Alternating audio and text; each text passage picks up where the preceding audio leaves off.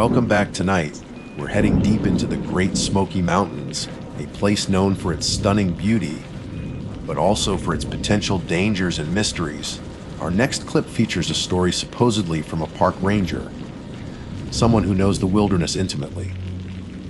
But what happens when that knowledge isn't enough? What happens when a single decision, a seemingly small error, leads to something terrifying? My name is Michael Thompson, but folks around here, the few permanent residents clinging to the edges of the vast wilderness I patrol, just call me Ranger Mike. Been wearing the uniform for nigh on 15 years now, mostly stationed out here in the sprawling backcountry that cuffs the Appalachian spine. You see a lot in 15 years, everything from folks getting turned around on a day hike to serious injuries, bear encounters, you name it. It's wild country, beautiful, yeah, stunningly so in the fall when the ridges blaze orange and red, or in spring when the rhododendrons burst into bloom. But it's got teeth, this land. It demands respect, it demands you pay attention. Forget that even for a second, and it'll chew you up and spit you out. I thought I understood that. I thought after all this time, I knew the risks, knew how to read the signs. Turns out I didn't know squat. My biggest screw up, the one that still chills my bones on humid summer nights and makes the back of my neck prickle when the moon hides its face. It boils down to hubris, plain and simple. I got cocky. I thought I'd seen it all, heard all the local legends, the ghost stories whispered around campfires, the tall tales spun by old-timers with too much time and maybe a bit too much corn liquor in their bellies. I learned to nod politely, maybe chuckle inwardly, and file them away under local color. That dismissal, that arrogance almost cost me everything. It started, as these things often do, with a warning I didn't heed, specifically about the Greenbrier area. Greenbrier isn't the most remote section of the park, not by a long shot, but it has a feel to it. It's deep cove territory, crisscrossed by creeks, thick with old growth timber that hasn't seen sunlight reach the forest floor in generations. The air hangs heavy, damp, smelling of leaf mold and wet stone. It's beautiful, like I said, hauntingly so. People come for the wildflowers in spring, the fishing, the quiet trails that snake back towards Ramsey Cascades. But even on the sunniest day, there's a watchfulness to the place. A sense that you're walking through something ancient and indifferent, something that was here long before you, and will be long after you're gone. The warning came from Silas Croft. Silas looked like he'd sprung fully formed from the mountain soil itself, leathery skin mapped, with wrinkles like creek beds, eyes the color of faded denim, hands gnarled like oak roots. He lived in a small, ramshackle cabin miles from the nearest paved road, trapped his own food mostly, and probably knew these woods better than the deer and the bears. I'd run into him occasionally on my patrols, usually checking his traps or just sitting on a log, whittling away at a piece of wood, seeming to listen to the forest's heartbeat. It was late summer, maybe early September. The air was starting to get that crisp edge, and the nights were drawing in. I'd stopped by Silas's place, technically off limits, but we had an understanding. Sometimes he'd have information about poachers or illegal campsites. This time, though, he wasn't interested in park regulations. He offered me some chicory coffee, strong enough to strip paint, and fixed me with that unnerving stare. Heard you've been poking round Greenbrier more than usual, Mike. He rasped, his voice like stones grinding together. Just routine patrols, Silas. I said, sipping the bitter brew, checking trail conditions, making sure the backcountry sites are clear. He shook his head slowly, deliberately. Best leave Greenbrier be after dark, especially now. Now, I asked, setting the mug down. Moon's wanted. Be black as pitch up there soon. New moon's coming. He leaned forward, his eyes narrowing. That's when they come out. I felt that familiar internal chuckle starting. They. Here we go. They. I prompted, trying to keep the skepticism out of my voice. Lights, he said, his voice dropping to a conspiratorial whisper. Strange lights. Not lanterns, not flashlights. Greenish looking, moving through the trees where no man ought to be, moving faster than anything natural. I must have smiled slightly because his gaze hardened. Ain't no joke, Ranger. Seen him myself years back. Scared me good. Folks go missing up there, you know. Hikers head out onto the Porter's Creek Trail or wander off towards the Ramsey Prong. Find their car parked at the trailhead weeks later. But then, gone. Vanished clean off the earth. Silas. I started trying to sound reasonable. People get lost all the time. It's rough country. They wander off trail, fall, get caught out after dark. This ain't just lost, Mike. He interrupted, leaning so close I could smell the wood smoke clinging to his clothes. This is taken. The lights, they lure you. Sin had happened, heard stories passed down. You see them, you feel drawn to M. Next thing you're deep in the woods, turned round, scared out of your wits. If you're lucky, you find your way out come morning, feeling like you lost time, clothes torn, memory fuzzy. If you ain't lucky, he didn't finish, just drew a shaky hand across his throat. So, what are they? I asked, humoring him now, but a tiny sliver of unease had lodged itself under my breastbone. The way he spoke, the genuine fear in his old eyes, it wasn't his usual yarn spinning. Dunno, he admitted, shaking his head again. Older in these hills, I reckon. Older than the Cherokee who named the peaks. Some say Willow. The Wisps, Foxfire gone wrong. Others say something else. Something not of this earth, maybe. Or something from the earth that don't like being disturbed. Just know this, Greenbrier, after dark, especially on a new moon, it ain't safe. Them lights appear, you turn tail and walk away fast. Don't look back. Don't follow. I thanked Silas for the coffee and the warning, clapped him on the shoulder, and told him I'd be careful. But driving away in my park service truck, bouncing over the rutted track back towards the main road, I mostly dismissed it. Strange lights, vanishing hikers, sounded like classic folklore embroidered over generations. Swamp gas maybe, or unusual bioluminescence from fungi combined with the disorientation that easily occurs in thick woods at night. Missing persons were tragic, yes, but almost always explainable by natural hazards or human error. Silas was just getting old. His mountain isolation may be breeding paranoia. I filed his warning away under local legends and promptly forgot about it, until about 3 weeks later. The moon cycle had completed its turn. It was a moonless, starless night, the kind of absolute dark you only find deep in the wilderness, far from city glow. Clouds scudded across the sky, obscuring even the faint starlight, pressing down like a heavy blanket. And wouldn't you know it, my patrol schedule had me doing a late sweep through the lower Greenbrier area, checking for any late hikers or unauthorized campers near the trailheads before heading back to the station. It felt different that night, quieter than usual. The normal nighttime chorus of insects and frogs seemed muted, hushed. The air was still heavy. Driving the truck as far as the Porter's Creek trailhead, I cut the engine. The silence that rushed in was profound, almost deafening. Just the gurgle of the nearby creek and the sighing of the wind high up in the canopy. I grabbed my heavy-duty flashlight and my radio, standard procedure, and stepped out. The darkness was immediate, absolute, swallowing the truck the moment I stepped away from it. Ranger Thompson to base, starting foot patrol, Porter's Creek area. ETA back at vehicle, approximately 2,300 hours.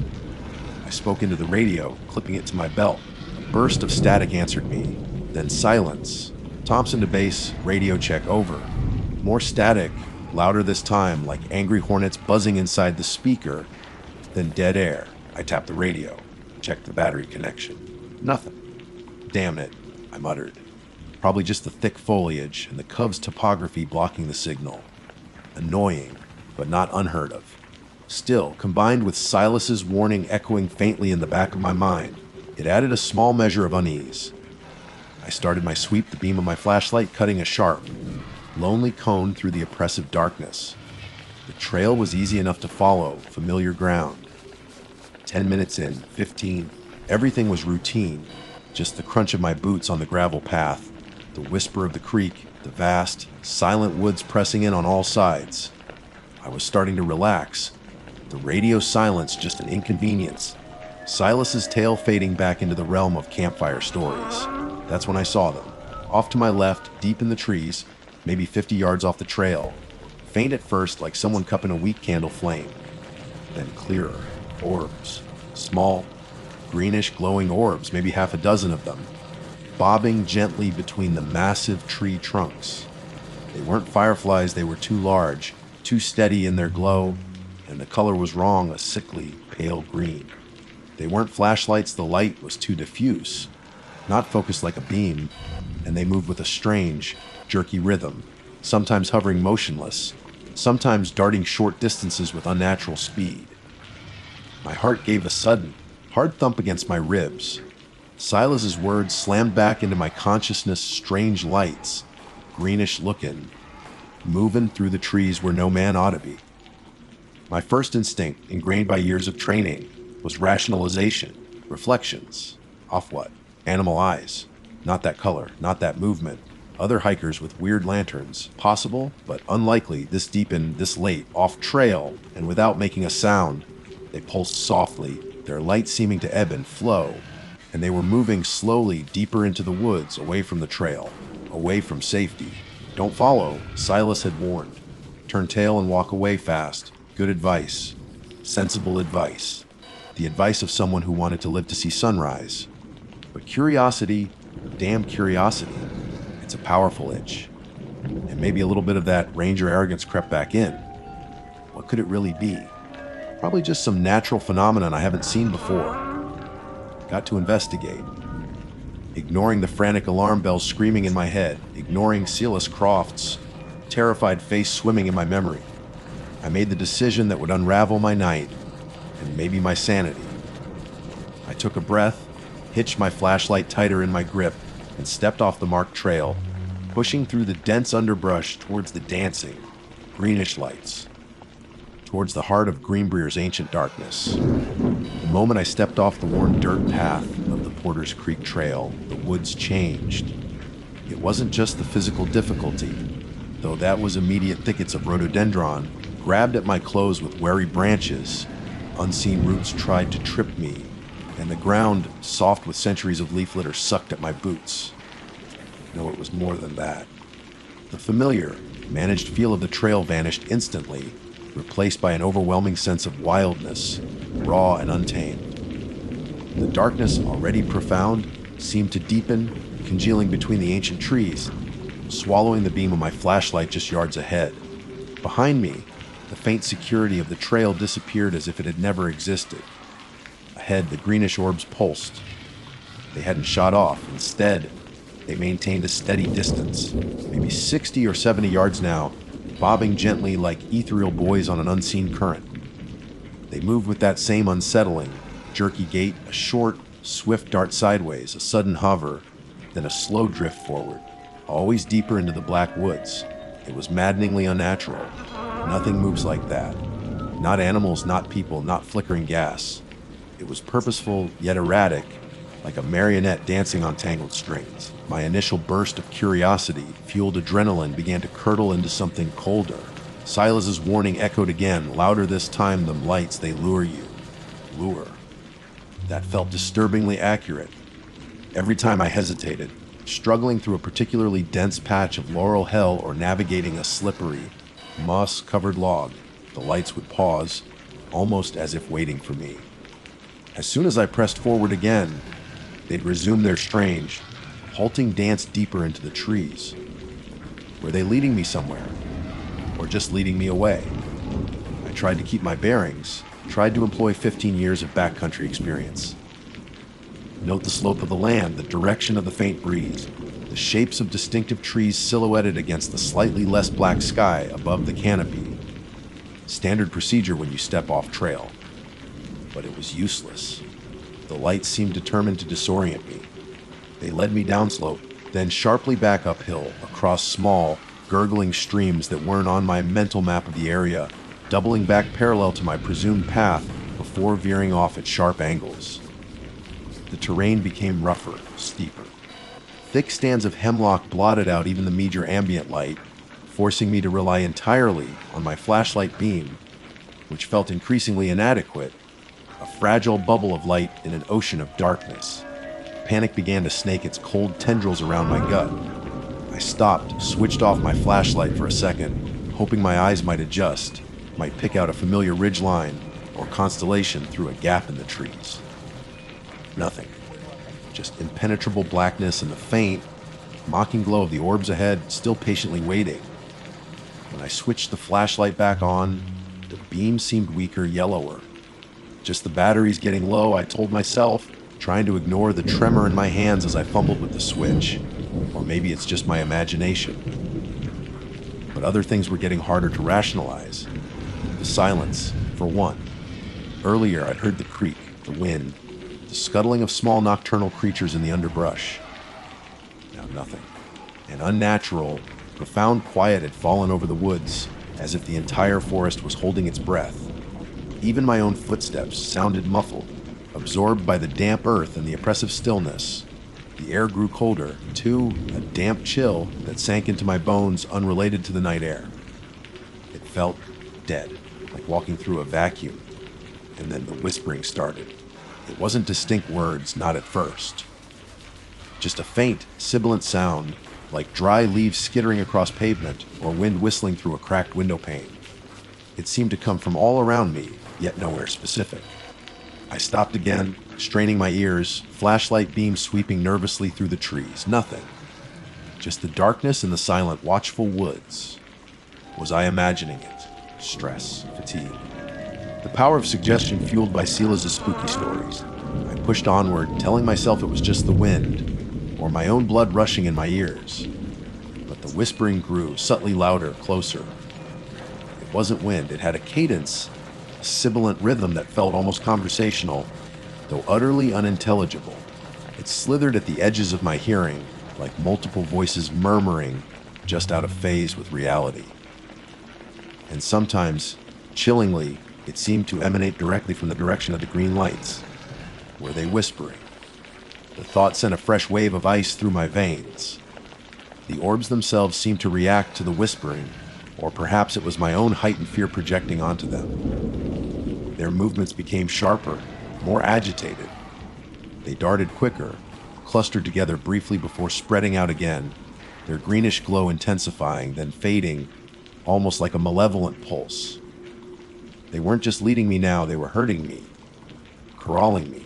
I stumbled over a root, catching myself on a rough tree trunk. My flashlight beam flickered violently, then steadied, but the momentary darkness was terrifying. In that split second, the green light seemed brighter and closer. I scrambled back, heart hammering, the whispering swelling around me, a dry, insidious rustling that scraped against my nerves. Okay, enough. This wasn't swamp gas, this wasn't foxfire. This wasn't lost hikers or my imagination running wild. Silas was right. Something was deeply, fundamentally wrong here. The feeling of being watched had intensified into a certainty of being hunted. The playful lure had become a predatory patience. Whatever these lights were, they weren't natural and they weren't friendly. All right? I muttered aloud, my voice sounding unnaturally loud in the dead quiet. Screw this. I'm out. Decision made. Forget the lights. Forget the investigation. Just get back to the trail, back to the truck. Survival instinct finally kicked in, overriding the foolish curiosity and ranger pride. I turned, deliberately putting the bobbing green orbs behind me, and tried to backtrack, scanning the ground for my own footprints, searching for any familiar landmark I might have noted earlier. It was hopeless. In the darkness, under the disorienting influence of the light's path, everything looked the same. Every tree was a featureless shadow, every patch of undergrowth an identical tangle.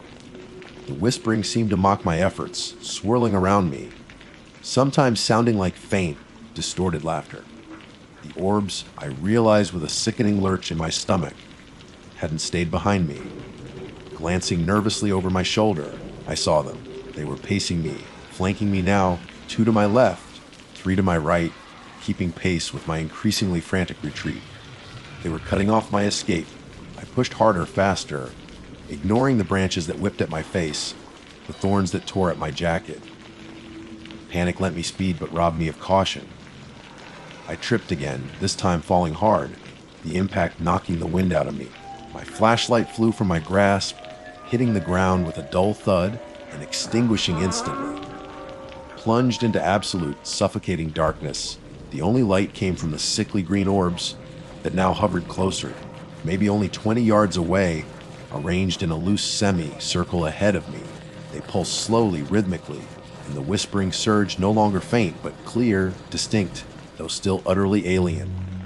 It wasn't English, wasn't any language I'd ever heard or could imagine. It was a chilling tapestry of sibilant consonants and drawn-out, breathy vowels that felt impossibly ancient, impossibly wrong. It scraped directly against my mind, bypassing my ears, filling my head with ice and dread. I scrambled backwards on the damp ground, frantically patting the leaf litter for my flashlight, my breath coming in ragged gasps. My hand closed over the cool metal casing. I fumbled with the switch. Click. Nothing. Click, click, dead. Utterly dead. I was alone in the dark. Miles from the trail, miles from my truck, radio silent, flashlight dead. Alone except for the whispering entities and their cold, green lights that now seemed to be closing in, their unnatural glow illuminating the surrounding trees in stark, terrifying relief. They weren't just lights anymore. They felt like eyes. Ancient, intelligent, and utterly devoid of mercy. Silas's warning wasn't just folklore. It was a survival guide I'd fatally ignored. And now, lost and weaponless in the heart of Greenbrier, I had a horrifying feeling that the unlucky, ones Silas mentioned, didn't just get lost. They got found, trapped. The word slammed into my mind with the force of a physical blow. Flashlight dead, compass useless in the disorienting darkness, radio silent for hours. And they were here, the sickly green lights forming a tightening cordon around me, their movement no longer jerky but smooth, deliberate, predatory. The whispering intensified, clawing directly at my sanity, a cascade of sibilant, alien syllables that promised nothing good. Primal terror, cold and absolute, seized me. Forget training, forget procedure. This was survival. I scrambled backward on the damp earth, kicking leaves and dirt, my eyes darting between the hovering orbs. They pulsed in unison now, a slow, hypnotic rhythm that seemed to resonate deep in my chest, making my teeth vibrate. Closer they drifted, maybe only 10 feet away. I could feel a strange pressure building in the air, a static charge that made the hair on my arms stand on end. The unnatural cold deepened, stealing the breath from my lungs in frosty plumes. Could I see through them? Not exactly. It was like looking at heat haze, a distortion in the air contained within the green glow, hinting at something shifting, something insubstantial just beyond perception. But the eyes, I couldn't shake the feeling of being scrutinized by ancient, unblinking eyes. The whispering reached a fever pitch, no longer just surrounding me, but seemingly inside my head, a dizzying vortex of sound that threatened to tear my thoughts apart. There was no running from that. But I had to run from them. With a choked cry, fueled by sheer animal panic, I surged to my feet and bolted. I didn't pick a direction. I just ran away from the closing circle of light, plunging blindly into the pitch black woods. Branches whipped my face, unseen logs and rocks bruised my shins, thorns tore relentlessly at my uniform and skin. I crashed through brush, stumbled down unseen slopes, hauled myself up inclines, using roots and saplings as handholds, driven by the horrifying certainty that the lights were right behind me. I didn't dare look back, not at first. The whispering pursued me, an inescapable soundtrack to my terror. The cold clung to me like a shroud, but after what felt like an eternity of desperate flight, gasping for air, lungs burning, muscles screaming, I risked a glance over my shoulder. They were still there, pacing me effortlessly. Their green glow flickered through the dense trees, sometimes obscured, sometimes starkly visible, always maintaining the same relentless distance. They weren't chasing me, not exactly. It felt more like they were allowing me to run, observing my frantic efforts with cold indifference. The realization was more terrifying than a direct chase, the feeling of being a mouse toyed with by a cat. How long did I run? Minutes. Hours. Time lost all meaning, dissolved in the adrenaline, fueled terror and the disorienting darkness. The woods became a nightmare labyrinth, every direction leading deeper into the same suffocating blackness, punctuated only by the hellish green glow, and the maddening whispers that scraped against my soul. At some point, exhaustion overwhelmed panic. I tripped another root, another hidden dip in the ground, and this time, I didn't just fall. I tumbled head over heels down a steep, leaf-slicked embankment, crashing through undergrowth, the world spinning in a chaotic blur of darkness, pain, and the relentless green flashes of the pursuing lights. I slammed hard against the base of a massive tree, the impact jarring my spine, knocking the last vestiges of air from my lungs. Dazed atoils bursting behind my eyes, I lay there, unable to move, barely able to breathe. The whispering swelled, filling the silence, pressing down on me like a physical weight. And the lights aid. They descended the slope slowly, gracefully, arranging themselves in a circle around me again, closer than ever. Their glow was intense now, bathing the small clearing around the tree base in an eerie, pulsating green light. The air crackled with energy. The cold was biting, painful. I closed my eyes, bracing for what? I didn't know. Annihilation, abduction, something worse. The whispering seemed to coalesce, just for a moment, into something almost recognizable, not words, but a feeling, an impression pressed directly into my mind. Immense age, vast indifference, and a chilling, alien curiosity, like a biologist examining an insect before pinning it to a board. Then nothing. The memory goes hazy here, fractured, like trying to recall a half-forgotten nightmare. I remember the intense green light pulsing. I remember the overwhelming pressure of the whispers inside my skull, pushing me towards unconsciousness or madness. I remember a feeling of profound dread, a certainty that I had trespassed, somewhere I should never have been, seen something no human was meant to see. Did I pass out? Did time skip? I don't know. One moment I was pinned by terror beneath the pulsing green orbs and the deafening whispers. The next to silence, a profound natural silence. The cold pressure was gone. The whispering had ceased. Hesitantly, I cracked open my eyes. The green lights were gone, vanished. In their place, through the dense canopy far above, I saw the first faint, gray hint of dawn painting the eastern sky. Relief washed over me, so potent it left me weak and trembling. But it was quickly followed by confusion and a deep, lingering dread. I pushed myself up, groaning at the chorus of aches and pains. My uniform was shredded, my arms and face crisscrossed with scratches, bruises already blooming on my shins and ribs from the fall. I checked myself over, nothing broken, miraculously, but I was battered, filthy, and utterly exhausted. Where was I? Looking around in the growing dawn light, I recognized nothing. The trees, the terrain, the small creek nearby, none of it matched any area I consciously knew within Greenbrier. Certainly nowhere near the Porter's Creek trail where I'd started. I was lost, truly lost, miles from where I should have been. Getting my bearings took time, my mind sluggish, still reeling from the night's terror. The hazy gaps in my memory were deeply unsettling. What happened during that peak intensity? How did I escape? Or was I simply let go? Discarded when the examination was complete. The thought made my skin crawl. Eventually, using the rising sun for direction and forcing my aching body onward, I began the long, arduous trek out. It took hours. Hours of pushing through brush, navigating by instinct, and the slowly returning familiarity of the landscape as I stumbled towards areas I vaguely recognized. The woods felt different now. Still beautiful, but charged with a latent menace I'd never perceived before. Every shadow seemed deeper, every rustle of leaves potentially sinister. The memory of the whispers echoed in the silence. It was well past mid-morning when I finally stumbled out of the woods, not near the Porter's Creek trailhead, but miles away onto a different, less used access road. My truck was a distant thought, a problem for later. Right now, seeing the gravel road, a sign of human passage, felt like reaching salvation.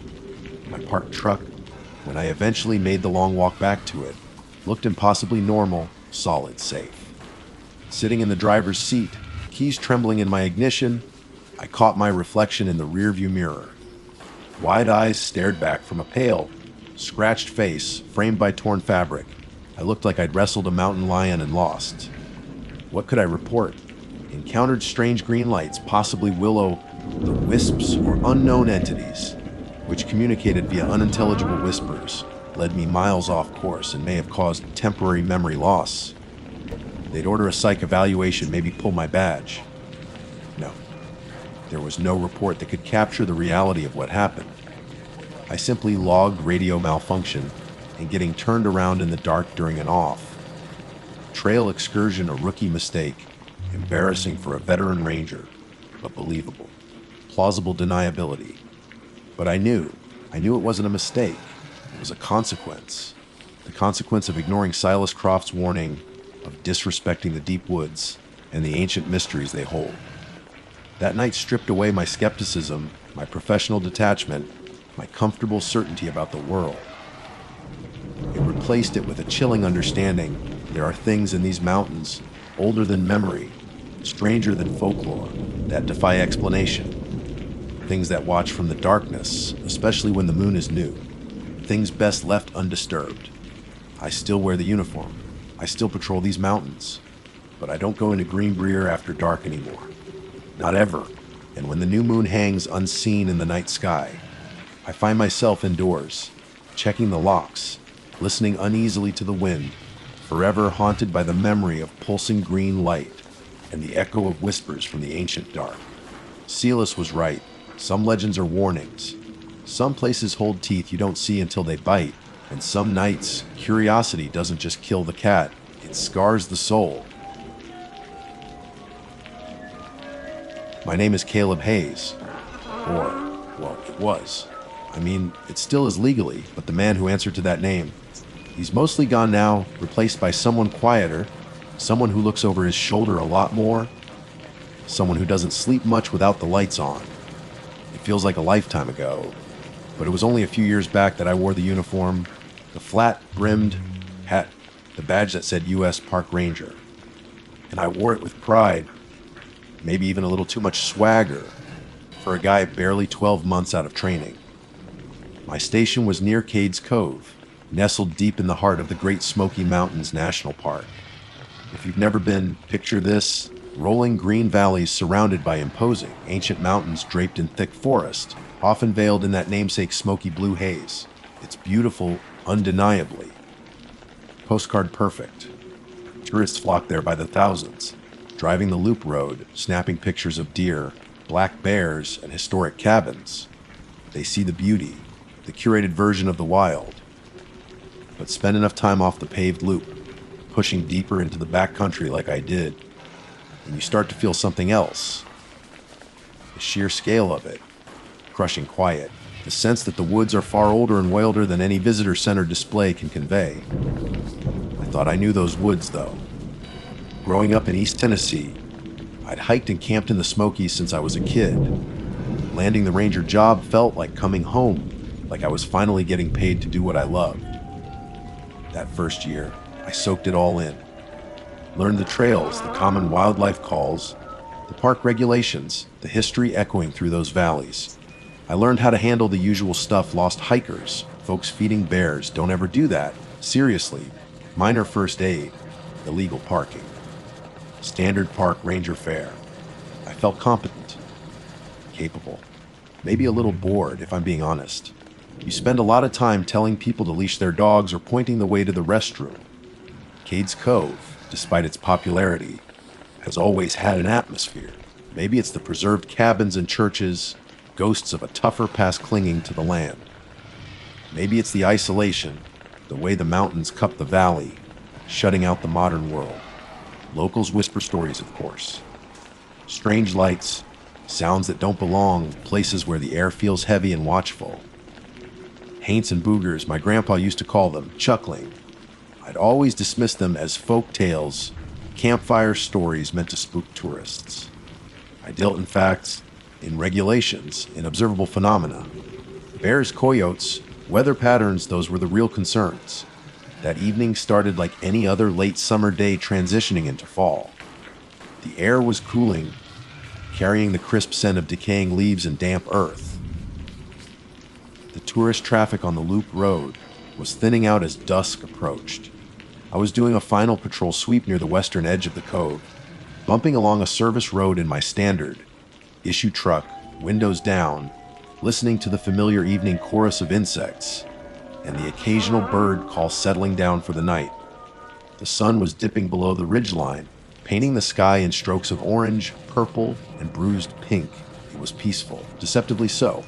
Then I saw it, a thin, gray, white plume of smoke snaking up from the dense tree line, maybe a mile or so off the main path, deep into an area where absolutely no one should have been camping, let alone building a fire. We were under burn restrictions due to a dry spell, and even outside of that, backcountry fires were strictly limited to designated sites with permits. This was miles from any such site. This was wrong. My first thought was annoyance. Some idiots ignoring the rules, risking starting a wildfire that could engulf acres of pristine parkland. My second thought was procedure. Standard operating procedure was clear: observe, report, wait for backup. You don't engage potentially non-compliant individuals alone, especially off trail and fading light. You radio dispatch, give the coordinates, estimate the situation, and wait for another ranger, maybe even law enforcement depending on the circumstances. Safety in numbers, cover your bases. That's what the handbook, the training, and common sense dictated. But standing there, leaning against the truck door, watching that tendril of smoke rise against the darkening sky, something else kicked in. Cockiness, impatience, a ridiculous, youthful desire to prove myself, maybe. I hadn't had any real action, yet nothing beyond routine enforcement. Here was a clear violation, a chance to handle something solo, show initiative. It's probably just some kids with a bag of marshmallows, I told myself. Scare 'em straight, put out the fire, be back at the station before the paperwork gets cold. The thought of calling it in, waiting potentially an hour or more for backup to navigate the roads and then hike in, felt anticlimactic, inefficient. I rationalized it. It was just a small fire, judging by the smoke. It was close enough that I could probably handle whoever was there. What was the worst that could happen? They'd run. I'd get their camp gear. They'd argue. I had the badge, the training in de-escalation. I felt that familiar confidence, that misplaced certainty that came with the uniform and the vast, seemingly benign wilderness surrounding me. I convinced myself that going in alone was the bold move, the ranger move. So I made the call that would change everything. Not over the radio to dispatch, but the internal one. I grabbed my pack, extra water, first aid kit, heavy-duty flashlight, emergency beacon, the irony isn't lost on me now, and checked the service pistol holstered on my hip. Force of habit, mostly. I'd never drawn it outside the firing range. Couldn't imagine needing it for some careless campers. I pulled the truck further down the service road, tucking it behind a thicket of rhododendrons where it wouldn't be easily spotted from the direction of the smoke. Killing the engine plunged the immediate area into a deeper quiet. The buzz of insects seemed louder now, the rustle of unseen things in the undergrowth more distinct. I took a compass bearing on the smoke plume, checked my GPS, and pushed into the trees. The forest floor was thick with leaf litter that muffled my footsteps, but twigs still snapped under my boots with unnerving loudness. The air grew cooler, damper, as I moved away from the open road and under the dense canopy. Sunlight struggled to penetrate here, filtering down in weak, dusty shafts that only seemed to emphasize the encroaching shadows. The woods felt different almost immediately. The cheerful bird calls faded behind me, replaced by an expectant hush. The smell of wood smoke grew stronger, acrid and sharp, overriding the natural sense of pine and decay. I moved quickly but cautiously, scanning the woods around me, listening intently. Still no voices, no chopping sounds, no laughter. Just the smoke, guiding me deeper. The terrain started to slope downwards, leading into a small hollow thick with mountain laurel and shadows that seemed unnaturally deep. I had to slow down, pushing aside tangled branches that snagged at my clothes. The sense of isolation intensified with every step. I was utterly alone out here, moving further and further from the road, from procedure, from safety. A flicker of unease, small but persistent, started to prickle at the back of my neck. The ingrained training, the common sense I'd so easily dismissed minutes before, began to whisper doubts. What if it's not just kids? What if they're poachers? What if they're cooking meth? All possibilities, albeit less likely than simple illegal camping. But the utter silence from the campsite was strange. Even careless campers usually make some noise. Still, I pressed on, driven by that initial, foolish surge of confidence and the professional obligation to investigate the smoke. The hollow opened up slightly, and through a screen of hemlock branches, I could see the source of the smoke clearly now. A small clearing, and in the center, the distinct orange glow of dying embers. The campsite, and it looked completely deserted. My hand instinctively went to the grip of my pistol, resting there, not drawing it, but feeling the solid weight of it beneath my fingers. The silence wasn't just quiet, it felt heavy, charged. Something felt off. Terribly off. I took a deep breath, trying to quell the sudden knot tightening in my stomach, and stepped out from behind the trees into the small, empty clearing. The last rays of sunlight barely reached this low place, and the world was rapidly dissolving into shades of gray and black around the fading orange heart of the fire. I stood there for a long moment, just inside the edge of the small clearing, letting my eyes adjust to the deepening gloom. The air hung heavy and still, thick with the smell of smoke and something else, a faint, coppery undertone I couldn't immediately place. It prickled at my nostrils, vaguely unpleasant. The silence pressed in, broken only by the soft hiss and pop of the embers in the crude fire pit. The campsite itself was weird. Not just abandoned, but hastily abandoned. There was no tent, no sleeping bags, no backpacks heavy with gear. But there were signs that people had been here very recently. A half-eaten granola bar lay on a flat rock near the fire, looking incongruously normal amidst the strangeness. A battered tin coffee pot sat beside it, still warm to the touch. It looked like whoever was here had simply vanished mid-snack. There were no discarded wrappers, no empty cans, none of the usual detritus left by careless campers. Almost unnaturally tidy, except for the few items left right by the fire. I scanned the perimeter of the clearing, my flashlight beam cutting through the twilight. No obvious tracks leading away, but the leaf litter was thick, making it hard to tell for sure. It was the lack of things that felt wrong. No scattered firewood, no axe or saw, no cooler. Just the dying fire, the coffee pot, and the granola bar. It felt less like a campsite and more like a brief, interrupted pause. Why light a fire, put coffee on, start eating, and then just leave? And leave the fire going, a cardinal sin in these woods. My initial annoyance at rule breakers was long gone, replaced by a growing unease that coiled in my gut. This wasn't right. The cockiness I'd felt back at the truck seemed like a distant memory belonging to someone else, someone much more foolish. Procedure dictated I should document the scene, maybe collect the abandoned items as potential evidence or lost property, but the priority was the fire. Even small embers could reignite, especially with the dried conditions. I holstered my flashlight temporarily, needing both hands. Protocol would be to douse it thoroughly with water, but my canteen wasn't large enough for that. The standard method in this situation was to use dirt, smothering the embers completely.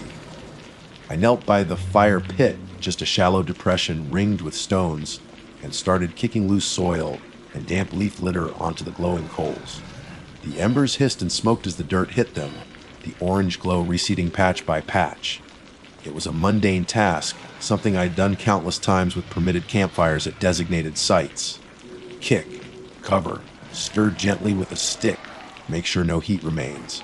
Grounding myself in the familiar action helped, pushing back the unease slightly. Just put out the fire, hike back.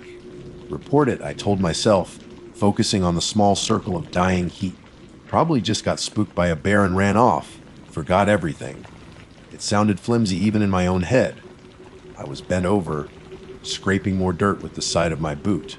When I heard it, it wasn't a snap of a twig or the rustle of leaves. It wasn't the hoot of an owl or the distant yip of a coyote. It wasn't the grunt or woof of a black bear, a sound I knew well. This was low, guttural, resonating, not just in the air, but seemingly in my bones. It started as a deep rumble, vibrating up through the soles of my boots, and then coalesced into a sound that was fundamentally wrong. A growl, yes, but distorted, layered with a wet, rag quality, like air being forced through damaged lungs, yet carrying an undeniable undertone of predatory menace. It came from the trees ringing the clearing. Not from one specific point, but from the darkness itself, seeming to emanate from the dense wall of laurel and hemlock, just beyond the reach of the fire's dying light. I froze mid-motion, boot hovering over the embers. Every muscle in my body locked tight. The air temperature seemed to plummet, goosebumps erupting across my arms and the back of my neck. Time stretched, slowed down. The crickets, the faint breeze, every other background noise ceased to exist. There was only the oppressive silence and the fading echo of that sound. My heart hammered against my ribs like a trapped bird. My breath hitched in my throat. The flimsy explanations, the rationalizations, evaporated like mist in harsh sunlight. Bear. No bear I'd ever heard of made a sound like that. Coyote. Bobcat. Mountain lion. Not even close. This was something else. Something unnatural. Something that didn't belong in these woods or anywhere else I could comprehend. The smell, that faint coppery scent, suddenly intensified, thick and cloying. The smell of old blood. In that instant, the full weight of my mistake crashed down on me. Alone, off trail, no backup, no radio contact initiated. Lured in by cockiness by a simple plume of smoke, the woods I thought I knew suddenly felt alien, hostile, ancient, and I was nothing but a trespasser, woefully unprepared and insignificant. The phrase apex predator flashed through my mind, a mocking echo of my earlier confidence. I wasn't just not the apex predator out here. I was suddenly terrifyingly aware that I might be prey. My training kicked back in, a thin veneer over raw panic. Don't run. Don't make sudden movements. Show you aren't a threat, but don't show fear. Easier said than done when every instinct is screaming at you to turn and bolt. Slowly, agonizingly slowly, I straightened up. I didn't turn towards the sound. I kept my eyes ostensibly on the now mostly smothered fire, but my awareness was stretched taut, straining to catch any noise, any movement from the surrounding trees. I fumbled for the heavy flashlight, my fingers clumsy with adrenaline. Clicking it on felt like firing a starting pistol. The beam sliced into the darkness, sweeping across the dense undergrowth. Nothing. Just leaves, branches, tree trunks, and shadows that seemed to wreath at the edges of the light. But the feeling was undeniable. I was being watched. Intently. The air crackled with a silent pressure, a focused malevolence that raised the hair on my arms. I began to back away from the fire pit, moving towards the direction I'd come from. One slow step at a time, deliberately placing my feet to minimize noise, though the crunch of leaves under my boots sounded deafening in the charged silence. I kept the flashlight beam moving, a nervous, jerky sweep from side to side, probing the darkness ahead into my flanks. Thump, thump, thump, thump. My own heartbeat was a frantic drum against the silence. Then a soft snap of a twig off to my right, just outside the main cone of light. I whipped the beam towards the sound. Again, nothing visible, just impenetrable thickets of rhododendron. But I knew with chilling certainty that it wasn't just the wind or a squirrel. It was pacing me. I kept backing up, resisting the overwhelming urge to turn and run blindly through the woods. Running meant tripping, falling becoming easy quarry. Walking backwards felt horribly exposed, vulnerable, but it was the only tactical option I could cling to. It stayed with me. I couldn't see it, couldn't hear it directly most of the time, but I felt it, a heavy presence shadowing my retreat, matching my pace. When I paused to listen, the woods fell utterly silent, as if holding their breath. When I moved, I'd hear it, a soft rustle mirroring my own passage through the leaves, a displaced stone skittering downslope, always just beyond the reach of my flashlight beam. It felt like it was toying with me, letting me know it was there, enjoying the fear that radiated off me in waves. The flashlight beam trembled in my grip. I tried to control my breathing, tried to think rationally. What is it? What does it want? But no rational explanation fit. The growl, the feeling of malice, the stealthy shadowing, it didn't align with any known animal behavior. Poachers or meth cooks might hide, might even threaten, but they wouldn't stalk like this, wouldn't make sounds like that. The woods grew darker as I moved out of the hollow and back onto the slight incline towards the service road. The canopy overhead blotted out the last vestiges of twilight. My world shrank to the bouncing circle of my flashlight beam, and the oppressive darkness pressing in from all sides, a darkness that I knew held something watching my every move. Several times, I thought I caught a flicker of movement at the very edge of my vision, something large and dark slipping between tree trunks, but whenever I snapped the light directly onto the spot, there was nothing there. Just trees, shadows, and the pounding of my own blood in my ears. The distance back to the truck, which had seemed so short on the way in, now felt impossibly long. Every familiar landmark, a strangely shaped boulder, a lightning-scarred oak seemed menacing, transformed by fear. The woods were no longer beautiful or familiar. They were a labyrinth, and I was being herded through them. Panic clawed at my throat. The urge to scream, to fire my pistol wildly into the darkness, was almost overwhelming. I gripped the cold metal of the flashlight tighter, focusing on the small pool of light, on putting one foot behind the other. Just keep moving. Don't look back. Don't stop. Don't give it an opening. Then, closer this time, maybe only 20 yards off to my left, another sound broke the silence. Not the growl, but a soft, deliberate scrape, like claws dragging lightly across tree bark. Slow. Intentional. My blood ran cold. It was getting bolder. Or maybe I was just getting closer to its territory's edge, or closer to the end of my luck. The service road couldn't be far now, but 20 yards felt like a mile when stalked by the unknown. The flashlight beam wavered violently as a tremor ran through my hand. It was still there, just beyond the light, and it was letting me know. That scraping sound had echoed in the unnerving stillness, seeming to come from everywhere and nowhere at once. 20 yards, maybe less. Close enough to smell that coppery tang again, thick in the humid air. Close enough that I imagined I could feel the heat radiating off whatever massive, unseen body lurked, just beyond the trembling beam of my flashlight. My slow, backward retreat turned into a stumbling sideways shuffle. I couldn't take my eyes off the impenetrable wall of darkness to my left.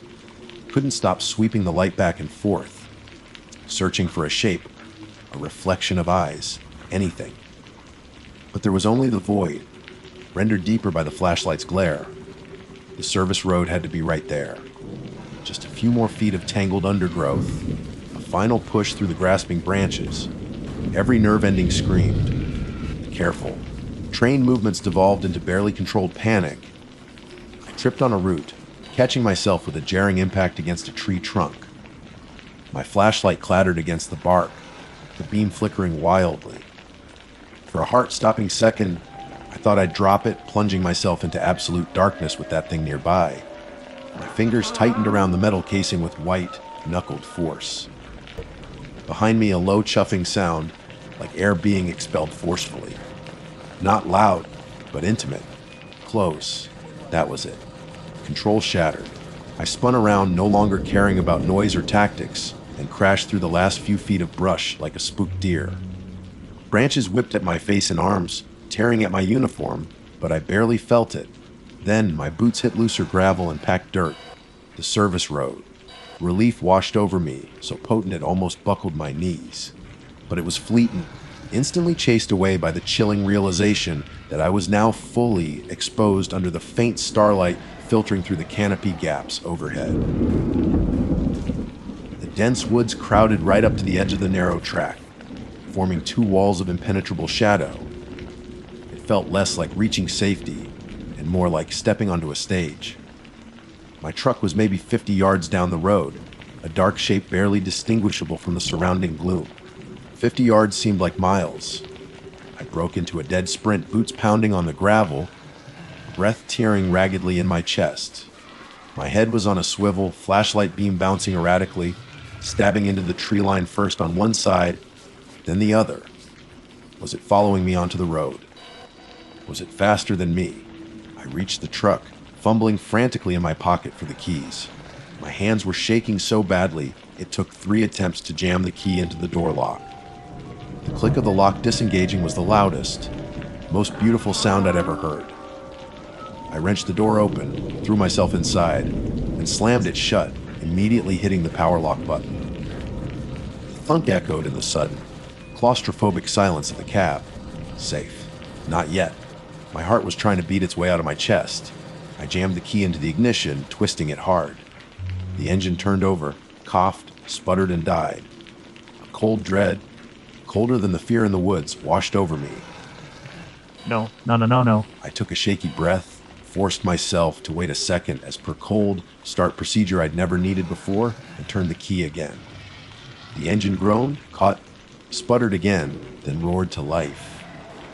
The headlights flashed on, cutting twin cones of bright white light down the empty service road and illuminating the impenetrable wall of trees directly opposite.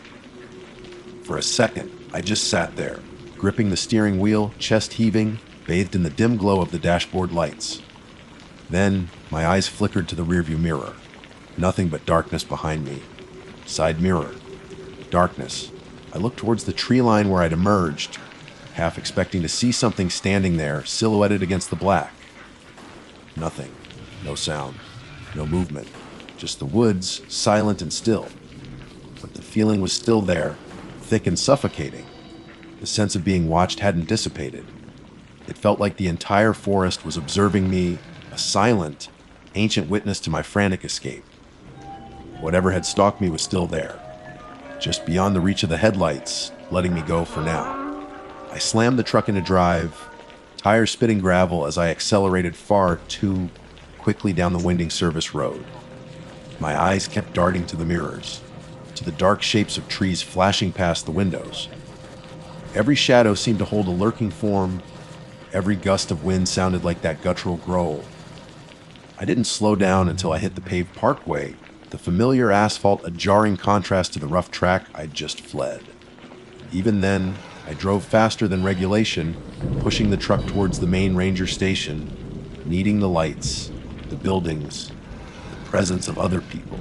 Pulling into the station lot felt like surfacing after holding my breath underwater for too long. The fluorescent lights spilling from the office windows seemed impossibly bright, blessedly normal. I cut the engine, but sat there for a long time, hands gripping the wheel, shaking uncontrollably now that the immediate danger had passed. How could I explain this? Walk into the duty officer's office and say I was chased out of the woods by, what? A monster, a ghost, a sound. I could picture the looks, the quiet conversations afterwards, the doubts about the rookie ranger's stability. So, I didn't tell them, not the whole truth. I filed a report, of course. Illegal campfire discovered at specified coordinates off-trail hazardous conditions. Site found abandoned. Fire extinguished. Standard stuff. When asked if I encountered anyone, I hesitated. No, I said, the lie feeling thick and wrong in my mouth. But I felt threatened. Heard something I couldn't identify. Possibly a large predator, maybe acting aggressively due to the fire. I kept it vague, explainable within the bounds of known wildlife encounters, even though I knew deep in my bones that what I heard wasn't any predator listed in our park manuals. They accepted it, mostly. Chalked it up to a spooky night in the woods, rookie nerves, maybe a close call with a territorial bear. But the look in the chief ranger's eyes told me he sensed something more, though he didn't press it. The next morning, first thing, I submitted a request for transfer. Any station, anywhere. Urban park, historical site, didn't matter. I just couldn't stay there. Couldn't face going back into those woods, knowing what I now knew, or rather what I didn't know. Every shadow, every unexplained sound would be it. Every patrol into the backcountry would be torture. My request was approved surprisingly quickly. Maybe the chief ranger understood more than he let on. Maybe he'd heard stories himself. That was years ago. I'm not a ranger anymore. I work a desk job in a city far from any significant wilderness. But it doesn't matter. That night changed the landscape of my mind. I never went back to Cades Cove. I avoid deep woods, large parks, Anywhere that feels too quiet, too ancient. Sometimes even in the city, on a quiet night, if the wind rustles the leaves in just the right way, I feel a prickle of unease on the back of my neck. The feeling of being watched. I never found out what happened to the people who left that coffee pot and granola bar behind. No missing persons reports were filed that matched the time frame or location. It's just another loose end, another piece of the puzzle that haunts my quieter moments. Did they get away? Or did they encounter the source of that grow more directly? I never saw what was stalking me. I have no idea what it was. And honestly, I hope I never find out. Some things are better left in the shadows. But I learned my lesson, etched into my psyche with cold fear. I went into those woods thinking I was at the top of the food chain, the competent authority figure, the master of my domain. I came out knowing I was nothing. Just a fragile creature of flesh and bone, lucky to escape the notice of something far older, far more dangerous, and utterly indifferent to my badge and my supposed authority. The biggest mistake wasn't just going in alone. It was thinking I understood the woods at all. I wasn't even close. My name is Sarah Jenkins. Most folks around Gatlinburg just call me Jenkins, or sometimes Sarge. If they're feeling cheeky, a leftover nickname from a stint in the National Guard years ago. For the past 12 years, I've been part of the Great Smoky Mountains search and rescue team. 12 years of hauling gear through rhododendron thickets so dense they feel like they're trying to suffocate you. Rappelling down slick rock faces in freezing rain and squinting through binoculars until the landscape swims before my eyes. 12 years of finding people, sometimes shaken but alive, sometimes tragically not. You see things out here, things that cling to the back of your eyelids when you try to sleep, but you learn to manage it. You focus on the protocols, the training, the teamwork. That's how you stay sane. That's how you stay safe, usually. My mistake, the one that still chills me right down to the marrow, wasn't born from malice or incompetence. It was simpler, more mundane impatience. A raw, gnawing impatience fueled by a sky turning the color of an old bruise and the static laced voice on the radio reporting a hiker overdue near Chimney Tops. Chimney Tops. Even the name feels sharp, doesn't it? Two jagged peaks thrusting out of the ridgeline like broken teeth. It's popular, sure, offering stunning views, but it's unforgiving. Steep drop-offs, unpredictable weather, trails that could crumble underfoot. We get calls from that area more often than I'd like. This time, it was a guy named Daniel Carter. Mid-30s, experienced hiker according to his emergency contact, but out alone. He'd signed the trailhead register yesterday morning, planning an out, back day hike. Never signed back out. His car was still sitting lonely in the parking lot when the ranger checked this morning. The call came just after lunch. Standard procedure kicked in. Team assembly at the Sugarlands Visitor Center, gear check, briefing. Mark Coulson, our team lead steady, methodical Mark, who lives and breathes the SAR handbook, laid out the initial search area based on Carter's intended route. We'd establish a probability of areas POA and start with systematic grid searches radiating out from the main trail. Line searches, shoulder to shoulder where the terrain allowed, eyes peeled for any sign of footprint, dropped water bottle, snagged clothing, anything. Weather's moving in, people, Mark announced, his voice calm but firm, gesturing towards the darkening western sky. Heavy clouds were piling up, thick and gray, swallowing the distant peaks. The air felt thick, charged with static, and the wind was starting to moan through the pines like a restless spirit. Forecast says severe thunderstorms, possibly hail, starting late afternoon. We need to be efficient, thorough, and safe. Stick to protocol. Radio checks every 30 minutes. No one goes off grid alone. If you find something, anything, you call it in, mark the location, and wait for backup. Understood. A chorus of understood echoed back. We knew the drill. Protocol wasn't just bureaucracy, it was survival. Out here, especially with a storm brewing, a twisted ankle miles from the trail could be a death sentence. Going off alone meant risking becoming another search statistic yourself. We split into teams. I was with Miller, a younger guy, eager but still learning the ropes, and Henderson, a grizzled veteran who knew these mountains better than his own backyard, but whose knees were starting to complain about it. Our sector was a steep, heavily wooded slope angling down from the main Chimney Tops Trail towards Road Prong Creek. Tough terrain, thick with mountain laurel and downed trees slick with damp moss. The first hour was slow, tedious work, moving in a careful line, maybe 10 yards apart, eyes scanning the ground, the low branches, the leaf litter. Every rustle in the undergrowth makes your head snap up. Every flicker of unnatural color catches your eye. Mostly, it's just litter, a discarded granola bar wrapper, a faded plastic bottle. Nothing belonging to Daniel Carter. The wind picked up, colder now, whipping strands of hair across my face and carrying the damp smell of rain and decaying leaves. The sky grew darker, the light fading prematurely, casting long, eerie shadows through the trees. Thunder rumbled in the distance, a low growl that vibrated in my chest.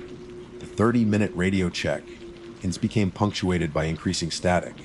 Mark's voice, usually so clear, sounded distant, fighting through the atmospheric noise. The pressure mounted with every rumble, every gust of wind. Daniel Carter had been out here overnight already. If he was injured, exposed, this storm could be the end of him. We had to move faster, but the grid search felt agonizingly slow. Scamp, scamp, scan. The methodical sweep covered ground, yes, but what if he wasn't on the grid? What if he'd fallen, stumbled off the path, slid down one of these treacherous slopes? That's when I saw it. Not on the ground, but higher up, maybe 30 yards downhill from our search line, well off the designated path. A flash of bright blue, snagged on the thorny branch of a devil's walking stick, partially obscured by leaves. It wasn't litter blue. It was gore, text blue, expensive jacket blue, hiker blue. Hold up, I called out, raising a hand. Miller and Henderson stopped, looking towards me. See something, Jenkins? Henderson squinted, his voice raspy against the wind. Maybe, I said, pointing. Down there. See that blue? On the branch. Miller shielded his eyes. Yeah, I think so. Looks like fabric. Could be Carter's. I muttered, my heart starting to beat faster. It was directly downhill, a steep, nasty-looking embankment choked with undergrowth and loose rock. Getting down there would mean leaving the search line, breaking formation. Protocol dictated I call it in, mark the spot, and wait. Wait for Mark to coordinate. Maybe send a specialized rope team if the slope was bad. Wait while the storm gathered its strength. Wait while Daniel Carter, potentially injured and just yards away, lay exposed. The impatience flared, hot and urgent. That blue was a beacon, a real clue, not just another empty mile of scanned forest floor. Waiting felt wrong. It felt like wasting precious minutes we didn't have. The wind howled again, ripping leaves from the trees and sending them swirling like angry confetti. Another rumble of thunder, closer this time. Radio it in, Sarah. Henderson advised, his eyes on the treacherous slope. Let Mark know. We wait for the rope team? There's no time, Hen? I argued, voice tight. Listen to that storm. If he's down there, hurt waiting could kill him. It doesn't look that bad. I can scramble down, check it out real quick. Be back before you know it. Sarah! Miller started, sounding uncertain. It's okay. Cut him off, maybe a little too sharply. Confidence, or maybe arrogance, born from years navigating this terrain, surged through me. I'd handled worse slopes than this.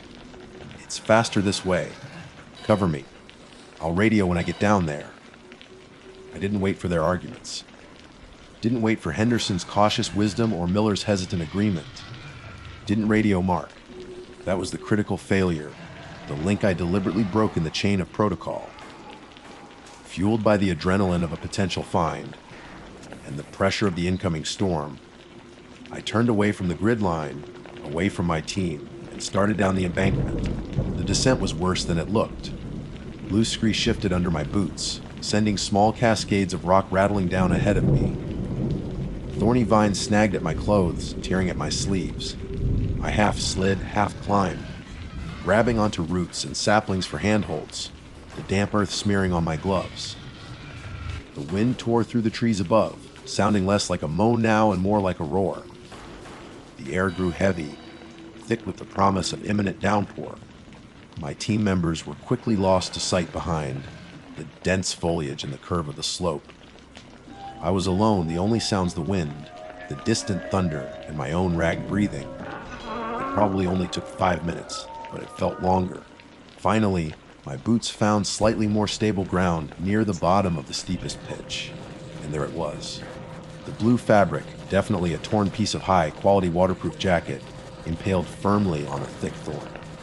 Just a scrap, maybe 6 inches square. Relief washed over me, quickly followed by a surge of adrenaline. I'd been right. This was part of his jacket. He'd come this way. But where was he? I scanned the immediate area, peering through the gloomy undergrowth. Tangled bushes, moss-covered rocks, rotting logs, nothing. Then I caught the smell, coppery and thick, cutting through the damp earthiness of the woods. The unmistakable scent of blood, and something else, something rank, musky, almost predatory. My stomach clenched. My eyes followed the scent, scanning the ground beyond the snag jacket piece, towards a dense cluster of ferns and shadows beneath an overhang of rock. Something was there, a shape unnaturally still, dark against the gloom. Daniel. I called out, my voice suddenly thin, barely audible above the rising wind. Mr. Carter. No answer. Just the wind and the first heavy drops of rain beginning to splatter against the leaves overhead. The storm was breaking, and down in the shadows, something was terribly, terribly wrong. I took a hesitant step forward, my hand instinctively reaching for the radio I hadn't used when I should have. The real horror was just beginning to unfold. The first fat drops of rain struck my face like icy needles, snapping me out of my frozen hesitation. The wind shrieked through the canopy above, tearing at the leaves with a sound like ripping canvas. Another crash of thunder, closer now, seemed to shake the very ground beneath my boots. The storm wasn't just coming, it was here, unleashing its fury directly overhead. And in the rapidly fading light beneath the rock overhang lay the source of that sickeningly sweet, coppery smell. My breath hitched. Training protocols warred with primal fear. Secure the scene, check for vitals, preserve evidence. But every instinct screamed run. I forced my legs to move, stumbling the last few feet towards the shadows, my flashlight beam cutting a shaky path through the gloom. It was Daniel Carter. Or, more accurately, what remained of him. The beam landed on a face locked in a silent rictus of agony or terror, eyes wide and staring sightlessly up into the storm-racked canopy. His skin was pale, almost translucent, beaded with rain. But it wasn't just the fact of his death that stopped the air in my lungs. It was the condition of his body. The prompt had used the word deranged. That word doesn't begin to cover the grotesque Table of Carter had become. It wasn't the messy aftermath of a bare attack, nor the broken form resulting from a simple fall. This was something else entirely, something disturbingly methodical. His limbs, they weren't attached. His left arm lay beside his torso, almost parallel, palm facing upwards as if in supplication. His right leg, severed cleanly just below the hip, was positioned a few feet away, near his discarded backpack. The backpack itself was open, its contents a water bottle, a map, a compass, a half, eaten energy bar, a small first aid kit laid out on a flat rock nearby in neat, distinct piles. Like a child organizing toys, like someone was taking inventory. The separation points weren't jagged tears from teeth or claws. They looked almost precise. Too clean. And there was remarkably little blood staining the surrounding ground, despite the overwhelming scent in the air. It was as if he'd been drained elsewhere, then brought here and assembled. No, not assembled. Displayed. My stomach revolted. I stumbled back, clamping a hand over my mouth, bile rising in my throat. The flashlight beam danced wildly, illuminating fragments of the nightmare, the neatly placed hiking boots still laced onto the detached foot, the way his head was tilted slightly, resting on a bed of moss, as if carefully positioned for viewing. It was meticulous. It was insane. Oh, God, I whispered, the words swallowed by a deafening clap of thunder that felt like the sky splitting open. The rain intensified instantly, transforming from heavy drops into a solid, blinding sheet. Water streamed down the embankment, turning the ground into slick mud. The wind howled like a banshee, whipping branches violently, sending debris flying. Panic surged, cold and sharp. I was alone. Alone with this. Alone at the bottom of a treacherous slope in the middle of a raging thunderstorm. Whatever had done this to Daniel Carter? Could it still be nearby?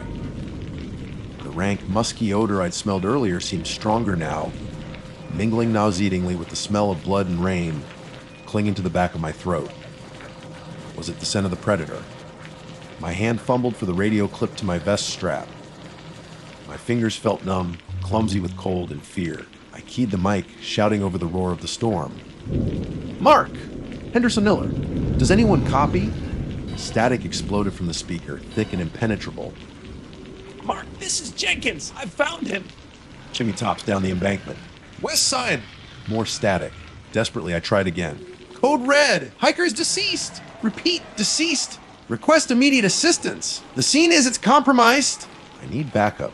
Nothing but the angry sizzle and pop of atmospheric interference mocking my plea. The storm had cut me off completely. Visibility dropped to near zero, beyond the weak hollow of my flashlight. The trees around me became indistinct, menacing shapes in the deluge. Every flash of lightning froze the scene in stark, terrifying clarity, the arranged body, the unnervingly sorted belongings, the dark, rain-lashed woods pressing in from all sides. My training kicked back in, a fragile bulwark against the rising tide of terror. Secure the scene. How the hell was I supposed to do that? The rain was washing away any potential tracks, contaminating everything. Still, I had to try. I forced myself to move closer to the body again, averting my eyes from the worst of it.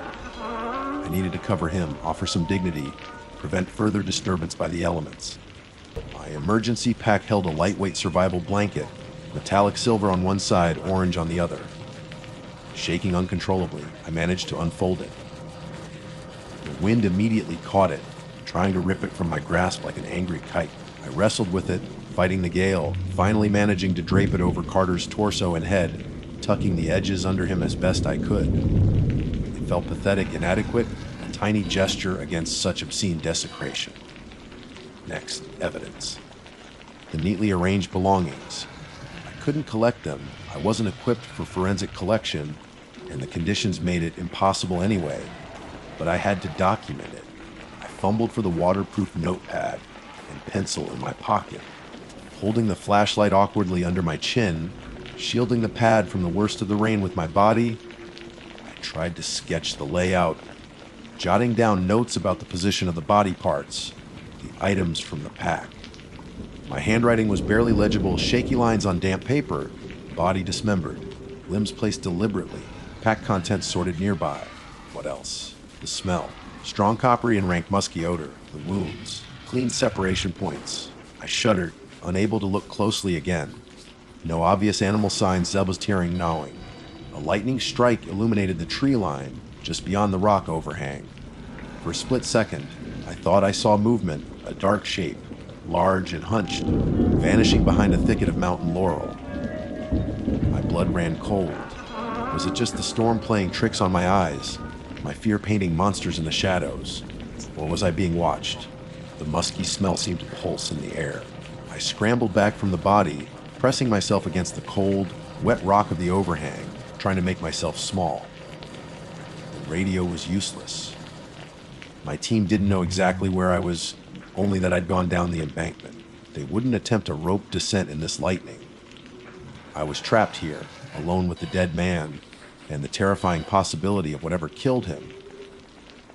Until the storm passed or my team found a way down.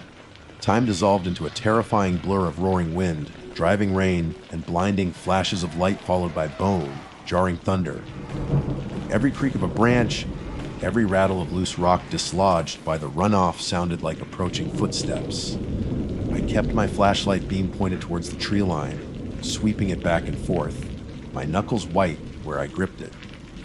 The cold seeped into my bones, but it was nothing compared to the icy dread coiling in my gut. The woods didn't feel empty. The angry woods, as the old-timers sometimes called them during storms like this, felt actively malevolent tonight. It felt like the storm wasn't just weather, it was a shroud concealing something ancient and hungry that didn't appreciate trespassers. Something that didn't just kill, but arranged its victims like trophies. How long I huddled there, I don't know. Minutes stretched into an eternity. The rain eventually began to lessen slightly, the gaps between lightning flashes widening. The thunder still grumbled, but further away now. Through the din, I thought I heard something else, a shout. Jenkins! Sarah! Report. It was faint, distorted by the wind and distance, but it sounded like Henderson's gravelly voice. Hope surged, fragile but fierce. I grabbed the radio again, pressing the transmit button with renewed urgency. Henderson? Miller! I'm here! Down the Carter. He's dead.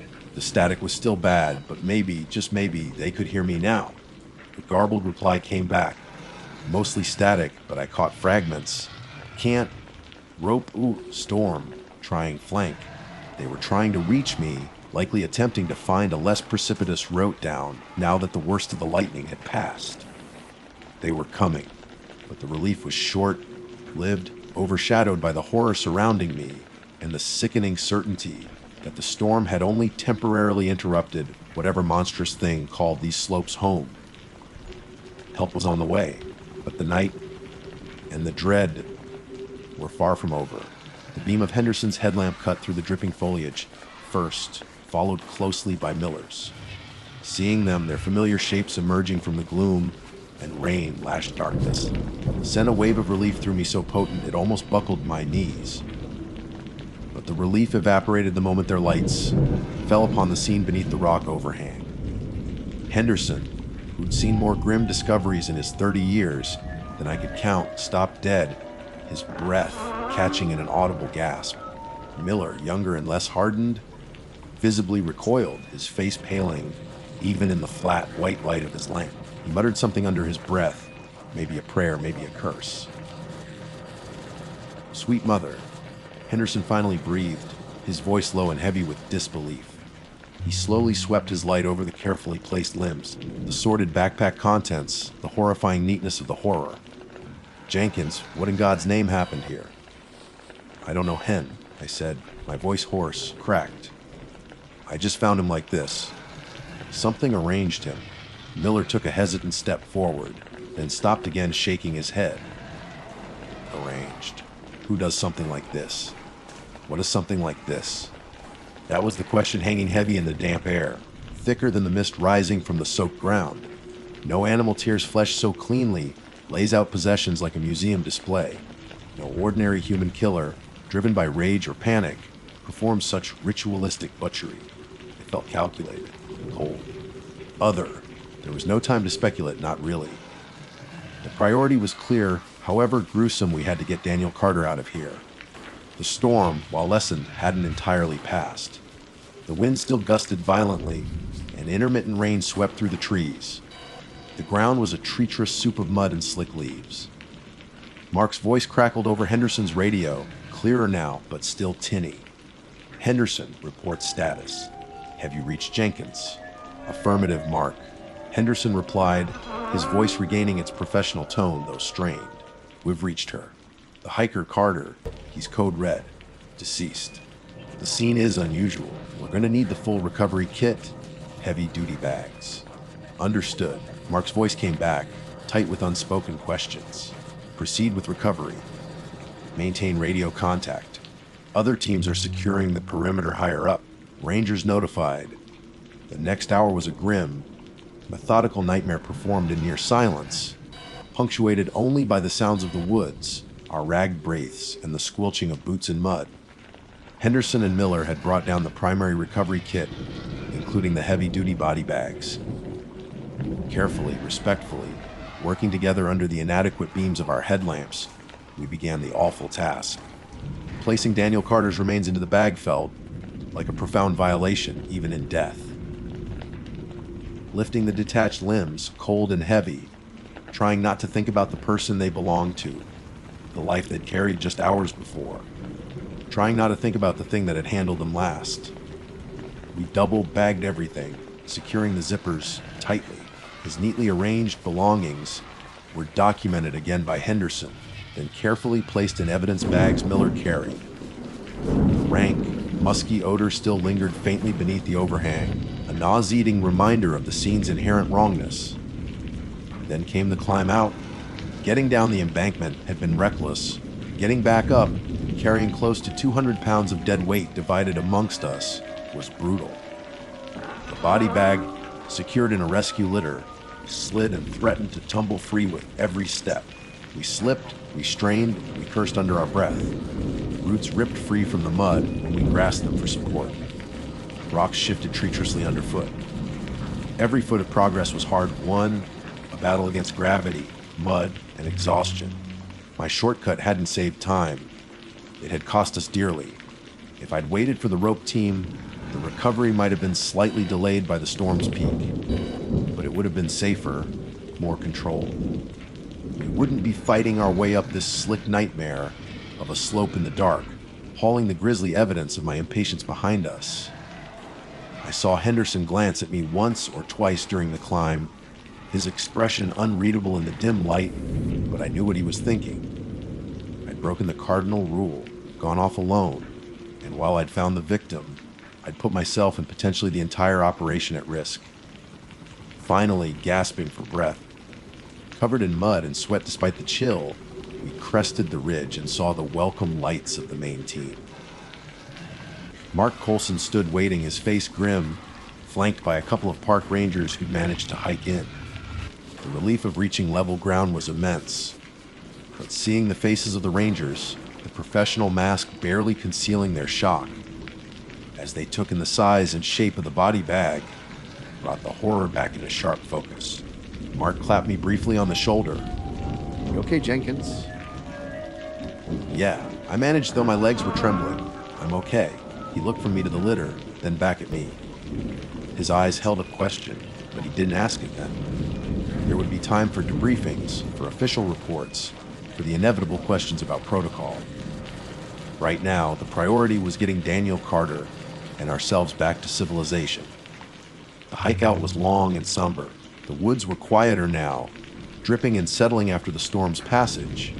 The air felt clean washed, but the memory of that rank odor beneath the overhang clung to my senses. We walked mostly in silence, the six of us taking turns carrying the litter. The rhythmic squelch of our boots on the muddy trail was the only constant sound. My mind replayed the scene over and over. The arranged limbs, the sorted gear, clean cuts. What had Carter stumbled upon? Or what had stumbled upon him? Was it connected to the storm? Did the fury of the weather awaken something, or provide cover for it? The phrase, "hungry woods," echoed in my head. It wasn't just about the weather. It felt deeper, more primal. Like the mountains themselves harbored a resentment, a capacity for cold, calculating violence that defied human understanding. We reached the trailhead just before dawn. The waiting vehicles, the flashing lights of an ambulance and ranger trucks seemed jarringly out of place after the darkness and isolation of the woods. Carter's body was transferred, reports were filed, preliminary statements given. No one had any answers. The rangers looked baffled, disturbed. They talked about sending a specialized team back to the site at first light. But the rain had likely washed away any useful trace evidence beyond what we'd found directly at the overhang. My mistake was simple impatience. Breaking protocol, it didn't save Daniel Carter, and it didn't save time. It just made me the first witness to a horror I couldn't comprehend. It isolated me, terrified me, and etched the image of that meticulously arranged body onto my memory forever. Protocol exists for a reason. It's a shield, however thin, against the unpredictable dangers of the wild. But I learned that night that some dangers aren't just unpredictable, they're unnatural. Some corners of the woods hold secrets that protocols were never designed to handle. And when the woods get angry, sometimes the only thing worse than finding what you're searching for is understanding that you'll never truly understand what you found. The chimney tops still stand, jagged against the sky, but I don't look at them the same way anymore. I broke the rules, and the mountains showed me exactly why they were written. My name's Ben Carter. For the better part of 15 years, the Appalachian Trail hasn't just been my workplace, it's been the rhythm section of my life. Started as a seasonal jig right out of college, fueled by some romantic notion of living Walden style, minus the pond-side cabin and plus a government paycheck. That romanticism got weathered down pretty quick by bug seasons, flash floods, and the occasional lost hiker convinced their smartphone map was superior to a compass and paper. But something deeper took root. Respect. A profound, abiding respect for the wildness of these mountains, the way they breathe and shift through the seasons, the stories etched into every rock face and ancient tree. I work a section that cuts through Virginia, a stretch known for its rugged beauty, and, if I'm honest, its ability to chew up and spit out the unprepared. It's not the most technically demanding part of the AT, not like Cadden or the White Mountains up north, but it has a personality. It can be serene one moment, dappled sunlight filtering through a canopy of green, birdsong echoing through the hollows, and the next, it's shrouded in mist so thick you can't see 10 feet, the air heavy and smelling of damp earth and decay. You learn its moods. You learn the difference between the rustle of a deer in the underbrush and the shuffle of a black bear foraging. You know the sharp cry of a hawk circling overhead versus the chatter of squirrels arguing over an acorn. The sounds are the pulse of the place. They tell you everything's okay, that the ecosystem is ticking along as it should. Over the years, you hear things, of course. Every ranger station has its share of ghost stories, tales whispered over lukewarm coffee about strange lights seen deep in the woods, hikers who vanished without a trace, or stretches of trail where people report feeling an inexplicable dread. Most of it is easily dismissed exhaustion playing tricks on the mind, disorientation, the simple, primal fear of being alone in a vast wilderness. The AT is old, steeped in history, both natural and human, some of it dark. You get weirdos out here, folks looking to disappear, folks running from something. Sometimes bad things happen, but I always figured I could separate the campfire stories from reality. I was grounded, experienced. I knew my section like the back of my hand. That was my mistake, not the knowing, but the assuming. Assuming that familiarity equated to safety, that understanding the normal dangers meant I was prepared for the abnormal. The day it happened started like any other fall afternoon patrol. October. The air had that crisp edge to it, the kind that bites at your cheeks but feels clean in your lungs. The foliage was hitting its peak, a riot of reds, golds, and oranges blazing against the deep green of the pines and the sharp blue of the sky. It was stunning, the kind of day that makes you remember why you took the job in the first place.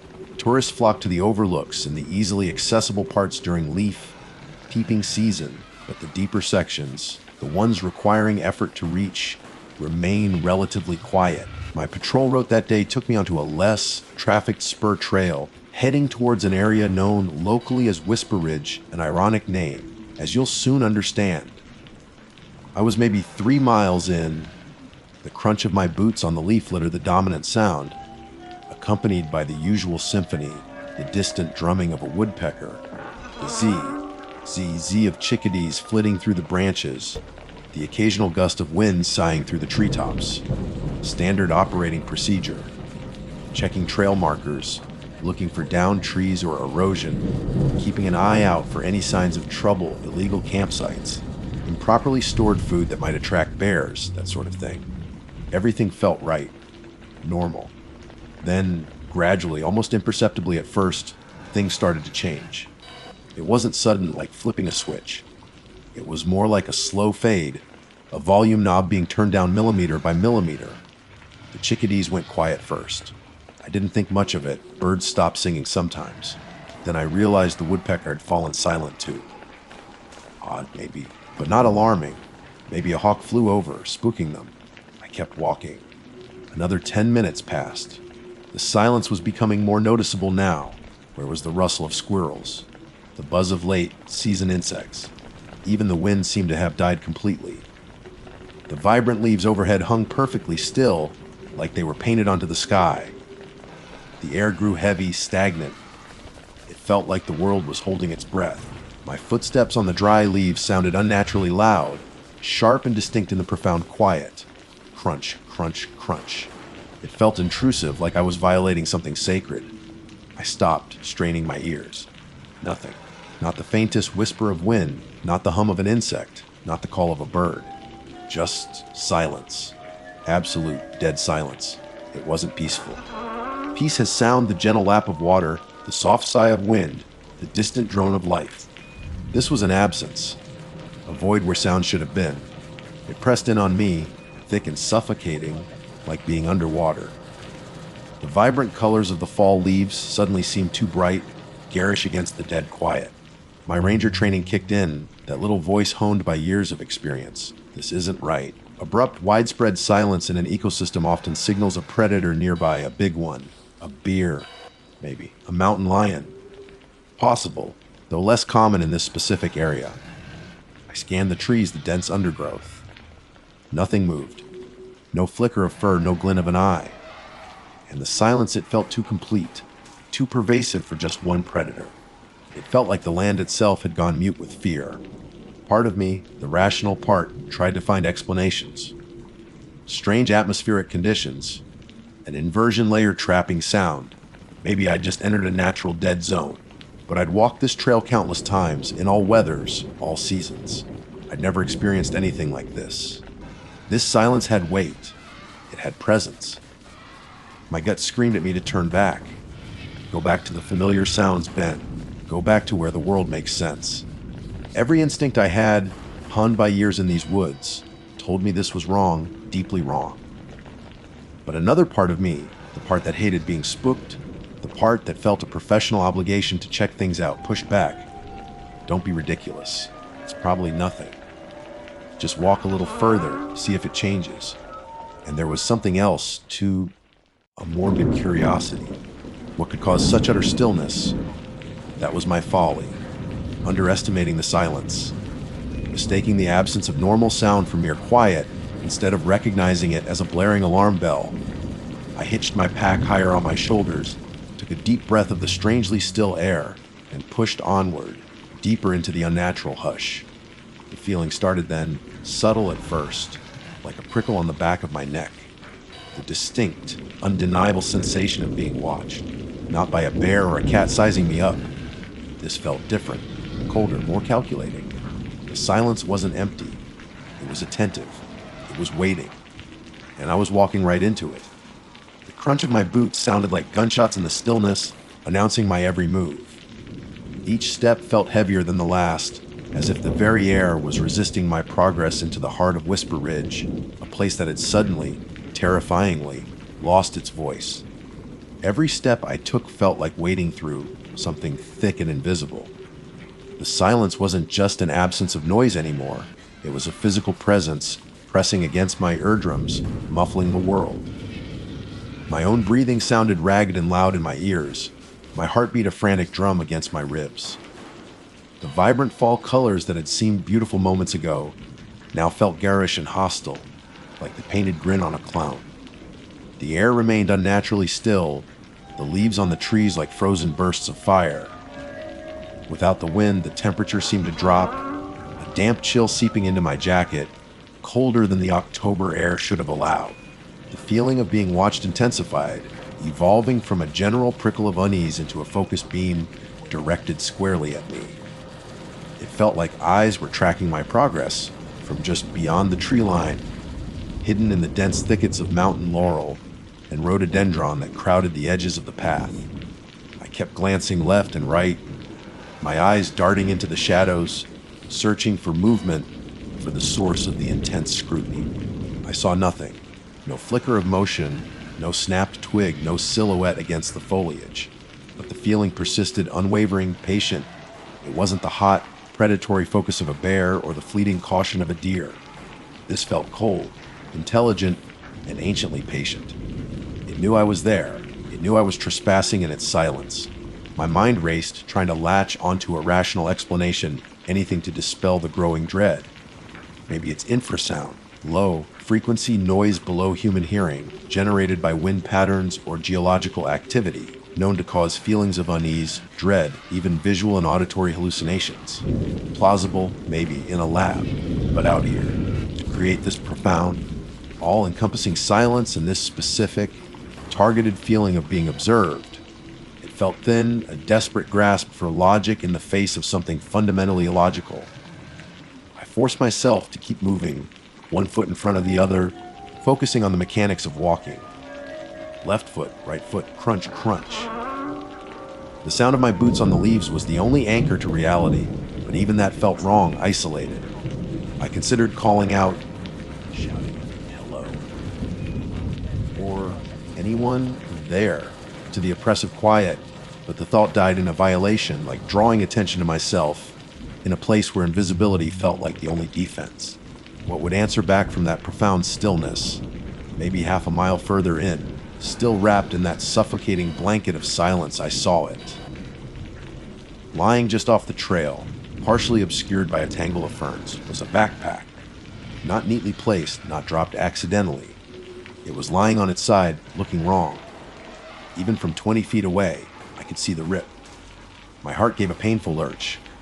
I approached cautiously, scanning the surrounding woods again. The feeling of being watched sharpened, zeroing in. It felt like whatever was out there was curious about my reaction, observing my discovery. The silence seemed to deepen, if that were possible, pressing down with the weight of held breath. The backpack was a decent one, an expensive internal frame model, maybe 65 liters, the kind a serious multi-day hiker would carry. It was charcoal gray with blue accents, or it had been. One side panel was savagely ripped open, not cut cleanly with a knife, but torn the heavy, duty Cordura fabric shredded like paper. Stuffing from the internal padding was pulled out in clumps. Contents were strewn around it in a semi-circle, dragged out through the tier. A rolled-up sleeping bag partially unfurled. A lightweight cooking pot dented. A small bag of toiletries toothbrush, travel-sized toothpaste, a comb. A few energy bar wrappers empty. A water filter. A folded map caught on a fern frond. Scattered clothes, hiking socks. A fleece pullover, a rain shell. It looked like someone or something had frantically searched through it, or perhaps had simply torn it apart in a fit of rage or hunger. I knelt, my ranger training kicking back in, pushing down the rising tide of panic. Assessed the scene. Looked for clues. I picked up the map. It was a standard AT waterproof map of this section. Nothing unusual there. The scattered gear seemed normal for a solo hiker. I checked the wrapper's typical hiker food. I looked closer at the rip in the backpack. No obvious claw marks like you'd expect from a bear trying to get at foods, and there was no food visible apart from the empty wrappers. Bears usually go for the food bag first, anyway. This looked more violent. Deliberate, the most chilling part. There was no sign of the owner. No footprints leading away from the scene, though the leaf litter was thick and might obscure tracks. No dropped flashlight or trekking pole. No sign of a struggle nearby, no broken branches. No disturbed ground beyond the scattered gear. And crucially, no blood. Not a drop that I could see on the pack, on the gear, or on the surrounding leaves. If an animal had attacked the hiker, there would be blood. If there'd been a human altercation, maybe not, but the way the pack was ripped, it didn't look human. It looked too forceful, yet too specific, targeting the pack itself, rather than just rummaging for valuables or food. Who rips a backpack apart like that and leaves everything else? Where was the hiker? Why leave the gear? My mind cycled through possibilities, each more disturbing than the last. Accident followed by disorientation. Unlikely, given the state of the pack. Sudden medical emergency. Possible, but why the destroyed pack? Full play. It felt closer, but didn't quite fit the scene. Animal attack. Maybe, but unlike any I'd ever encountered or heard of. No blood, pack ripped, but contents mostly ignored. The silence pressed in again, reminding me where I was. This wasn't just a potential crime scene or an accident site. This was happening inside the zone of unnatural quiet, under the unseen gaze of whatever was watching me from the trees. The ripped backpack wasn't just a clue. It felt like a message. A warning. Something happened here. Something bad might. breath hitched. I stood up, backing away slowly from the scattered belongings. The rationalizations were gone now. The infrasound theories, the attempts to normalize the silence, they all evaporated, leaving behind a cold, hard kernel of fear. This was real. Something dangerous was out here. Something that could make the forest fall silent, tear apart gear with savage force, and make a hiker vanish into thin air. I fumbled for the radio clipped to my pack strap. My hand was shaking slightly. I needed to report this, call for backup, get a search team mobilized. I raised the radio, thumb hovering over the transmit button, and then I hesitated. What would I say? Dispatch, this is Carter. I'm on the Whisper Ridge Spur. Found a destroyed backpack, missing hiker. Also, the woods have gone completely silent. I think I'm being watched by something. They think I was losing it, but I had to report the pack. I took a breath, steeling myself. Ridge Ranger Station, this is Ranger Carter. Do you copy? Static. Not unusual in some of the deeper hollows, but reception was usually decent here on the ridge. Ridge Station Carter, radio check, over. More static, punctuated by faint crackles. The silence outside the radio seemed to amplify the dead airwaves. It felt like the silence was actively swallowing the signal, isolating me further. Panic began to claw its way up my throat again. I was alone, miles from the nearest road, in a dead zone, natural or otherwise, with evidence of extreme violence and an unseen observer tracking my every move. The folly of pushing onward, of ignoring my instincts, hit me full force. I lowered the radio, useless. My eyes scanned the woods around me, wider now, more frantic. The feeling of being watched was no longer just a feeling, it was a certainty. It felt closer now, tighter, like a net drawing closed. The silence stretched, becoming unbearable, a physical pressure building in my skull. It felt like the prelude to something catastrophic, the deep intake of breath before an explosion. The world seemed to poise on a knife, edge of tension. And then the silence broke. It wasn't gradual. It wasn't a return to normalcy. It was a sound that ripped through the stillness like a blade. A high, pitched shriek, thin and impossibly loud, slicing through the dead air. It echoed, but strangely, reverberating inside my own head as much as it did through the trees. It wasn't the cry of any animal I knew, not a bobcat, not a fox, not even a screech owl. It was higher, purer, yet filled with a terrifying, inhuman agony or rage, or maybe both. It scraped against my nerves, raw and visceral, a sound that bypassed the ears and went straight to the primal core of fear. I froze, every muscle locked, the radio slipping from my numb fingers and thudding softly onto the leaf litter. The shriek went on, seeming to stretch time itself, pinning me in place, waiting for whatever made that sound to reveal itself. That shriek wasn't just sound, it was a physical force. It vibrated through the marrow of my bones, scraped against the inside of my skull. For a second, maybe two, I was completely paralyzed, less by fear and more by the sheer alien wrongness of the noise. It was a sound that belonged to no living throat, impossibly high, impossibly sustained, imbued with a quality that felt razor sharp and utterly devoid of anything recognizable as earthly emotion. It wasn't animal or human, it was something other. Then the paralysis broke, shattered by the most primal instinct of all, flight. I didn't think. I didn't plan. My body simply reacted. I turned and ran, stumbling away from the scattered backpack, away from the epicenter of that sanity, shredding cry. I left my dropped radio lying there in the leaves. It didn't matter. Nothing mattered except putting distance between myself and that sound, that place. I crashed through the underbrush, heedless of the branches that whipped at my face and tore at my clothes. My feet slipped on loose rocks hidden beneath the leaves, threatening to send me sprawling. But adrenaline kept me upright, kept me moving. My lungs burned, sucking in the cold, still air that offered no relief. Behind me, the shriek finally faded, not dying away naturally, but seeming to retract, pulling back into the suffocating silence that immediately clamped down again, heavier than before. Now, the only sounds were my own ragged gasps for breath, the frantic pounding of my heart hammering against my ribs, and the desperate slap and crunch of my boots on the trail bed. In the renewed silence, these sounds were deafening, terrifying. They announced my panic, my location. To the unseen watcher I still felt pacing me just beyond the edge of sight. Was it following? Hunting? I didn't dare look back. Looking back meant acknowledging it, giving it form, losing precious seconds. My focus narrowed to the ribbon of trail ahead, a path leading out of this silent hell.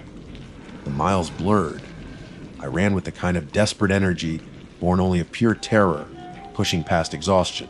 The familiar landmarks of the trail, a distinctive rock outcrop, a stream crossing, a stand of ancient hemlocks barely registered. They were just points to be passed, milestones on the escape route. The feeling of being watched stayed with me, a cold pressure on my back, sometimes feeling like it was falling behind, sometimes feeling like it was drawing closer, keeping pace effortlessly just inside the tree line. I imagined pale shapes flitting between the trees, unseen eyes tracking my flight, but I forced myself not to look, convinced that seeing it would break me completely. Was the silence receding? Was I imagining the faint, distant whisper of wind in the higher branches, or was it just the blood rushing in my ears? I couldn't tell. The world outside my immediate panic felt distant, unreal. My reality had shrunk to the next footfall, the next breath, the gnawing certainty that I was running from something ancient and fundamentally hostile to life. Then a different sound. Faint at first, but growing steadily louder. Mechanical. Familiar. The low drone of internal combustion. An engine. I pushed harder, ignoring the stitch in my side, the screaming protest of my muscles. The sound grew, resolving into the distinct hum of tires on asphalt. The Blue Ridge Parkway. Civilization. Safety. Or at least the illusion of it. I burst out of the tree line onto the shoulder of the parkway like a wild animal, stumbling, gasping, my legs threatening to buckle. I must have looked insane, scratched, bleeding slightly from branch cuts, clothes torn, eyes wide with terror. A car whizzed past, the driver giving me a startled glance before speeding up. The sound of its engine, the rush of wind in its wake, the distant call of a crow from across the road, they were glorious.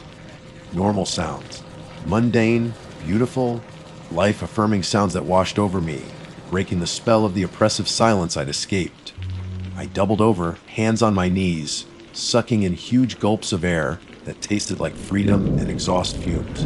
I looked back towards the trail entrance, half expecting to see something emerge from the tree line, some shadowy figure or impossible shape, silhouetted against the silent woods. There was nothing, just the trees, the vibrant autumn leaves looking benign again under the afternoon sun, swayed by a gentle breeze I hadn't felt for what seemed like an eternity. The silence was gone. The feeling of being watched had lifted, vanished the moment I stepped onto the asphalt. It was as if the influence of that place ended abruptly at the edge of the woods. It took me a while to collect myself, to stop shaking. Eventually, I flagged down a passing car. An elderly couple out enjoying the fall colors, bless their hearts. They must have thought I'd been attacked by a bear. I mumbled something about getting turned around, dehydration, maybe seeing a bear, anything plausible that wouldn't get me committed.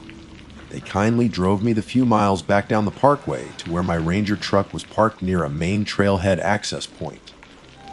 Back at the station, I filed a report. Found backpack, owner missing, signs of possible struggle or animal interference, radio malfunction preventing immediate call in. I mentioned the ripped pack, the scattered contents. I left out the silence. I left out the feeling of being watched. I left out the shriek that felt like it originated inside my own skull. How could I explain it? Who would believe it? Even describing it now, it sounds like the ravings of a man pushed past his limits by fear and isolation. They organized a search party, of course. Scarred that section of the trail for days. They found the backpack right where I'd left it, my dropped radio lying nearby. They combed the woods for miles around. They found nothing. No body, no blood, no tracks, no further clues. The hiker, identified from gear tags and eventually missing person reports as a young man from Ohio named Kevin, was never seen again. He vanished utterly, swallowed by the Appalachian Trail. Officially, the case remains open, suspected animal attack, or foul play by person or persons unknown. I never went back to that section. Not alone, certainly. And even when department policy required patrols there with a partner, I felt a deep, abiding dread stepping onto that spur trail, my ears straining for the first hint of unnatural quiet, my skin crawling with the memory of unseen eyes. My colleagues noticed my reluctance, my jumpiness in that area. They chalked it up to the trauma of finding the scene, the stress of the failed search. Easier than contemplating the alternative. I still worked the trail, but something broke in me that day. The easy familiarity, the comforting rhythm I'd felt for 15 years, it's gone. Now, when I walk the deep woods, especially when the wind dies down and things get quiet, I feel a prickle of the old fear. I listen more intently, because I learned the hard way that silence isn't always peace. Sometimes it's the pause before the strike. Sometimes it's the sound of everything else holding its breath, paralyzed with fear, waiting for the thing that commands the stillness to pass by. Or worse, waiting for it to notice you. Kevin vanished into that silence. I heard its voice and I ran. And I don't ever want to hear it again. They call me Deputy Ranger Amelia Walsh down at the station, but most folks just stick with Amy. Been working the trails of the Great Smoky Mountains National Park for close to 8 years now. The 8 years of breathing pine-scented air, so sharp it feels like it could scrub your lungs clean, of watching sunlight dapple through leaves thicker than any curtain, of feeling the old mountains breathe beneath my boots. You get to know a place, really know it in that time. You learn its moods, the way the fog settles in the hollows like spun sugar some mornings, the sharp crack of a branch under an unseen weight in the dead quiet of an afternoon, the paths that turn treacherous with slick mud after a hard rain. You learn respect. Or you should. My mistake, the one that still sends shivers chasing each other up my spine when the wind howls just right outside my window, was hubris. Pure and simple, thinking I knew these woods, my woods, better than they knew themselves. Thinking that a laminated map and a service, issue radio somehow made me master of a place far older and wilder than human regulations could ever truly tame. It happened last October. The mountains were putting on their final, fiery show before settling into the gray slumber of winter. The maples and oaks blazed in reds and golds, so bright it almost hurt the eyes. The air had that crisp bite, smelling of damp earth and decaying leaves, the smell of autumn turning towards the cold. It's my favorite time of year in the park, beautiful but with an edge, a reminder that the easy days are ending. I was on patrol with my partner, Ben Carter. Ben's younger than me, maybe 5 years in the service, steady and reliable. He's the kind of guy who double checks his gear 3 times and always quotes regulations chapter and verse. Sometimes it grates on me. Feels like he's dragging his feet, but mostly I appreciate his caution. He balances out my tendency to push things a bit. We make a good team, usually. That day, we were assigned the Porter's Creek Trail area. It's popular in the spring for wildflowers, but this late in the season, especially midweek, it's quieter.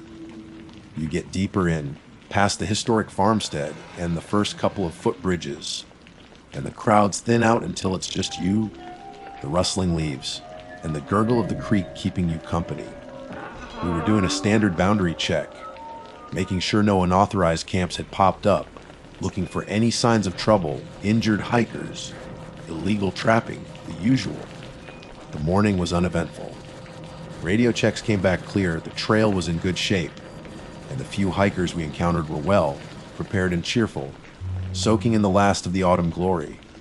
By early afternoon, we were deep into the backcountry, miles from the trailhead, in a section where the official trail follows the creek closely. But the woods stretch dense and tangled on either side. It's easy to feel small out there, swallowed by the sheer scale of the trees and the looming ridges. We'd stopped for a water break, leaning against a moss-covered boulder near the creek bank. The water rushed over smooth gray stones, a constant, soothing sound. Ben was consulting the map, tracing our route with a gloved finger, even though we both knew this section like the back of our hands. Should be hitting the junction for Brushy Mountain. Trail in another mile or so, he said, folding the map precisely along its creases. Want to push on or take 5 more? Let's push on, I said, screwing the cap back on my canteen. Weather looks like it might turn later. Clouds are building over LeConte. I scanned the tree line on the opposite bank, my eyes tracing the way the land rose steeply into shadow. That's when I saw it, or rather didn't see it. It wasn't anything obvious, just a gap. Not a natural clearing, but a subtle thinning in the undergrowth high up the slope, maybe 50 yards off the trail, where there shouldn't have been one. It looked almost like the ghost of an old game trail, or maybe a washout that had started to regrow, but something about it snagged at my attention, a flicker of unnatural straightness in a landscape defined by curves and chaos. Hold up, Ben, I said, shading my eyes. See that? Up there, past that big hemlock. He followed my gaze, squinting. See what? Just trees, Amy. No, look closer.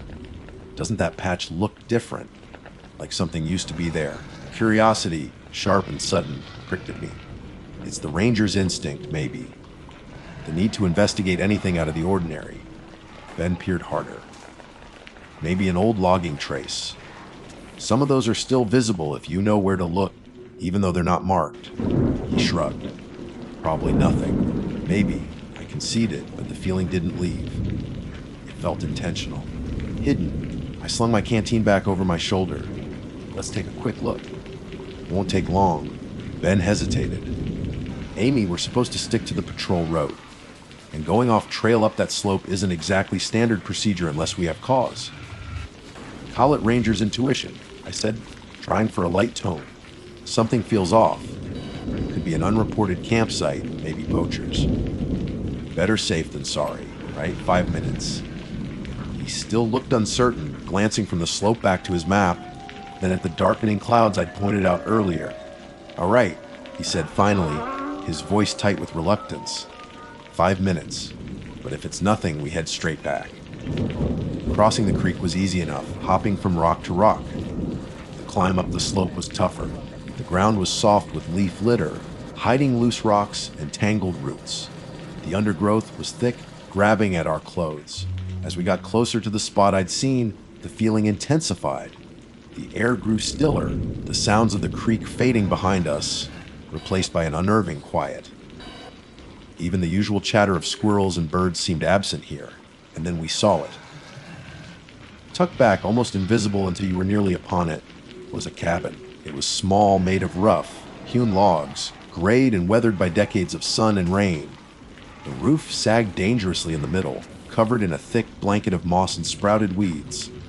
No windows faced us, just solid, ancient-looking timber walls. There was no path leading to it, no clearing around it to speak of. The forest crowded right up to the walls, as if trying to swallow it whole.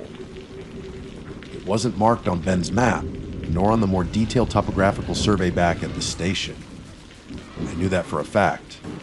I'd studied those maps intently over the years. This place simply didn't exist officially.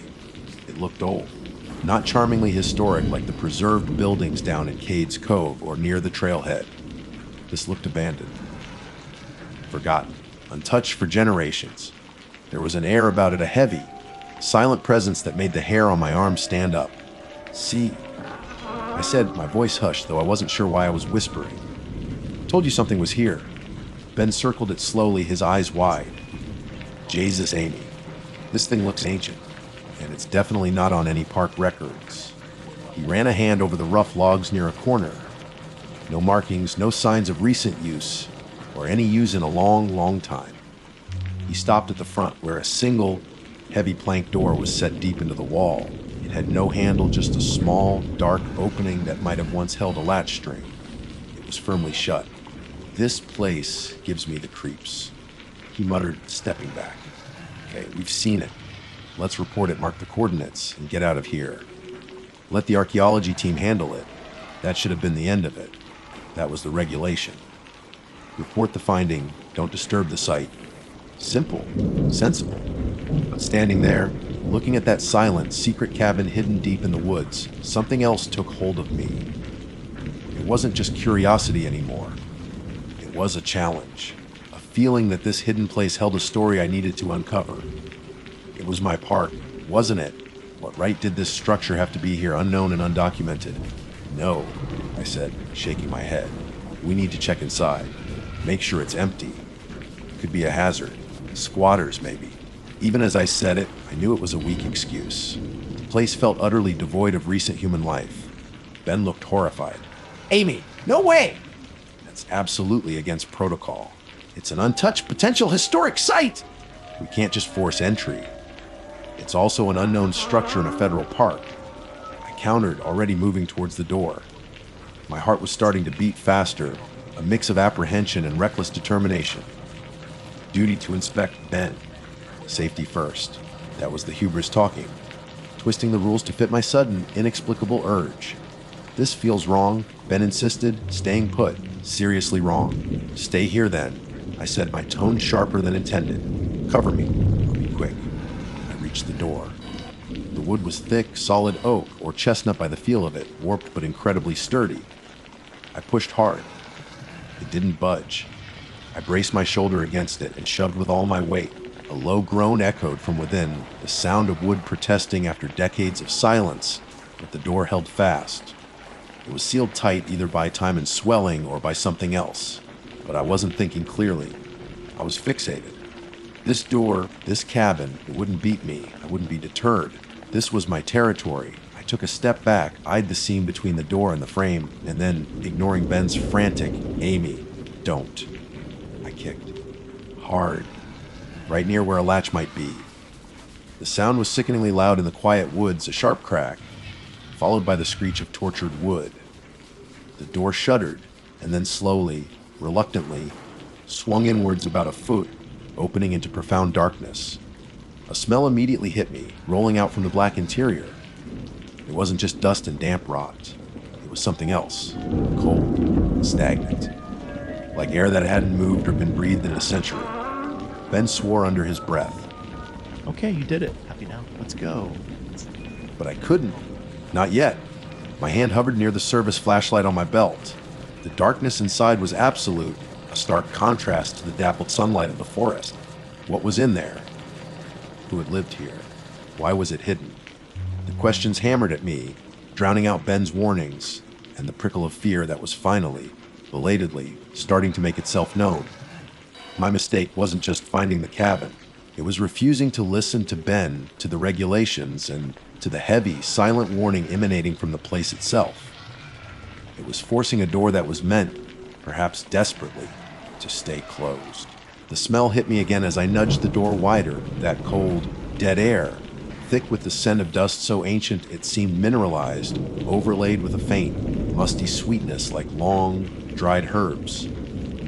It was the smell of a place sealed away, not just from the elements, but from time itself. Ben was still talking behind me, his voice tight with anxiety. "Amy, protocol says we wait for backup. Maybe even the historical assessment team. We don't know what's in there. Structural instability, biohazards." I waved a dismissive hand back at him, not turning around. "Just need a quick look, Ben. Make sure it's clear." My voice didn't sound as confident as I wanted it to. My hand finally closed around the heavy, duty flashlight on my belt, the familiar weight a small comfort. I thumbed the switch. A powerful beam cut through the oppressive darkness, slicing a cone of light into the cabin's interior. My first impression was emptiness and dust. An ocean of thick, gray, undisturbed dust coated everything. It lay like a shroud over the rough wooden floorboards, clung in fuzzy layers to the log walls, and softened the edges of the few pieces of furniture within. It wasn't the light, airy dust of a recently neglected room. This was heavy, compacted, suggesting decades, maybe even a century of absolute stillness. The air was so thick with it that the flashlight beam seemed almost solid, particles dancing lazily where the light disturbed them. The cabin was small, just a single room. To my left, a crude stone hearth stood cold and dark, choked with blackened debris and more dust. A few rusted implements of poker, maybe a shovel head lay nearby, almost completely consumed by decay. Against the back wall, There was what looked like the frame of a simple rope bed. The ropes long since rotted away, leaving only the skeletal wooden structure. A small, rough, hewn table stood near the center, its surface invisible beneath its dusty mantle. Nothing else. No signs of recent life. No indication that anyone had set foot in here for generations. It was a time capsule sealed and forgotten. Ben's voice came again, closer this time, just outside the doorway. See anything? Is it clear? It's clear. I called back, my voice slightly muffled by the enclosed space. And empty. Looks like it's been abandoned for... I trailed off. My light, sweeping methodically across the room, had landed on the far right corner, and something was wrong. In that corner, facing directly into the angle where the two walls met, sat a rocking chair. It was simple, wooden, dark with age, the kind you might see on a porch in the more remote parts of Appalachia. Its design was unremarkable. What was remarkable, startlingly so, was its condition relative to the rest of the cabin. While every other surface lay buried under that thick carpet of ancient dust, the rocking chair was clean. Not sparkling, maybe, but the wood grain was visible, the surfaces relatively clear. It looked as though someone might have sat in it just yesterday, and it was moving, not violently, not creaking loudly, just rocking. A slow, gentle, rhythmic sway, back and forth, as if someone had just stood up from it, and the momentum was still carrying it.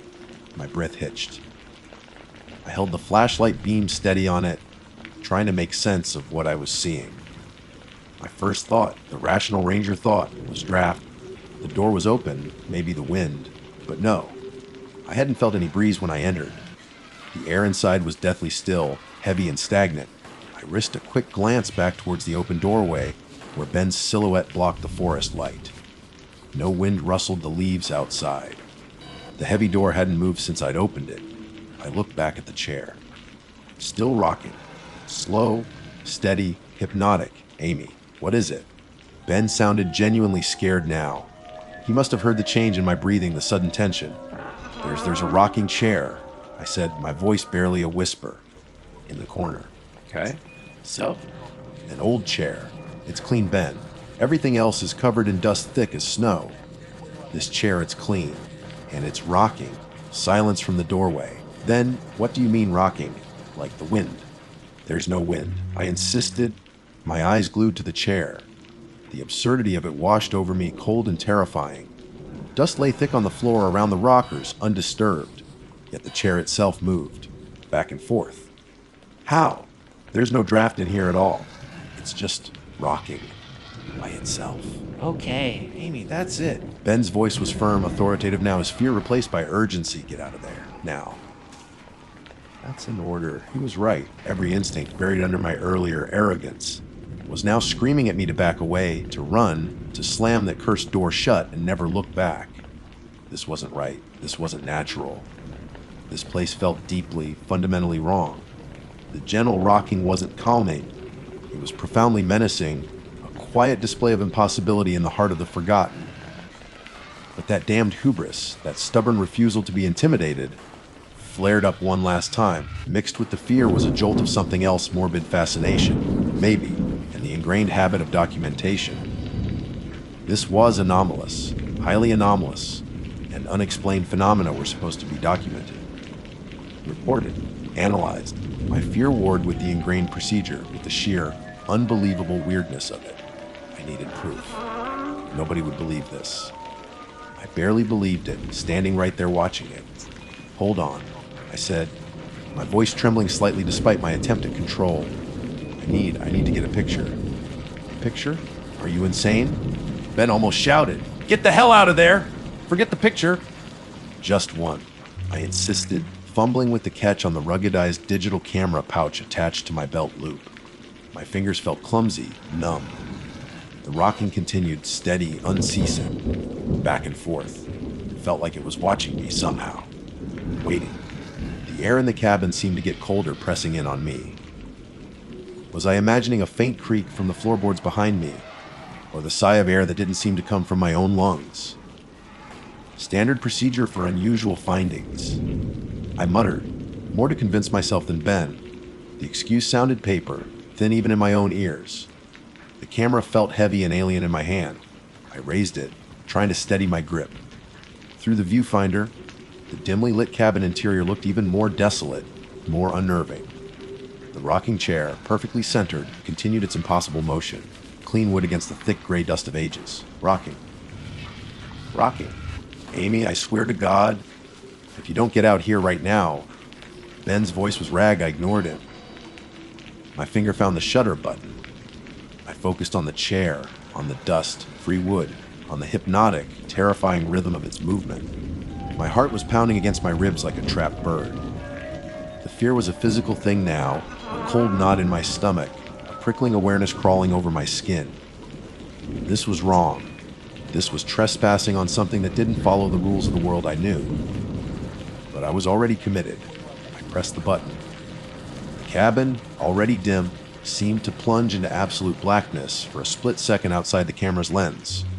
Then, the flash unit fired, momentarily bleaching the interior in a harsh, sterile white light. The flash seemed to suck all the sound out of the cabin for a heartbeat. The harsh white light imprinted the image onto my retinas, the dust-choked room, the dark logs, the corner, the chair, and in the split second of disorienting after image, as the profound darkness rushed back in, two things happened simultaneously. First, the rocking stopped, abruptly. Not a gentle slowing down, but a dead halt, as if an unseen hand had reached out and stilled it.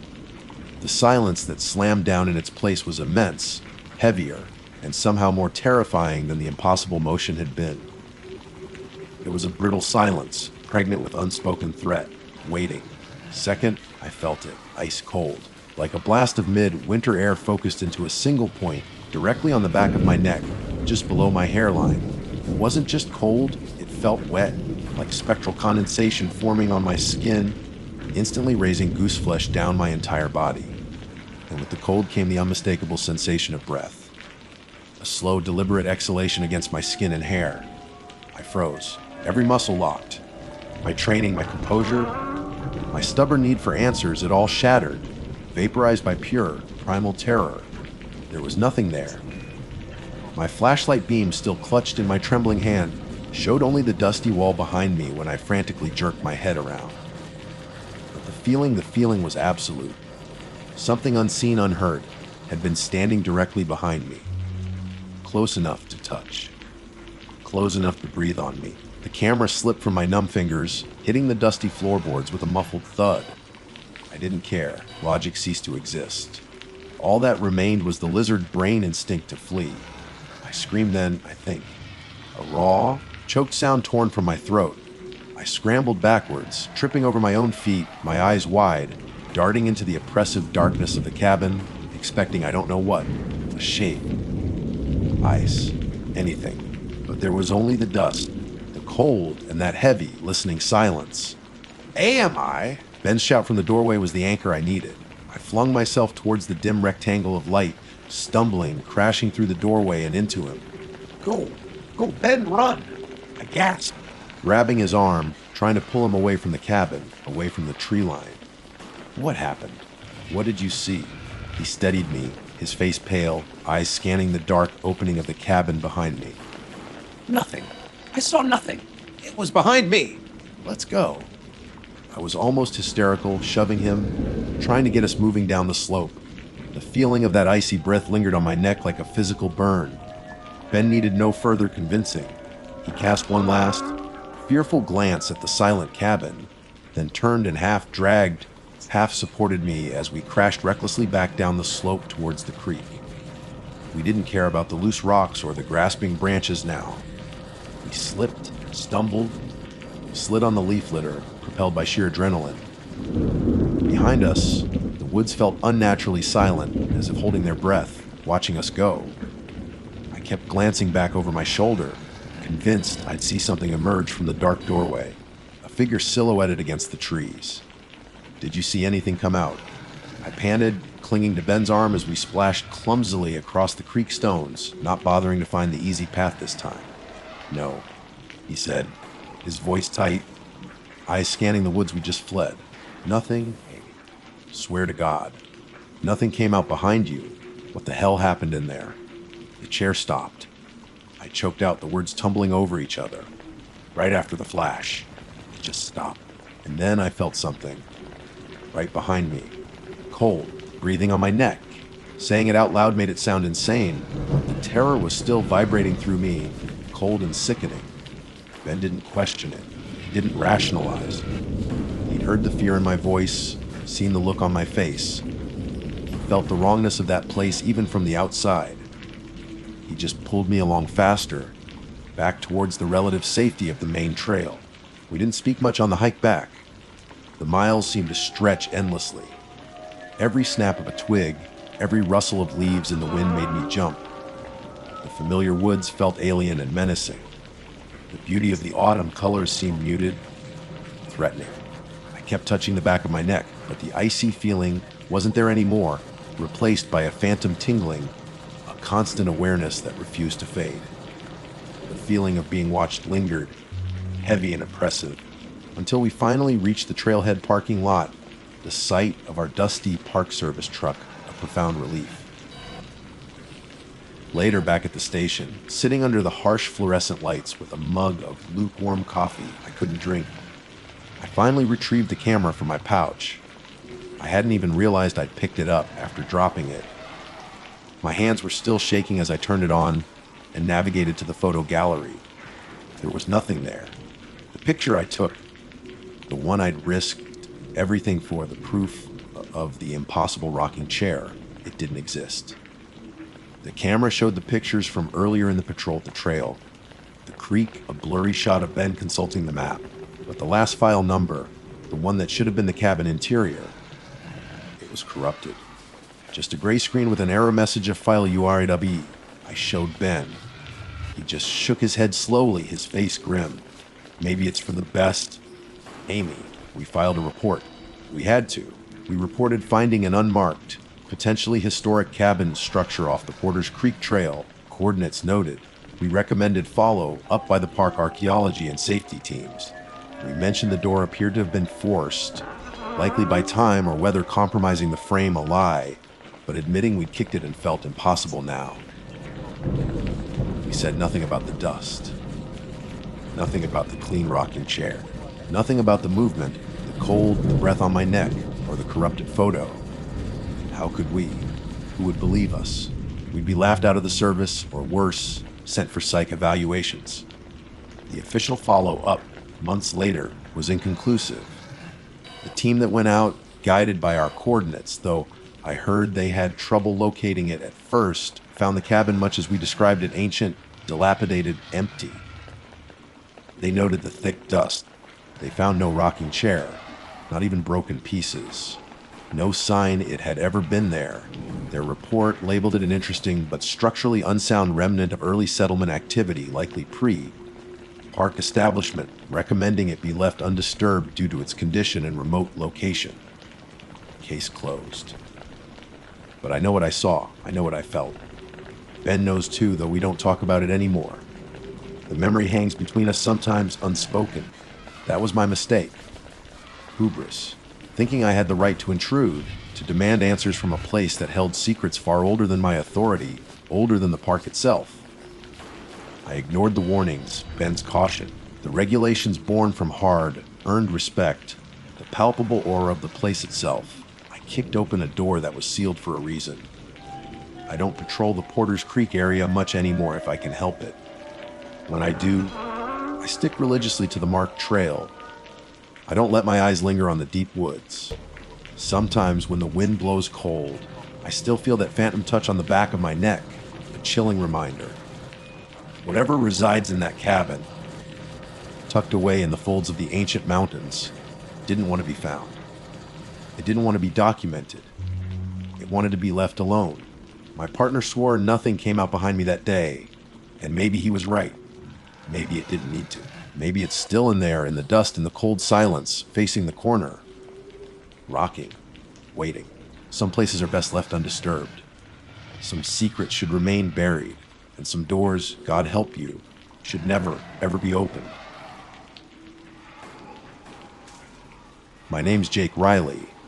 For nigh on 15 years, I've worn the uniform, first as a seasonal grunt, now as a full-time ranger patrolling the vast, often unforgiving wilderness that spills out around the edges of the Great Smoky Mountains National Park. Most folks see the postcard views, the scenic drives, the families picnicking by streams so clear you can count the stones on the bottom. They hike the well-trodden trails, maybe spot a black bear cub tumbling through the underbrush, and go home with memories of nature's gentle side. They don't often think about the parts that aren't on the maps they hand out at the visitor center, the places we keep locked away. My patrol area often includes the boundaries near Elkmont. Now, Elkmont itself has its own share of ghost stories, mostly centered around the abandoned resort town slowly being reclaimed by the forest. Tourists love that stuff, snapping pictures of the skeletal cabins, whispering about old-timey spirits. It's atmospheric, sure, but mostly harmless folklore, amplified by the natural decay and the silence. What really gets under the skin of some of the old-timers, the ones who've worked these mountains their whole lives, isn't the resort. It's a specific section, a few miles deeper in, branching off an old, barely their service road. We call it the Still Hollow Tract, though that's not its official designation. Officially, it's just Sector 7 Delta, closed indefinitely. The signs are clear enough, plastered with warnings: restricted area, unstable ground, authorized personnel only. And behind the signs, there's the gate. Not some flimsy chain link fence, but a heavy-duty steel barrier, sunk deep into concrete posts, thick enough to stop a truck. It's secured with a massive chain that looks like it belongs on a ship's anchor, and a padlock that requires a key. Only a handful of us senior rangers carry. The message is unambiguous: keep out. Seriously. The official reason for the closure, stated on dusty internal memos, is geological instability. Reports mention sinkholes opening without warning, unpredictable rockfalls, and soil that can liquefy after heavy rains.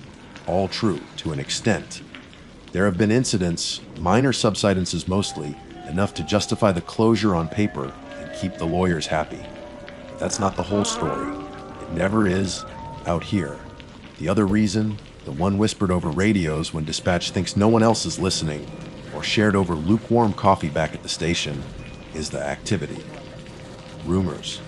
Strange sightings that never quite make it into the official logs, because who wants to file a report about seeing something that sounds like it crawled out of a fever dream? It started subtly. Reports of animal tracks that didn't match anything in our field guides: too large, wrong number of toes, gait patterns that made no biological sense. Then came the sounds: high, pitched chattering that wasn't birds or squirrels, deep guttural clicks that echoed strangely through the trees, sometimes a sound like cloth tearing, amplified 100 times. And the sightings. Always fleeting, always at the edge of vision, particularly near dusk or dawn. People reported seeing things moving in the dense rhododendron thickets within Sector 7 Delta. Descriptions varied wildly, which almost made it easier to dismiss. Sometimes it was described as impossibly tall and thin, moving like a stop-motion animation figure. Other times it was low to the ground, bulky, with too many limbs. The one constant: eyes that reflected light unnaturally, usually described as stark white or pale yellow, catching headlights or flashlights from impossible distances. Most rangers chalked it up to tricks of the light, fatigue, or maybe even undocumented wildlife: a mutated bear, perhaps, or an escaped exotic pet adapting strangely. You tell yourself these things because the alternative is too damn unsettling. You double-check the gate, make sure the lock is secure, and focus on the tangible threats: poachers, illegal campers, lost hikers, wildfires. You rely on the physical barriers, the locks, the signs. You trust that what's supposed to be kept out stays out. Or, perhaps more accurately, what's in there stays in. That was my blunder, my fundamental mistake, putting faith in steel and warnings. Assuming our definition of secure meant a damn thing to whatever resided in Still Hollow. The night it happened started like any other late autumn shift. The air was crisp, carrying the scent of decaying leaves and damp earth. The tourist season was winding down, the park settling into a quieter rhythm. I was halfway through my patrol route mostly paperwork and routine checks. The comforting rumble of the truck engine, a familiar companion in the vast darkness. The moon was a thin crescent, offering little light, and the woods pressed close on either side of the narrow asphalt road, shadows deep and impenetrable. Around 23:30, my radio crackled to life. It was Sarah from dispatch, her voice calm but with an underlying edge that always put me on alert. Jake, got a ping on the Sector 7 Delta perimeter. Motion sensor array, Zone 3. I pulled the truck over, grabbing my logbook. Zone 3. That's deep inside Sarah, near the old creek bed. Affirmative.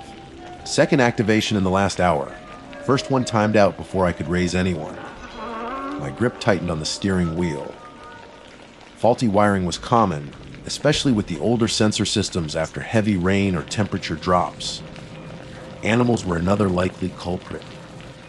A large buck, a curious bear, even a flock of turkeys could sometimes trigger the damn things if they moved just right.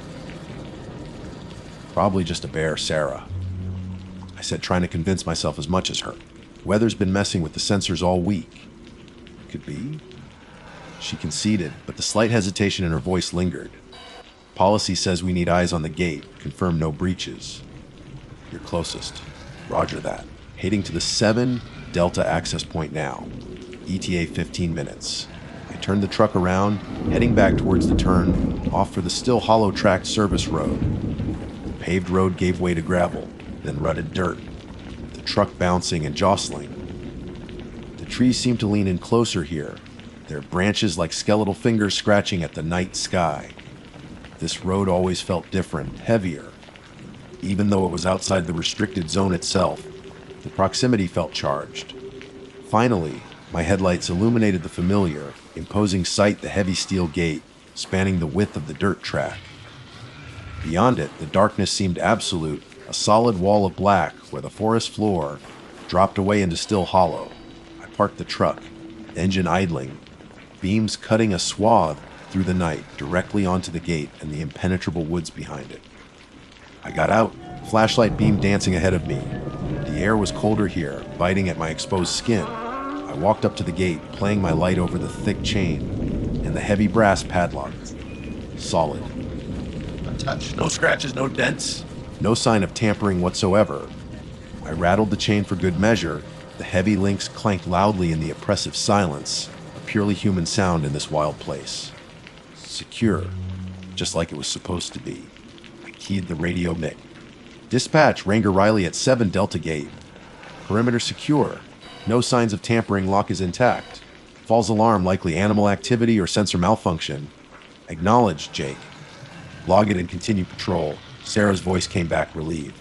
I clicked off the radio and turned back towards the truck, pulling out my logbook to make the entry. Standard procedure. Note the time, the sensor activation, the visual check, the conclusion. As I leaned against the hood, scribbling under the dome light, a flicker of movement at the edge of my headlight beams snagged my attention. I dismissed it at first, an owl, maybe a deer bolting deeper into the woods. But then it happened again. Slower this time. Deliberate. I snapped my head up, flashlight beam instinctively darting towards the movement. It was inside the gate. Maybe 50 yards back, standing partially obscured by a thicket of mountain laurel, but definitely on the wrong side of the lock barrier. My blood ran cold. It was tall, impossibly tall and rail, thin, its limbs looking unnaturally long and jointed. It moved with a slow, jerky gait, like a marionette with tangled strings, stepping out from behind the laurel into the full glare of the headlights. Not animal. Not remotely human. Its head too small for its body, perched atop a long, slender neck swiveled towards the truck with a mechanical smoothness that was deeply wrong. And its eyes. Dear God, the eyes. They caught the light, reflecting not the reddish, orange of a deer or the greenish, gold of a bobcat, but a flat, dead white, like polished bone. No pupil, no iris, just luminous white orbs fixed directly on me. It stood there, motionless, framed by the lock gate I had just confirmed was secure. It hadn't climbed it. It hadn't broken the lock. It was simply there, inside the secure area, watching me. And I knew, with a certainty that settled deep in my bones, that the gate, the lock, The warnings, they meant absolutely nothing. Time seemed to warp, stretching thin like old elastic. 1 second, I was logging a routine false alarm. The next, I was locked in a silent standoff with something that defied every law of nature I knew. My breath hitched in my throat, sharp and painful. My hand, still holding the pen over the logbook, was frozen mid-word. The flashlight felt impossibly heavy, its beam trembling slightly, betraying the tremor running through my arm. 50 yards. 50 yards of dark. Leaf-strewn ground separated me from it, with a heavy steel gate locked, chained, secure standing uselessly between us. The creature remained perfectly still, its unnerving, jerky posture now frozen in place.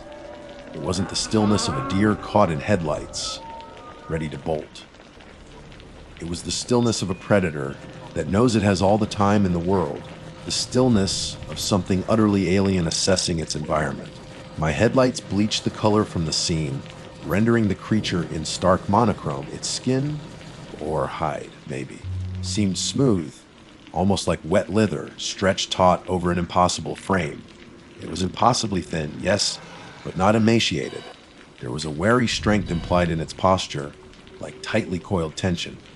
Its limbs were long, too long, ending in hands or claws that were curled slightly at its sides, though the details were lost in the harsh glare and distance.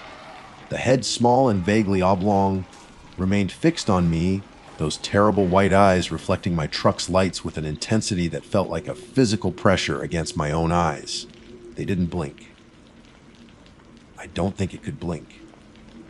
The silence was the worst part. The usual night sounds of the forest, the chirp of crickets, the rustle of small animals, the sigh of wind in the pines seemed to have been sucked into a vacuum around us. All I could hear was the low thrum of my truck's engine and the frantic drumming of my own heart against my ribs, so loud I was irrationally afraid it could hear it too. What was it? Where had it come from? How did it get inside? The questions hammered at my mind, but no answers came, only a rising tide of primal fear that screamed at me to run. My training kicked in, a fragile layer over the panic. Assess the threat. Maintain distance. Report. But how do you report this? Dispatch, be advised. There's a tall, skinny thing inside the locked Sector 7 Delta. Eyes like cue balls. Doesn't seem friendly. Yeah, right? They'd send a different kind of help for me than probably involving butterfly nets and padded rooms. The creature shifted slightly, a barely perceptible adjustment of its weight. It wasn't preparation to move. Not exactly. It was more like settling, as if it was comfortable, as if this was its territory, and I was the anomaly. That small movement shattered my paralysis. Survival instinct roared to the surface, overriding everything else. I wasn't Ranger Riley anymore. I was just prey. I shoved the logbook onto the dashboard. The pen clattered to the floor mat and scrambled back into the driver's seat, slamming the door shut with a bang that echoed unnaturally in the stillness. My hands fumbled for the gear shift, jamming it into reverse. My foot stomped on the accelerator far harder than necessary. The truck lurched backward, tires spinning on the loose dirt before finding purchase. I didn't dare take my eyes off the creature until the last possible second, twisting in my seat to keep it in view as I reversed blindly down the narrow track. It hadn't moved. It just stood there, a pale, skeletal figure bathed in the receding red glow of my taillights, those white eyes still fixed on me, shrinking with distance, but losing none of their horrifying intensity. It didn't pursue. It didn't react at all. Somehow, that was even more terrifying. Pursuit would have been animalistic, understandable. This cold, detached observation felt infinitely worse, like I was an insect pinned to a board. I spun the wheel, swinging the truck around in a clumsy 3, point turn on the narrow track, branches scraping against the paintwork. Then I floored it, engine roaring in protest, gravel spitting from beneath the tires. I didn't slow down until I hit the paved road, fishtailing slightly before straightening out. My knuckles were white on the steering wheel, my whole body trembling. Every shadow seemed to redden my peripheral vision. I kept glancing compulsively at the rearview mirror, half expecting to see those white eyes reflected back at me from the darkness behind. Nothing. Just the empty road receding into the black. But the feeling of being watched didn't leave. It clung to me like the damp chill of the mountain air seeping through the vents. It felt like an eternity before the familiar, comforting lights of the ranger station appeared through the trees. I pulled into my usual spot, the gravel crunching under the tires, the sound mundane, almost jarring after the profound silence at the gate. I cut the engine and just sat there for a long moment, the tremors slowly subsiding, leaving behind a bone deep exhaustion and a cold knot of dread in my stomach. Sarah was still on duty, looking up in surprise as I practically stumbled through the door. "Jakey, thought you were finishing patrol. You look like you've seen a ghost." I opened my mouth, then closed it again. What could I say? I mumbled something about a near miss with a large deer darting onto the road, needing a minute to collect myself.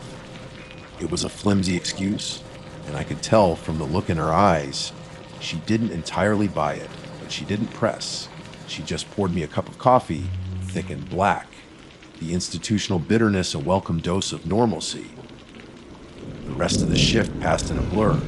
I went through the motions, filling out paperwork, cleaning my gear, but my mind kept replaying the scene at the gate, the impossible figure, the white eyes, the locked gate.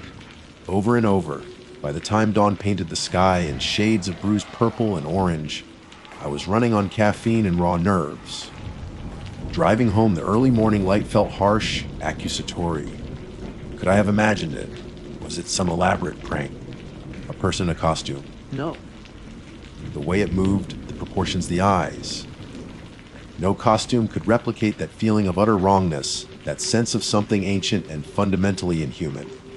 Could it have been a shadow, a trick of the headlights on the trees in Laurel? I desperately wanted to believe that, to cling to any rational explanation. But the image was seared into my memory, too vivid, too detailed. Sleep offered little respite. When I finally drifted off, exhausted, the creature haunted my dreams, sometimes standing motionless behind the gate, sometimes moving with that awful, jerky gait through familiar woods, its white eyes always finding me in the darkness. The following days were marked by a low level, persistent anxiety I couldn't shake. Every shadow seemed a little too deep. Every rustle in the underbrush made me jump. On patrol, I found myself avoiding the route that led towards Sector 7, Delta, making excuses, swapping patrols if necessary, but I also felt a morbid pull towards it. I needed to know. A week later, forcing myself, I drove back to the 7 Delta Gate during broad daylight. The sun shone brightly, birds sang, and the spot looked ordinary. Just a dirt track ending at a formidable steel gate, surrounded by dense forest. The heavy padlock was still in place, untouched. The chain was secure. I scanned the ground inside the perimeter, looking for tracks, broken branches, anything. There was nothing. No sign that anything unusual had stood there watching me. No trace of the tall, thin figure. It was as if it had never happened, except it had. Standing there in the daylight, the memory felt even more chillingly real, stripped of the amplifying effect of darkness. The normalcy of the scene felt like a lie, a thin veneer over something deeply disturbing. The gate wasn't a barrier. It was a frame. A frame highlighting our ignorance and lack of control. I started paying closer attention to the radio chatter, listening for any mention of Sector 7, Delta, any odd reports near that area. Nothing official, but sometimes, late at night, I'd hear static bursts or odd, fleeting sounds on the channels nearest that sector, sounds that vanished before you could pinpoint them. Dismissed as interference. Were they really interference? Or was I just noticing them now, hyper-aware? I thought about the rumors again. The weird animal sightings, the strange noises, the whispers about people getting turned around, losing time near Still Hollow, even before it was officially closed off. Old Man Hemlock, a ranger who retired years before I started, used to talk about tree walkers. His grandfather swore lived deep in the Smokies, things that weren't bear or man. We all laughed it off as mountain folklore back then. I wasn't laughing now. The encounter had changed something fundamental in me. The comforting predictability of the natural world, I thought I knew had been shattered. The woods no longer felt like just trees and animals. They felt like a place that could hold secrets far older and stranger than I could comprehend. In the locked gate to Sector 7, Delta was no longer just a physical barrier. It was a reminder. A reminder that some doors are closed for a reason, and that our locks mean nothing to whatever waits on the other side. The mistake wasn't just thinking the gate meant safety. It was thinking we understood what we were trying to keep locked away. And the worst feeling, the cold certainty that whatever I saw, it knew I'd seen it, and it was still in there, waiting. The weeks following the encounter bled into months, each day shaded by the memory of those white eyes in my headlights. The anxiety didn't fade. It burrowed deeper, becoming a constant, low hum beneath the surface of my daily routines. Sleep remained elusive, often punctuated by jolting awake in the dark, heart pounding, convinced I'd heard that strange, clicking guttural sound just outside my window. I started double checking locks obsessively on the truck, the station doors, my own home. A futile gesture I knew intellectually after seeing how little the heavy steel gate at Sector 7, Delta, mattered. But the ritual offered a sliver of illusory control. My patrols became tense affairs. Every snap of a twig, every shadow that seemed too long, sent a jolt of adrenaline through me. I found myself scanning the dense tree line constantly, searching for movement, for that unnaturally tall, thin silhouette. I requested transfers to patrol routes, as far from Still Hollow as possible, citing flimsy reasons about wanting a change of scenery. My supervisor, Mark, a gruff but observant man who'd seen his share of Rangers burn out, gave me a long look but signed off on the changes without comment. Maybe he saw the haunted look in my eyes. Maybe he just figured it was easier than arguing. But distance didn't help. The feeling of being watched persisted, insidious and pervasive. Sometimes, driving down a perfectly ordinary stretch of Park Road, miles away from Sector 7, Delta, the hair on the back of my neck would prickle. I'd glance in the rearview mirror, expecting, dreading, to see those white eyes staring back from the empty passenger seat, or the darkness between the trees whipping past. Nothing was ever there, but the feeling was undeniable, a cold pressure that settled in my chest. The subtle signs I'd noticed before seemed to escalate, or maybe I was just attuned to them now. Once, checking a different restricted access gate. This one closed due to sensitive plant. Life, I found a single, smooth, gray stone placed perfectly atop the padlock. Not balanced precariously, but set firmly, as if glued there. It wasn't natural. There were no similar stones nearby. It felt deliberate. A marker, a message. Another time, deep in a section of the park I hadn't patrolled in months, I found tracks near a stream bank. They were faint, partially washed away, but the size, the elongated shape, the spacing, they were chillingly familiar. Miles away from Still Hollow. The implication that it wasn't confined to Sector 7, Delta sent a fresh wave of cold dread washing over me. I tried, cautiously, to talk about it. Once, over beers after a long shift, I nudged the conversation with Dave, another senior ranger I trusted, towards park folklore and strange sightings. I kept it vague, mentioning the old Elkmont ghost stories, then pivoting to the more obscure rumors about Still Hollow. Dave just swirled his beer, his expression guarded. "Look, Jake," he said, keeping his voice low. "Every ranger who's worked these mountains long enough has a story they don't put in the logs.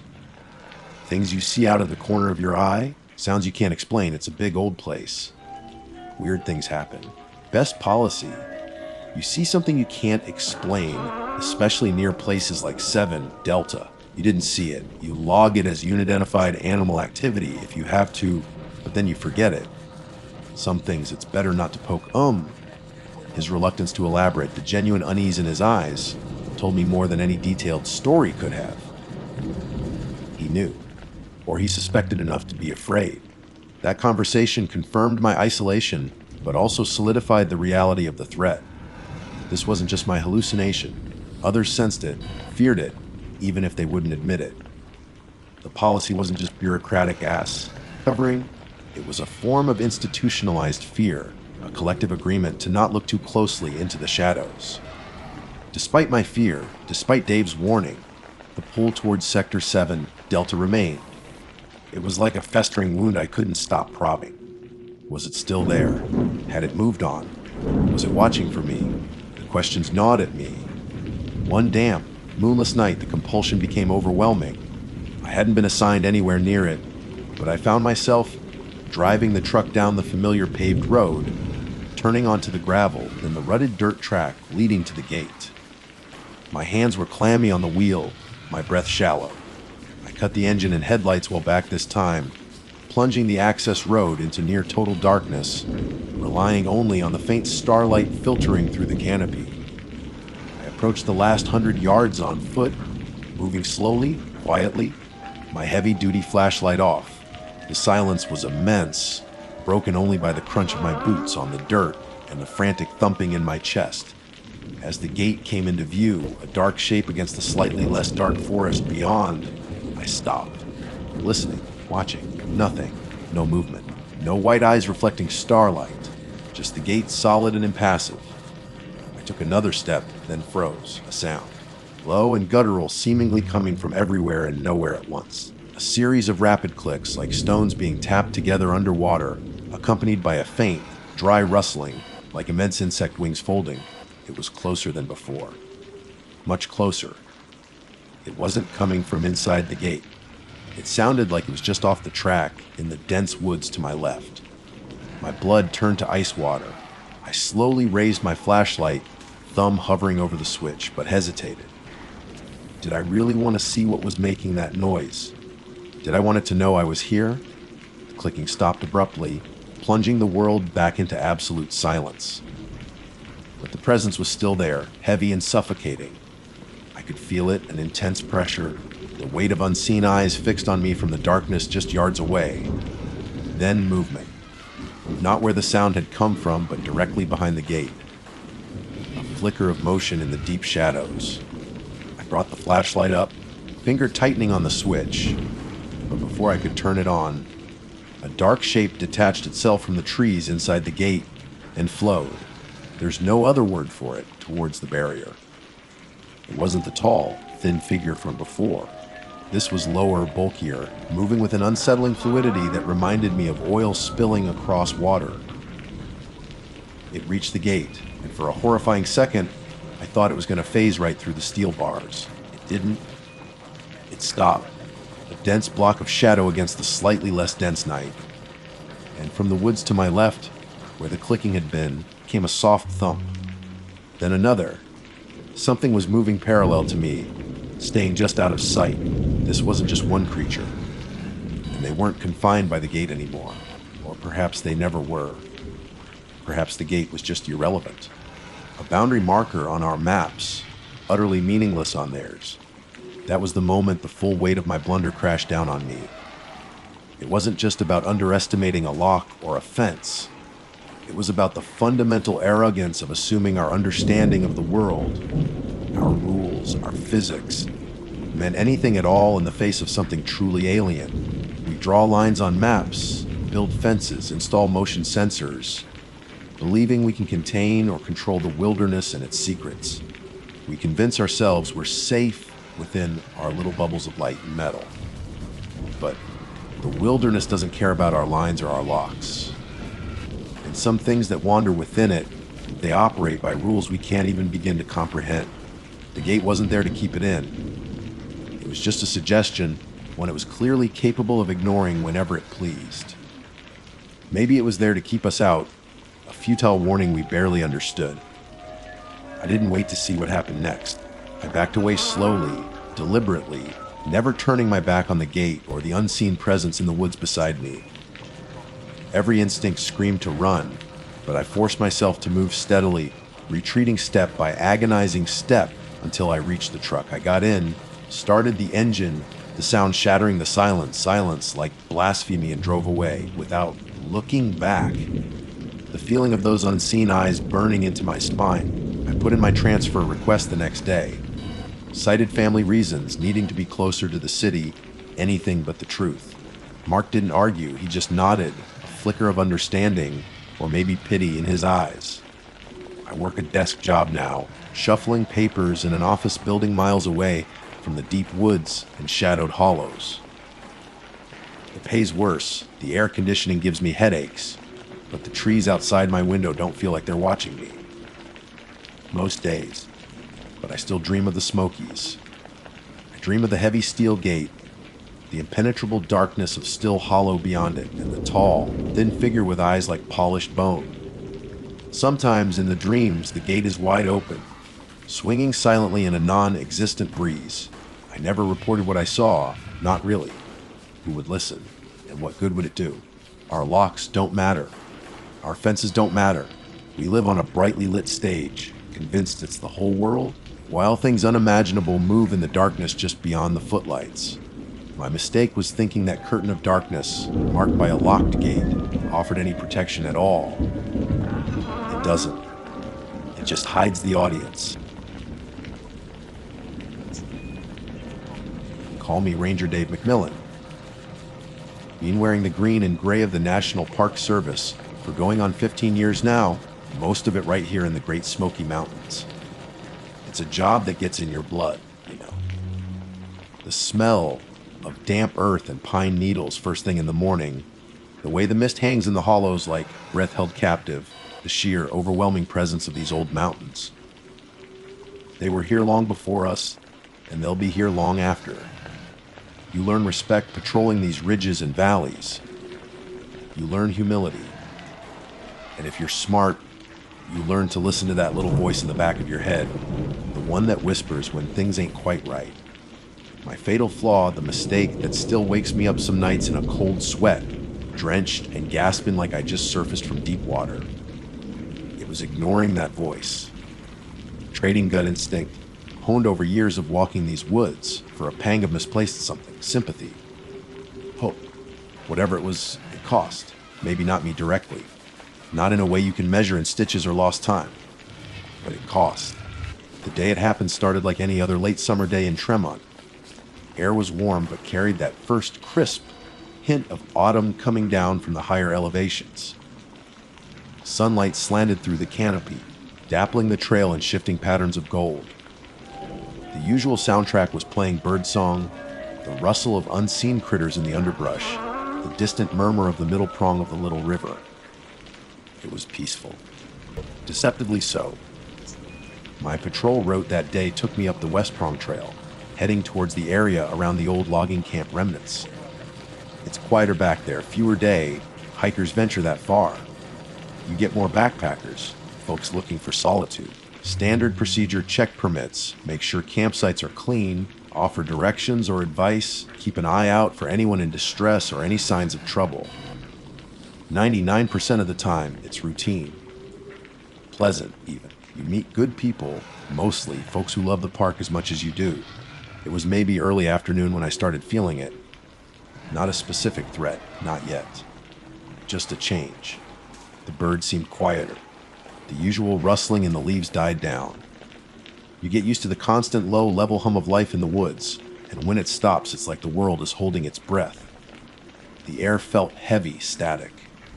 I slowed my pace, scanning the woods on either side of the trail more intently. Old habits. You tune in. You listen harder. You look for what's not there as much as what is. That's when I saw it. Not far off the main path, maybe 50 yards into the trees, tucked into a small, relatively flat clearing. A campsite. Not unusual in itself. Plenty of dispersed camping spots back here if you know where to look. But something felt off immediately. It was the stillness of it. No smoke from the fire pit, which looked like it hadn't been used since at least the night before. The ashes were stone cold, damp with dew that hadn't yet burned off, even in the afternoon sun. A decent, sized dump tent, maybe a 4-person, was zipped up tight.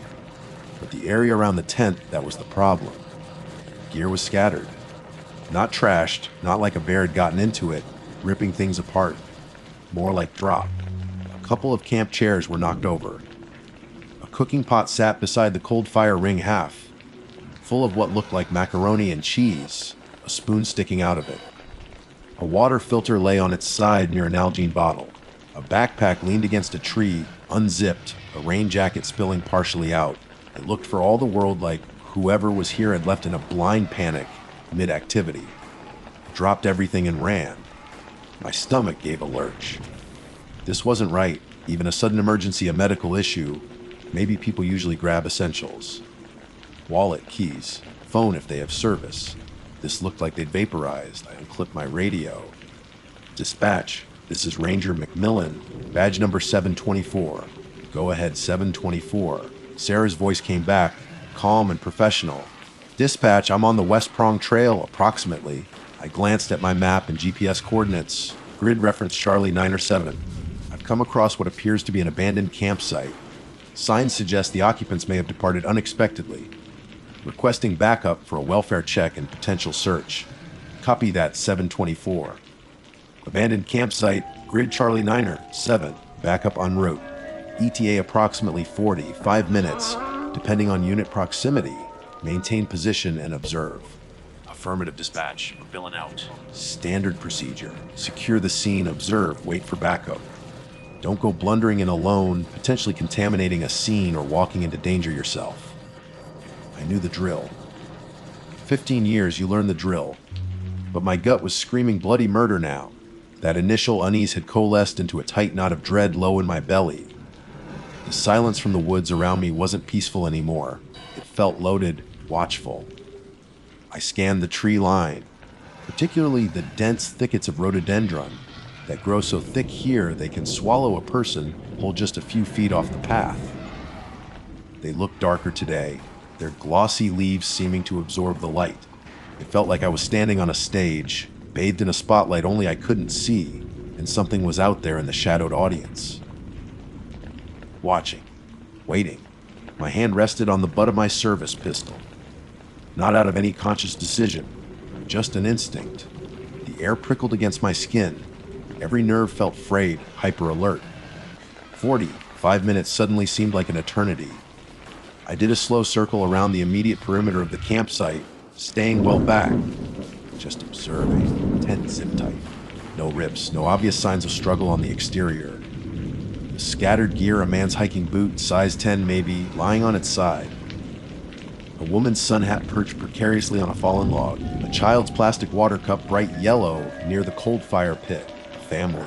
Then, father, mother, kid. Where the hell did they go? Animal attack? Possible, but usually messier. Black bears here generally want your food, not you. Unless cornered or protecting cubs. And there was no sign of a struggle, no full play. Also possible, but again, the lack of overt violence was strange. Voluntary departure. Why leave everything? Food half-eaten. It didn't add up. None of it did. And the feeling of being watched just wouldn't quit. It scraped along my spine like cold fingers. I kept glancing towards the rhododendrons, expecting to see what? Eyes. Movement. There was nothing. Just the dense, impenetrable green and the heavy silence. Protocol said wait. Logic said wait. Every bit of training I'd ever had screamed wait for backup. Then I saw it. Lying just at the edge of the tree line, almost nestled among the ferns and roots, maybe 20 feet from where I stood, near the base of a particularly large hemlock. Partially obscured, but unmistakable. A child's teddy bear. Small, brown, well loved by the looks of its worn fur. One button eye stared blankly up towards the canopy, and that's when I broke the rules. That's when I let that pang of something protective instinct, maybe picturing a scared kid lost in the woods, override everything else. Protocol evaporated. The waiting game was over. Because my gut, despite the dread, despite the feeling of being watched, latched onto that bear. Maybe someone was hurt nearby. Maybe the child dropped it fleeing something. Or maybe they were hiding, scared. Thinking, stupidly, that I could help, that maybe they were just right there, needing assistance. I took a step off the cleared campsite ground. Towards the tree line. Towards the bear. Towards the dense, watching woods. My stomach churned, half in fear, half in a desperate, illogical hope. I raised my voice, trying to keep it calm, authoritative, but hearing the tremor in it myself. Hello? Is anyone there? This is Ranger McMillan! Is anybody hurt? Silence answered me. A silence that felt deeper, heavier, and infinitely more menacing than before. Silence. That was the only answer to my call. Not the normal, living silence of the forest. filled with the potential for sound, but a dead, heavy silence that absorbed my words like cotton batting. It pressed in from all sides, thick and suffocating. The air itself seemed to wait, expectant. My voice, meant to be reassuring, had sounded thin and reedy, instantly swallowed by the immense indifference of the woods. I stood frozen for a heartbeat, halfway between the relative openness of the abandoned campsite and the shadowed threshold of the tree line. The teddy bear lay there, a small, pathetic lump of brown against the dark earth and vibrant green ferns. Its single-button eye seemed to hold a universe of forlorn knowledge. Protocol screamed at me, "Wait for backup!" Maintain position. Observe! But the image of a lost child, conjured by that stuffed animal, was a powerful counter force. A foolish, emotional force. Taking another hesitant step, I pushed through a low, hanging branch heavy with rhododendron leaves. The light changed instantly, shifting from the dappled sunlight of the clearing to a dimmer, greener gloom. The temperature seemed to drop a few degrees. Underfoot, the ground was softer, a thick carpet of years' worth of fallen leaves and needles, muffling my footsteps almost completely. The dense thickets rose on either side, walls of impenetrable green and tangled branches. Visibility shrunk to maybe 15. 20 feet in any direction, it felt like stepping into another world, one where the normal rules didn't apply. The feeling of being watched intensified tenfold. It was a physical pressure now, prickling across my scalp and the back of my neck. I resisted the urge to look behind me, focusing on reaching the bear. Just check the immediate vicinity, I told myself. See if there are any tracks, any sign of passage, then get back to the clearing. Quick and easy. I reached the base of the large hemlock and crouched down beside the teddy bear. I hesitated for a second, then reached out and picked it up. The worn fur was slightly damp, cool to the touch, likely from the morning dew that lingered longer here in the shadows. It smelled faintly of mildew and damp earth. There was nothing remarkable about it, just a standard, loved child's toy. Yet holding it, the feeling that it hadn't been dropped accidentally, but placed deliberately, became an icy certainty in my gut. It felt wrong, calculated, like the lure on the end of a fishing line, dangling temptingly. Bait. My head snapped up, scanning the limited space around me. The trees stood silent, ancient, and impassive. The rhododendrons formed dense, dark masses, perfect hiding places. Nothing moved, not a leaf quivered, not a bird chirped. Even the insects seemed to have gone silent. The only sound was the faint rush of blood in my own ears, and my own breathing, suddenly harsh and loud in the stillness. Hello. I tried again, my voice barely a whisper this time. Was anyone here? The silence that answered was absolute, profound. It felt less like an absence of sound and more like an active presence, a listening entity. Panic began to flutter in my chest, a trapped bird beating against my ribs. This was wrong, all wrong. I'd let emotion override 15 years of training and instinct. I was off the path, alone, in dense cover, drawn in by a planted object, with backup still maybe half an hour away. Stupid Millen. Stupid. I needed to get back to the clearing. Now, stuffing the bear into one of the large cargo pockets on my pants evidence maybe, or just an unwilling need not to leave it there. I started to straighten up, planning to back away slowly, facing the woods. Snap! The sound was sharp, loud as a rifle shot in the unnatural quiet. A thick twig breaking under weight, and it was close, directly behind me, maybe 10 feet away maximum. Pure, undiluted adrenaline dumped into my system. In a single, fluid motion honed by years of repetition, but fueled now by raw fear, I spun around, drawing my Glock 19 from its holster. My heart hammered against my sternum so hard I thought it might break through. Weapon up, sights acquired, finger indexed alongside the trigger guard. I scanned the arc in front of me, eyes wide, straining to penetrate the shadows. Nothing, absolutely nothing.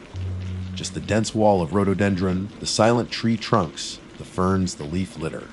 No movement, no flash of fur or clothing, no sound of retreat. It was as if the sound had occurred in a vacuum, leaving no trace of its origin. But something had been there. I knew it with a certainty that defied the lack of visual evidence. You don't get a snap like that from a squirrel or a falling branch. That was weight. Purposeful or accidental, something substantial had been right behind me, close enough to touch, hidden by the dense foliage, and it hadn't run, which was somehow worse.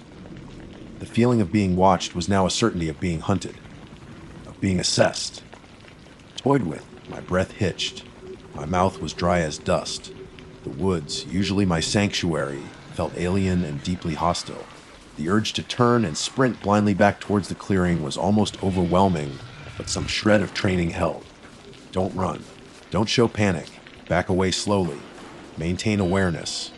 Facing the spot where the sound had originated, pistol held ready in a two-handed grip, I began to backpedal. One slow, deliberate step at a time. My boots crunched softly on the leaves, the sound deafeningly loud to my own ears.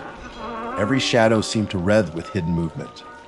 Every dark space between the trees seemed to hold a pair of unseen eyes. The 20 feet back to the edge of the clearing felt like a mile. The back of my neck burned, convinced something was about to leap out, to grab me.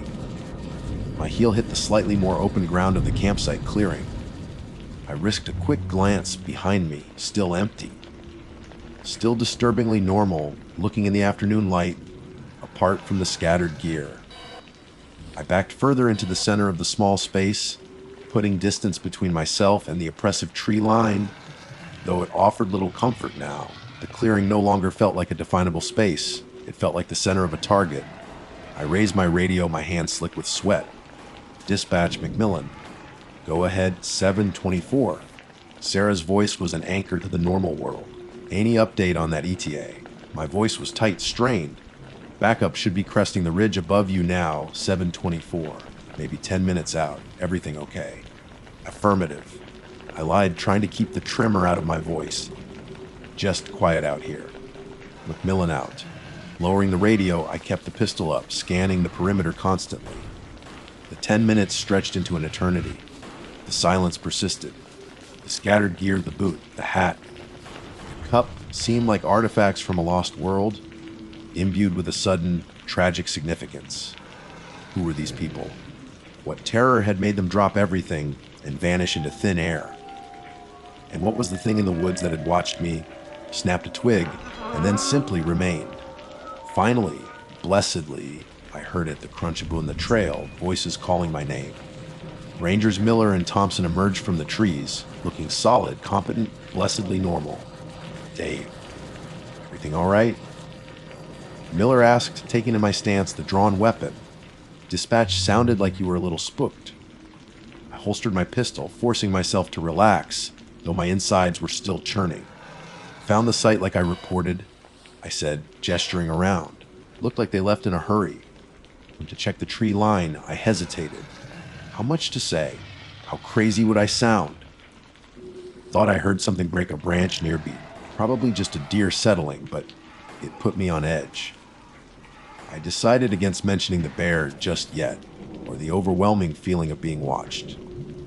Let them see the scene first. They took it in stride, their professional training kicking in. Thompson started documenting the scene with a camera, while Miller did a quick, methodical sweep of the tent empty, sleeping bags unrolled, pillows, a few clothes folded neatly, toiletries. Nothing seemed to miss inside.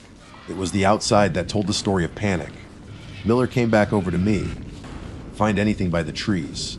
Just this, I said, pulling the worn teddy bear from my pocket. Miller took it carefully, holding it by a limb, his expression unreadable. All right, he said. Let's check that area you mentioned. He and Thompson moved cautiously towards the spot near the hemlock tree where I'd heard the snap. They moved slowly, scanning the ground, the bushes. I watched them, my heart still pounding. Watched them find nothing. No clear tracks, no blood, no sign of struggle, nothing disturbed beyond the leaves I had displaced myself. Nothing to prove that sharp, terrifying snap had ever happened, or that something unseen had stood just feet away from me in the suffocating silence. The woods kept their secrets, and I was left with only the cold dread and the chilling certainty that the bear wasn't just a lost toy. It was bait, and I had taken it. Miller and Thompson's arrival broke the immediate spell.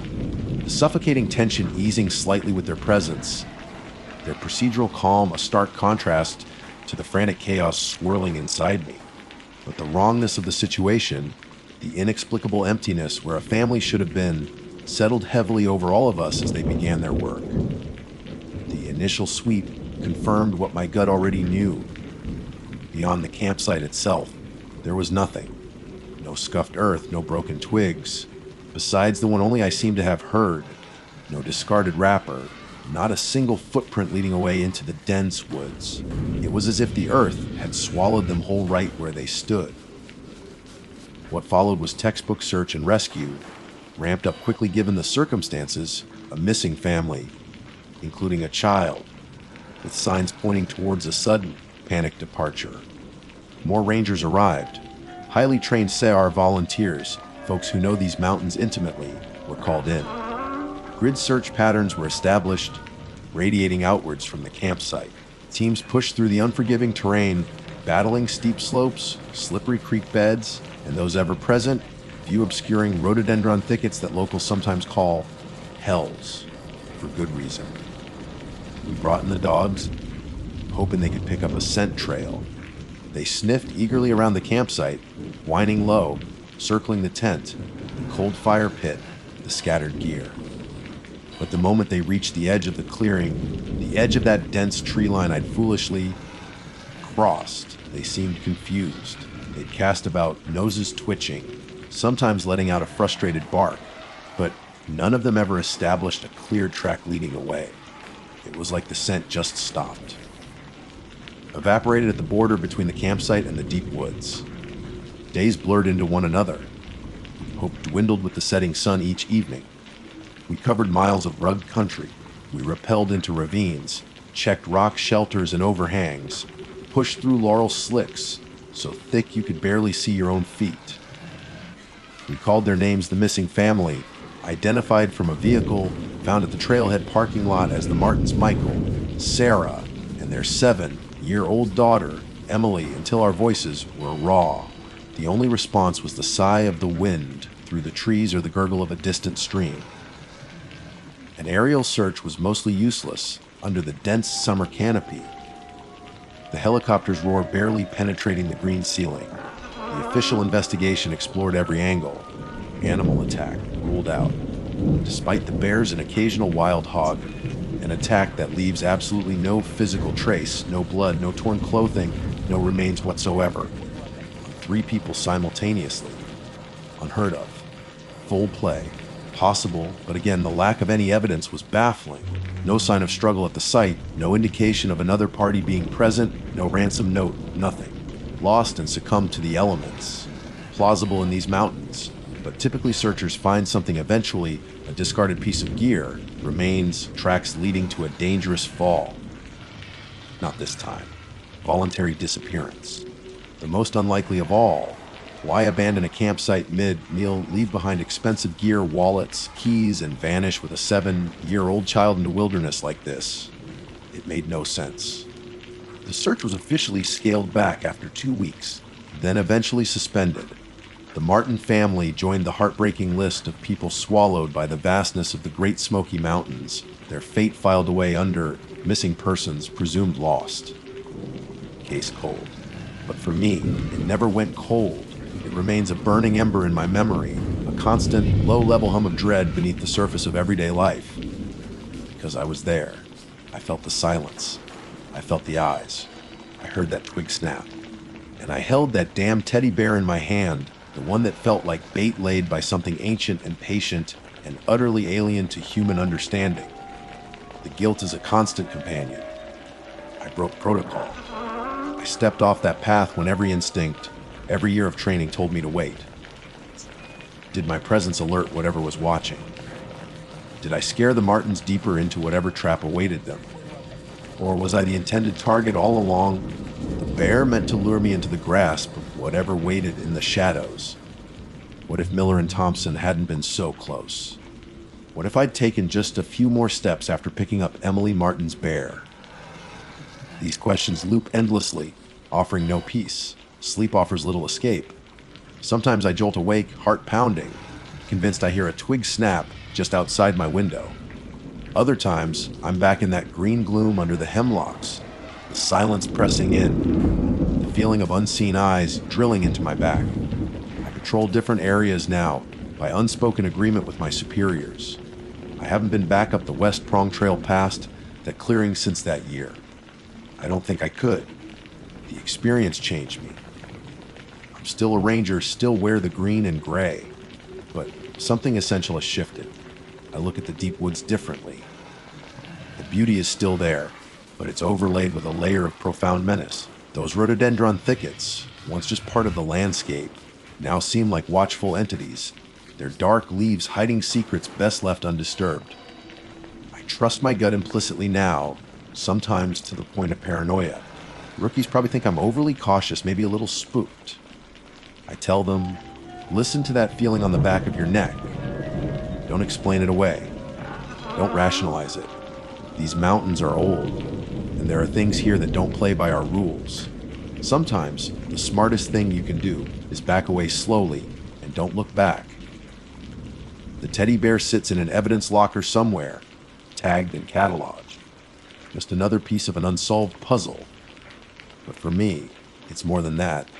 It's a reminder of my failure, of the moment I let emotion win over instinct, of the thin veil between the world we know and the vast, terrifying unknown that presses close in the wild places. The Martin family was never seen or heard from again. No trace. No explanation. Just an abandoned campsite, a scattering of belongings, and a cold fire pit on the edge of forever. They vanished. And sometimes, when the wind sighs through the trees just right, or when the woods fall in that particular kind of deep silence, I feel it again. That prickling on my scalp. That certainty of being watched by something unseen, patient and possibly still waiting in the shadowed places beneath the rhododendrons. Something that knows I was there. Something that knows I looked into the edge of its world and stepped back just in time, leaving the Martins behind. All right, look, I don't usually do this. Sharing personal stuff online, especially this kind of stuff, it's not my style. Spent too many years keeping my head down, doing the job, relying on myself. But some things burrow under your skin and fester. They change the way you see the world, the way you remember places you once loved. And maybe, just maybe, putting it out there helps. Or maybe it's just a warning. Yeah, let's call it that. A warning. My name is Laura Chen. For 12 years, I wore the gray and green. National Park Service Ranger. Most of that time was spent in the Great Smoky Mountains. If you've never been, pictures don't do it justice. It's ancient, older than old. The forests feel heavy, weighted with time and secrets. The air itself smells different, damp earth, decaying leaves, sharp pine, and something else, something wild and untamable. I loved it. Every ridge, every creek, every hidden cove felt like a part of me. I knew those trails like the back of my hand. Or I thought I did. That's the kicker, isn't it? Thinking you know a place. I left the service a couple of years back. No big drama, just burnout, I guess. The endless stream of tourists asking where the bathrooms are, the budget cuts, the paperwork. It grinds you down. But I never lost my love for the park itself, especially the quiet corners, the places most visitors never see. Cataloochee Valley was always one of my favorites. It's tucked away on the eastern side, a high elevation valley with a sense of stepping back. And old homesteads, barns, a white clapboard church standing sentinel against the rolling hills. It's beautiful, almost painfully so, especially in the autumn. But the real draw, the thing that pulls people in despite the winding, narrow road to get there, is the elk. They were reintroduced back in 2001, and they've thrived. Seeing them, these massive, majestic creatures grazing peacefully in the fields where families once farmed, it's something special. But autumn in Cataloochee means something else. It means the rut. If you've never experienced the elk rut, it's hard to describe. The air crackles with tension. The normally placid bulls transform. They become primal forces driven by instinct. Their necks swell. They wallow in mud to coat themselves in their own scent. They thrash bushes with their enormous antlers, and they boogle. God, the Boogle. It's a sound that rips through the valley, an unearthly series of grunts escalating into a high-pitched scream that echoes off the mountainsides. It's haunting, powerful, and sends a shiver right down your spine. It's the sound of raw, untamed nature asserting itself. That's why I was there last October. Even though I wasn't on duty anymore, the pull of the rut, the chance to witness that spectacle, was too strong to resist. I went early, hoping to beat the main crowds, the Ulk Jammers as we used to call them. Dawn was just breaking, painting the sky in bruised purples and fiery oranges. A thin layer of mist clung to the valley floor, making the fields look ethereal like something out of a dream. The air was crisp, cold enough to see my breath, and carried the distinct, musky scent of elk. I found a good spot, off the road, near the edge of the woods overlooking one of the larger fields. Standard procedure: even when off duty, keep your distance. Use binoculars. Don't disturb the animals, especially not during the rut. Bulls can be unpredictable, aggressive even. We respect their power, their space. I had my good binoculars, a thermos of hot coffee, and a comfortable folding stool. Perfect. For the first hour or so, it was quiet. A few cows and calves grazed placidly, their coats blending with the frost-kissed grass. Then I heard it. The first boogle of the morning rolling down from the wooded slopes. It wasn't close, but it was enough to make the hair on my arms stand up. Another answered, closer this time. The energy in the valley shifted palpably. Then he appeared, stepping out from the tree line like a king surveying his domain. He was magnificent, one of the biggest bulls I'd ever seen in the valley. His rack was enormous, a heavy crown of dark antlers, points gleaming in the early light. His coat was thick, dark brown around his head and neck, fading to a lighter tan on his body. He moved with a slow, deliberate power, scanning the field, his breath pluming in the cold air. I raised my binoculars, zooming in. The detail was incredible. I could see the individual hairs of his mane, the tension in his muscles, the steam rising from his nostrils with every breath. He let out another boogle, throwing his head back, the sound ripping through the stillness. It was awe-inspiring, pure, unadulterated wildness. And that's where I made my mistake. I got lost in it, utterly absorbed. The coffee went cold beside me, forgotten. The passage of time seemed irrelevant. My world narrowed to the circle of my binocular lenses, focused entirely on this incredible creature. He strutted, postured, chased off a smaller, younger bull that dared approach his harem of cows. He grazed for a bit, then lifted his head, tasting the wind. Every movement was captivating. I was so focused on the bull, on the primal drama unfolding before me, that I didn't notice the change. I didn't register how the thin mist that had hovered over the fields earlier had stopped burning off with the rising sun. Instead, it was doing the opposite. It was coalescing, thickening. Wisps started to drift down from the higher ridges, silent and white, like ghosts spilling into the valley. Even when the edges of my view through the binoculars started to get hazy, I initially dismissed it. Just a bit of fog, common in the Smokies, especially in Cataloochee. It would burn off, but it didn't. It crept in relentlessly. The distant tree line began to blur, then vanished. The details on the bull became softer, less distinct. The sounds of the valley, the distant boogles, the calls of birds, started to muffle, dampened by the growing white blanket. It happened faster than I realized. One moment, I was watching the bull through a slight haze. The next, I lowered the binoculars, maybe to rub my eyes or stretch my neck, and the world was gone. Utterly, completely gone. Swallowed. The fog wasn't just mist anymore, it was a solid, palpable thing. Thick as soup, just like they say. White and impenetrable. I couldn't see the bull, couldn't see the field, couldn't see the trees 10 feet in front of me. I couldn't even clearly see the ground beneath my stool. The silence was sudden and profound. The muffled sounds were gone, replaced by an unnerving stillness. All I could hear was the blood pounding in my own ears.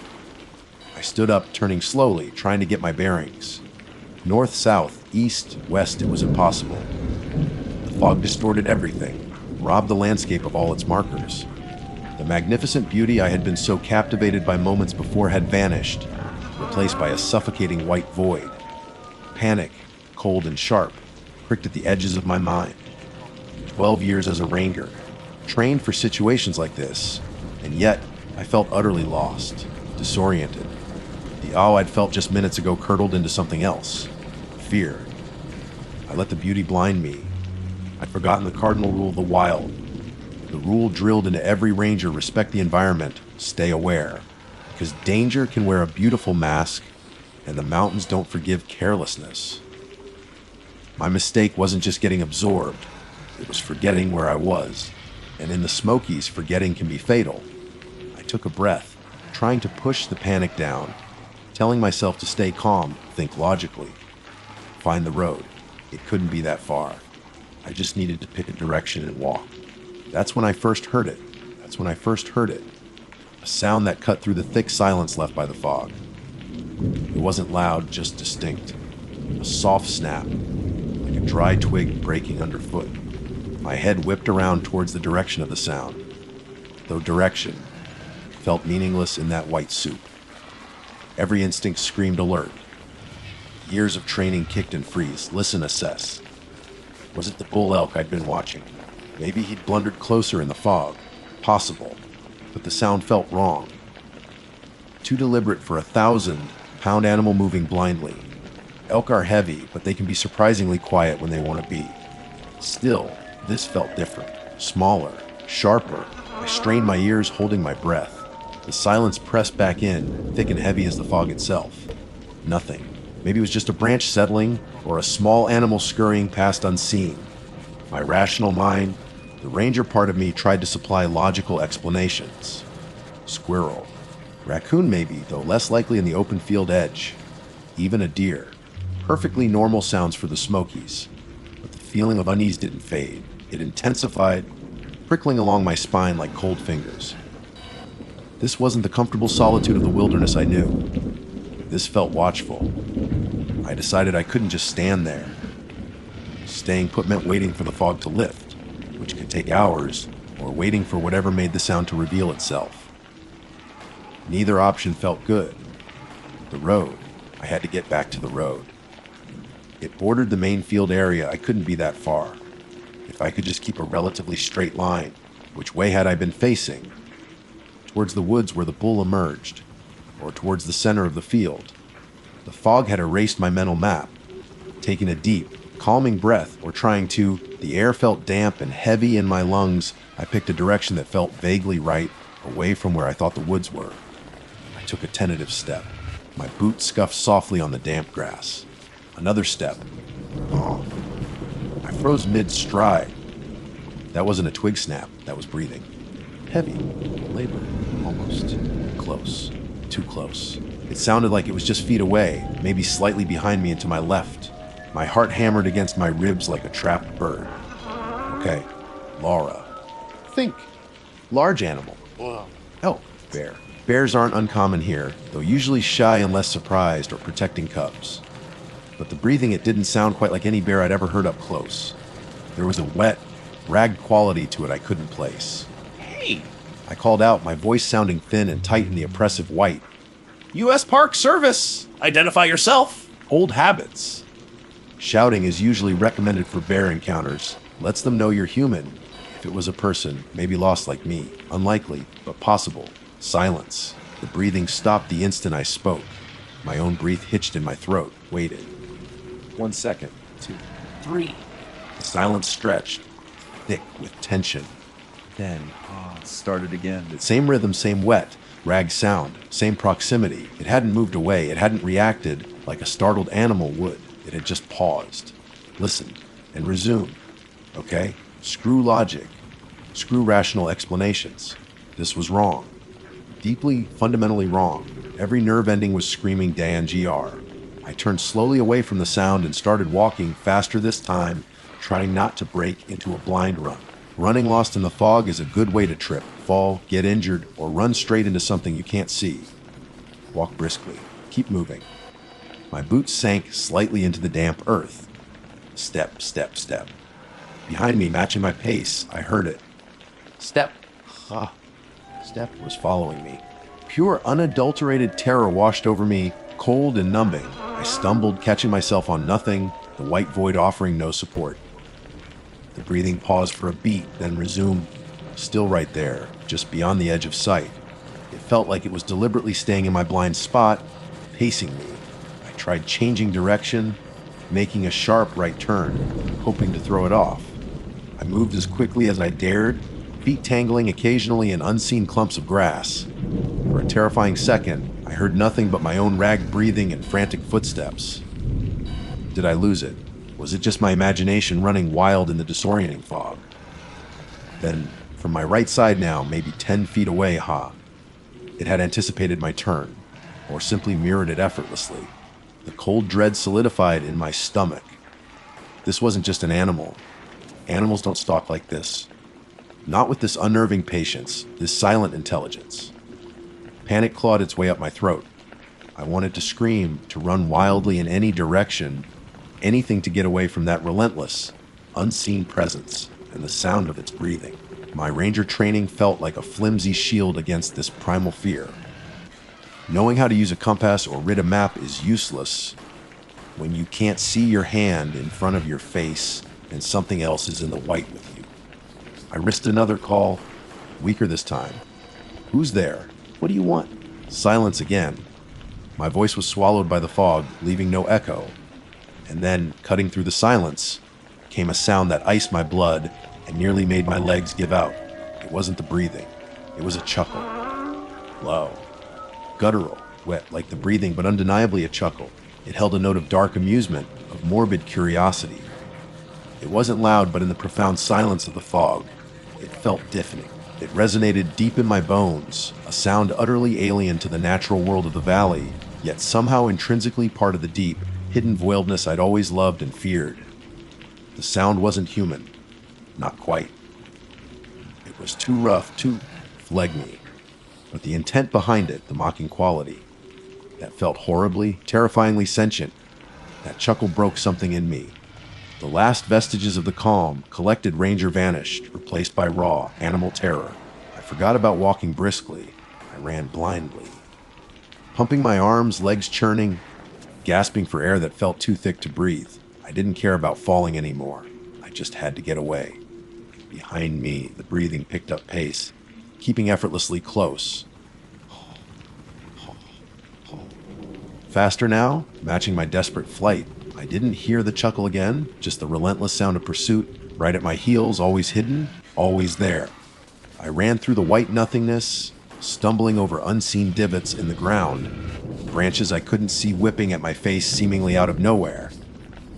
Once, my foot caught on a root, sending me sprawling forward onto the cold, damp grass. For a heart-stopping moment, I lay there, stunned, gasping. The breathing stopped right behind me. I could almost feel it, a presence towering over me in the fog, could almost smell a rank, musky odor beneath the scent of wet earth. I scrambled up, ignoring the stinging pain in my hands and knees, and lurched forward again, not daring to look back, expecting at any second to feel a hand, or a claw, or something worse, clamp down on my shoulder. The road. Where was the goddamn road? It had to be here somewhere. My lungs burned, my legs felt like lead. But the sound of that breathing, the memory of that chuckle, propelled me onward. I was running on pure adrenaline, running from something I couldn't see, couldn't comprehend, something ancient and malevolent that stalked the misty hollows of Catalucci. And it was enjoying the hunt. I ran, fueled by a terror so pure it burned away thought, burned away exhaustion. There was only the desperate need to escape the thing behind me, the thing whose ragged breathing sawed through the thick fog, impossibly close. My lungs felt like they were tearing, my legs screamed with effort, but I didn't slow down, couldn't slow down. To stop was to be caught, and the memory of that low, wet chuckle promised something worse than simply being mauled by an animal. The white world offered no landmarks, no sense of progress. Was I running deeper into the wilderness, towards the river, back towards the woods? Every few strides, my foot would catch, sending jolts of panic through me, but I somehow stayed upright, propelled forward by sheer momentum and fear. The air was cold and damp, clinging to my skin, soaking through my jacket, but sweat poured down my face, stinging my eyes. Behind me, relentless hoe. Always there. Always just out of sight. How long did I run? Seconds. Minutes. It felt like an eternity trapped in that sensory deprivation tank with a monster. My vision tunneled, not just from the fog, but from panic. The world reduced to the next frantic step, the desperate gasp for air, and the horrifying sound of my pursuer. Then something changed underfoot. The soft give of grass and earth turned firmer, crunchier. Gravel, my running shoes skidded slightly on the loose stones. Gravel. A jolt, not a panic this time, but of desperate hope. The access roads, the parking areas, some had gravel edges. Was I close? I pushed harder, ignoring the stitch in my side. Another few frantic steps, and then thump, my feet hit something solid, level, unyielding. Pavement, blacktop. The road? Oh, thank God, the road! It felt like solid ground after drowning. I nearly collapsed with relief, but the sound of the breathing still there, right at the edge where the grass met the pavement, spurred me on. It stopped there at the threshold, as if the asphalt itself was a boundary it wouldn't or couldn't cross. I risked a glance over my shoulder. Nothing. Just the wall of impenetrable white fog, thick and silent now. The breathing had ceased the instant I hit the paved surface. The abrupt silence was almost as jarring as the sounds had been. But I didn't trust it. I didn't stop to question it. I turned and ran down the center line, the painted stripe a faint, blurry guide in the swirling mist. My car. Where was my car? I must have parked along this stretch. My lungs burned, my throat was raw, but the sight of that faint yellow line beneath my feet was the most beautiful thing I had ever seen. There! A dark shape loomed out of the fog ahead. My beat-up Subaru. Never had it looked so much like a sanctuary. I fumbled in my pocket, my fingers numb and clumsy, praying I hadn't dropped my keys during the fall or the frantic run. No, there they were. The remote chirped weakly. The locks clicked open the loudest, most reassuring sound in the world. I wrenched the driver's side door open, threw myself inside, slammed it shut, and hit the lock button half a dozen times. Click, click, click, click, click. Safe, or safer, anyway. I collapsed against the steering wheel, gasping, chest heaving, tears of terror and relief finally streaming down my face. My whole body trembled uncontrollably. I sat there for long minutes, maybe 10, maybe 20, just breathing, listening. Outside, the fog pressed against the windows, rendering the world opaque. There was no sound but my own ragged breaths slowly returning to normal, the frantic thumping of my heart gradually subsiding. I kept staring into the rearview mirror, expecting to see something emerge from the white wall, expecting to hear that breathing start up again right outside my door. Nothing. Just silence in the oppressive, blindfolding fog. Slowly, shakily, I put the key in the ignition and turned. The engine rumbled to life, another welcome sound of normalcy. I cranked the heater up full blast, the fan roaring, trying to chase away the bone. Deep chill had nothing to do with the damp air. I put the car in drive, my foot trembling on the accelerator, and began to edge forward, navigating by the barely visible center line. Driving in that soup was nerve, racking in its own right, crawling along at maybe 5 miles per hour, peering intently through the windshield. And then, as I rounded a bend, something strange began to happen. Patches of blue started to appear overhead. The fog wasn't lifting evenly, but rather shredding like torn cotton. Sunlight, pale at first, then brighter, began to pierce through. Within minutes, the transformation was stunning. The thick blanket dissolved into harmless tendrils of mist clinging to the higher slopes, then vanished altogether. The valley reappeared. Green fields, golden autumn trees, the clear blue sky above. It was beautiful again. Peaceful, serene. Down in the field, not far from where I estimated I'd been running for my life, stood the elk. The magnificent bull, his harem around him, grazed placidly as if nothing had happened. He lifted his head, antlers silhouetted against the mountains, majestic and completely ordinary. Seeing it all bathed in sunlight, so normal, so picturesque, it made the terror I just experienced feel dreamlike, unreal. Had I imagined it? Hallucinated in the disorienting fog? Was it just panic, twisting the sound of an ordinary animal into something monstrous? But I knew better. The memory of that breathing, so close, so persistent, was seared into my mind. And the chuckle, no, you don't imagine a sound like that. It was real. Something was in the fog with me. Something intelligent, ancient, and predatory. Something that watches from the hidden places, veiled by mist or shadow. I drove out of Catalucci that day and haven't been back since. I officially left the Park Service soon after, though maybe this incident just solidified a decision already forming. How could I guide people through that beauty, tell them it was safe, knowing what might lurk just beyond the edge of perception, waiting for the right conditions, waiting for someone to get lost in the awe? I used to find solace in the wild, in the ancient grandeur of the Smokies. Now, when I look at beautiful mountains, deep forests, even a heavy fog rolling in, I feel a different kind of shiver. It's not awe anymore. It's the memory of heavy breathing in the white silence. The memory of a low, guttural chuckle. So that's the story. That's my mistake. Getting lost in the beauty, forgetting the fundamental truth. Some places hold secrets older and darker than the trees. The Smokies are beautiful, yes. Catalucci Valley is breathtaking, but there's a wildness there that goes beyond elk and bears. It's in the soil, in the mists, in the deep shadows. And sometimes, if you're unlucky or careless, you might just hear it breathing right behind you. Keep your eyes open. And never ever let the beauty blind you to what might be waiting in the fog. My name's Kevin Dunn, and for the better part of a year now, I've been a park ranger here in the Great Smoky Mountains National Park. Sounds idyllic, right? Fresh air, majestic forests, helping tourists navigate switchbacks, and maybe pointing out a black bear cub from a safe distance.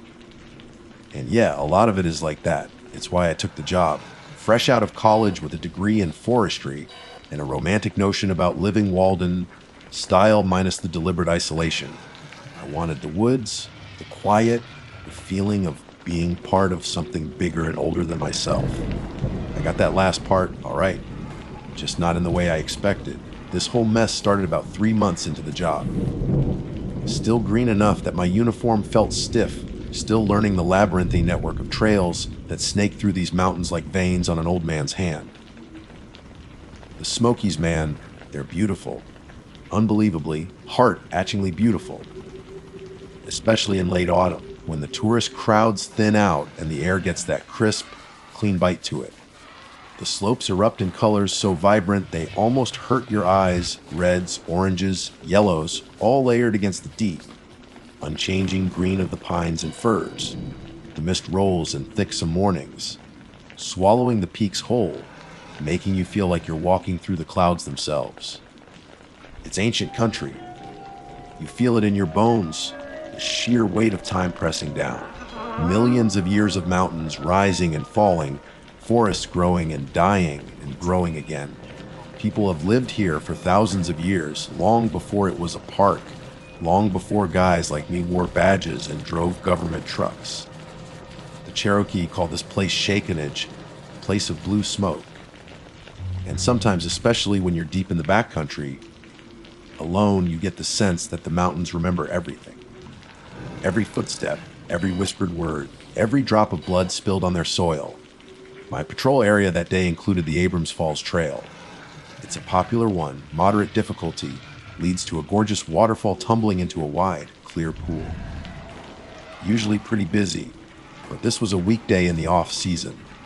Fewer hikers meant more time for trail maintenance checks, looking for downed limbs after a recent windy spell, making sure everything was safe and sound. Standard stuff. The trail follows Abrams Creek for a good portion, meandering through rhododendron tunnels and crossing little feeder streams on sturdy wooden bridges. The sound of the creek is a constant companion, sometimes a gentle murmur, sometimes a rushing roar, depending on the rainfall. I was maybe 2 miles in, enjoying the solitude, the rhythmic crunch of my boots on the leaf litter, the smell of damp earth and decaying leaves that rich, loamy perfume of autumn. That's when I saw something that made me pause. Off to the side of the trail, maybe 30 yards into the thicker woods, something was hanging from the low branch of an old, gnarled oak. It wasn't colorful litter or a forgotten piece of hiking gear. It was strange. Dark against the dappled sunlight filtering through the canopy. Now, park regulations are clear: stay on marked trails unless necessary, and never disturb natural or cultural artifacts. I'm a ranger. I'm supposed to enforce those rules, embody them. But I was new, remember, and curiosity is a powerful itch, especially when you're young and think you know more than you do. Plus, part of the job is investigating anomalies, right? Making sure it wasn't, I don't know, some kind of illegal trap or marker for something illicit. At least, that's what I told myself. I pushed through some low-hanging mountain laurel, the waxy leaves cool against my arms. The air felt different as soon as I stepped off the path. Quieter, heavier. The cheerful gurgle of the creek faded, replaced by a deep silence that seemed to press in on me. The ground underfoot was softer here, thick with centuries of pine needles and humus. And there it was, hanging by a length of what looked like sinew, or maybe weathered twine from the oak branch, maybe 5 feet off the ground, was an effigy. That's the only word for it. It was roughly human-shaped, maybe a foot tall, constructed from dark, twisted sticks woven together tightly. Stuffed between the sticks were clumps of something that looked like dried moss or animal fur. And sticking out at odd angles were feathers, mostly drab crow or raven feathers, along with a few brighter, indeterminable ones. But the worst part, the part that made my stomach clench and the hairs on my neck prickle, were the bone fragments. Tiny shards, some yellowish, some grayish, white, were woven into the structure. Some looked like bird bones, thin and hollow. Others looked different, sharper, denser. Little curved pieces, nubbins that might have been knuckles or teeth fragments. Were they animal, maybe? Probably. But standing there in the heavy silence of the woods, staring at this thing, this deliberate, unsettling construction, a cold dread started seeping into me. It looked old. Not ancient artifact old, maybe, but weathered, imbued with purpose. A creepy, unknown purpose. I should have backed away, right then. Hiked back to the ranger station, filed a report, maybe brought a senior ranger or one of the park archaeologists out later. That would have been the smart thing, the right thing. But I didn't. Morbid curiosity, that uniquely human flaw, took over. It felt like a test, almost. A challenge whispered by the silent woods. What are you scared of, rookie? I circled it slowly.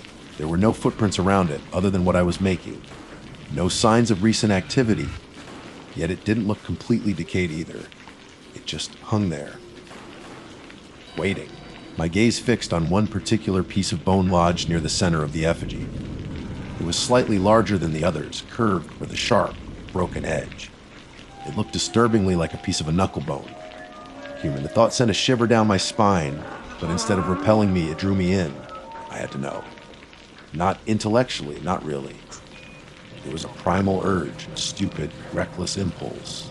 My hand lifted, almost of its own volition. My fingers, clumsy in my gloves, fumbled slightly before I pulled one off, needing to feel it. The air felt unnaturally cold right around the effigy. I reached out, my fingertip hovering just inches from that specific bone fragment. Every instinct I possessed, every bit of training, screamed at me to stop. Don't touch it. Don't disturb it. Leave it alone. I ignored them all. My rookie mistake. The instant my skin made contact with the bone, it wasn't just cold. It was a deep, penetrating cold that felt like it bypassed my skin and sunk straight into my own bones. And with the cold came a jolt, sharp and electric, but wrong. Not like static discharge from shuffling your feet on carpet. This was dead energy. A pulse of utter stillness, of something ancient and deeply, profoundly wrong. It felt like touching a battery terminal connected to a graveyard. I snatched my hand back as it burned, though the sensation was the opposite of heat. My heart hammered against my ribs, loud in the sudden, profound silence of the woods. I looked wildly around, half expecting to see someone, something, watching me from between the trees. but there was nothing. Just the silent, watchful oaks, the deep shadows, the weight of the mountains. The effigy swayed slightly, whether from a breeze I didn't feel or from my touch, I couldn't say. I scrambled back, pushing through the laurel, stumbling back onto the defined path. The familiar crunch of gravel under my boots was oddly comforting, grounding. I didn't look back. I practically jogged the remaining miles to the trailhead, the cold spot on my fingertip seeming to throb with a phantom chill. I tried to rationalize it on the drive back to the station. Static electricity, weird mountain air, an overactive imagination fueled by isolation and creepy woods. Yeah, that had to be it. Just a spooky piece of folk art, or maybe some weirdo's idea of a joke. Nothing more. But standing under the buzzing fluorescent lights of the ranger station office later, filling out my patrol log, I couldn't shake the feeling. The feeling of that icy jolt, the deep sense of violation, of having crossed a line I didn't understand. The feeling that by touching that bone, I hadn't just disturbed an object. I had announced myself to something lurking in the heart of those ancient mountains. Something that had been waiting. That night, huddled in my small, park-issued cabin on the edge of the woods, I understood just how big my mistake had been. That night was when the nightmares started. That first night after touching the effigy. Well, calling them nightmares doesn't quite cut it. It wasn't like dreaming. It was like being dragged somewhere else while I slept, somewhere cold and dark and filled with a suffocating sense of malice. I'd jerk awake in the pre-dawn chill of my cabin, heart pounding like a drum against my ribs, drenched in sweat despite the cold. The images lingered behind my eyelids, twisted sticks weaving themselves together in the dark. The feeling of sharp bone fragments scraping against my skin. Feathers, black and oily, smothering my face. And the cold. Always that deep, penetrating cold I'd felt when I touched the bone, but now it radiated through my whole body in the dream, settling deep in my marrow. Sometimes I'd dream I was running through the woods near Abrams Falls, the trees closing in, branches snagging at my clothes like skeletal fingers. I could hear something behind me, keeping pace, something heavy and ancient, breathing cold air onto the back of my neck.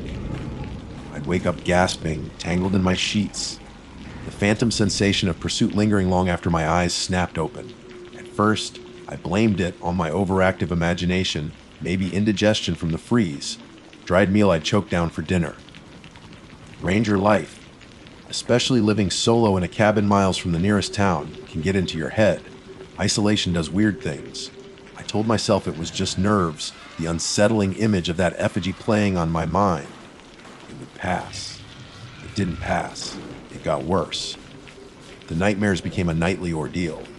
Sleep stopped being restful. It became something I dreaded. I started rationing coffee, then doubling down on it, trying to stay functional during my patrols. But the lack of real sleep frayed my nerves thin. Every snap of a twig in the woods sounded like a footstep. Every gust of wind through the pines seemed to carry a whisper. And that was the next thing, the whispers. They started subtly, maybe a week after the effigy incident. At first, I thought it was just the wind, or the creaks and groans of the old cabin settling. These park cabins aren't exactly luxury condos. They're solid but basic. Wood structures that have seen decades of weather and rangers. They make noise. But this was different. It was sibilant, hushed, like voices just on the edge of hearing. Sometimes it sounded like it was coming from right outside the window, other times like it was inside the walls, or even right behind me. I could never make out words, just the sound of whispering, dry and rustling, like dead leaves skittering across pavement, or like brittle bones rubbing together. I'd freeze, straining to hear, heart hammering. I'd whip around, check the windows, peer out into the oppressive darkness surrounding the cabin. Nothing. Just the black silhouettes of trees against a slightly less black sky. Maybe the faint glimmer of moonlight on wet leaves. I started leaving a radio playing low overnight, hoping the noise would drown it out. Sometimes it helped. Sometimes the whispering just seemed to weave itself around the music, a sinister counter of melody. Then came the shadows, again subtle at first, a flicker of movement in my peripheral vision as I sat reading under the cabin's single bare bulb, a shape in the corner of the room that seemed darker than the surrounding shadows, dissipating when I looked directly at it.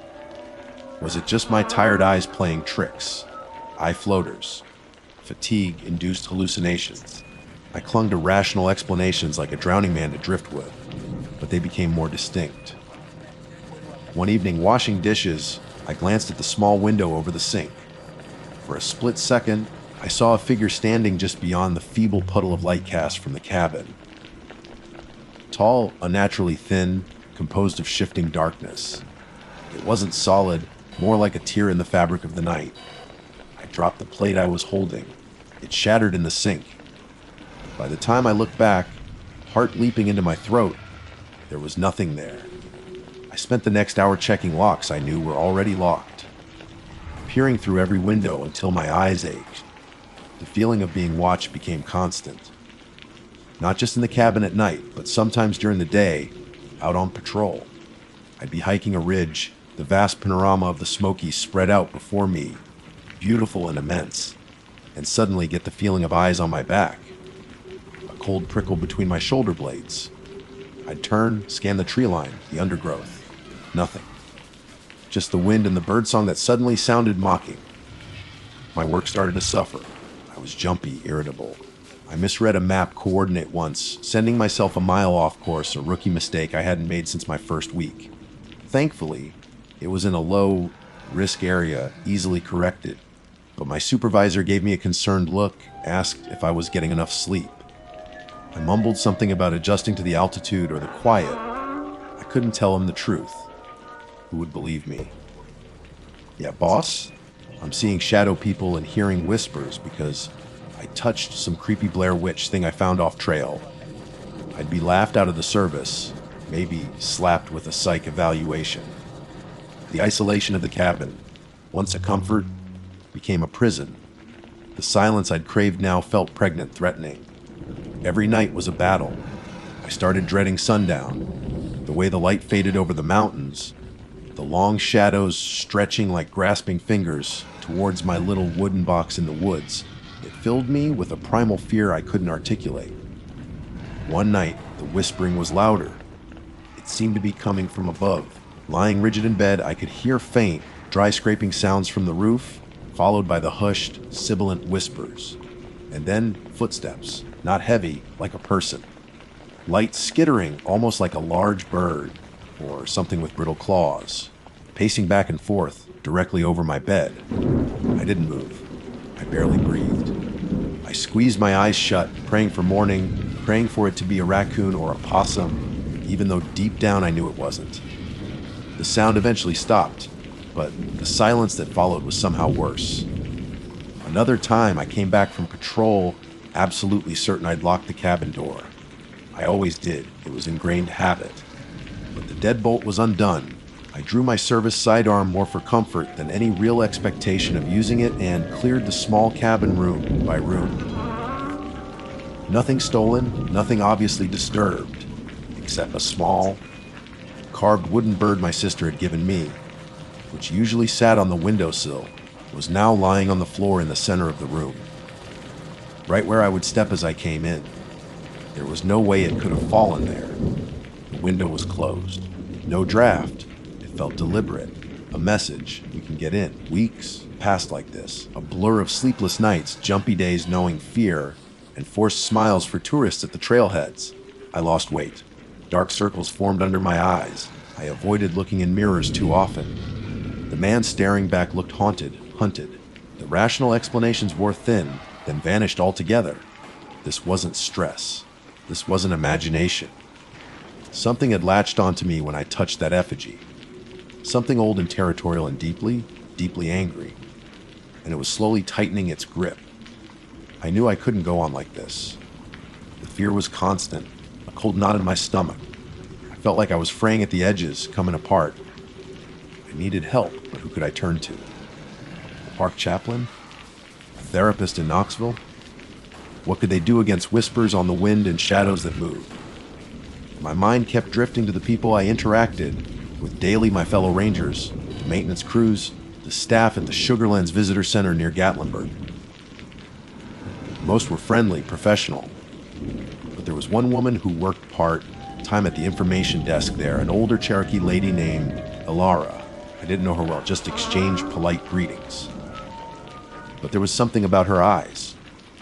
Calm, steady, like she'd seen more than just tourists asking where the bathrooms were. She had a way of looking at you that felt like she saw through you. And sometimes, when I saw her arranging displays of local crafts or historical photos, I felt a strange sense of deep knowledge radiating from her. Maybe, just maybe, she would understand. Maybe she knew something about the deeper, hidden currents running beneath the surface of these mountains. Reaching out felt like a long shot, maybe even foolish. But the footsteps on the roof, the displaced bird, the constant whispers, they were becoming unbearable. The memory of that icy jolt from the bone fragment was a constant, chilling reminder. I knew with a certainty that terrified me that I had disrespected something powerful. Something I didn't understand in a place with a history far deeper and darker than I could comprehend.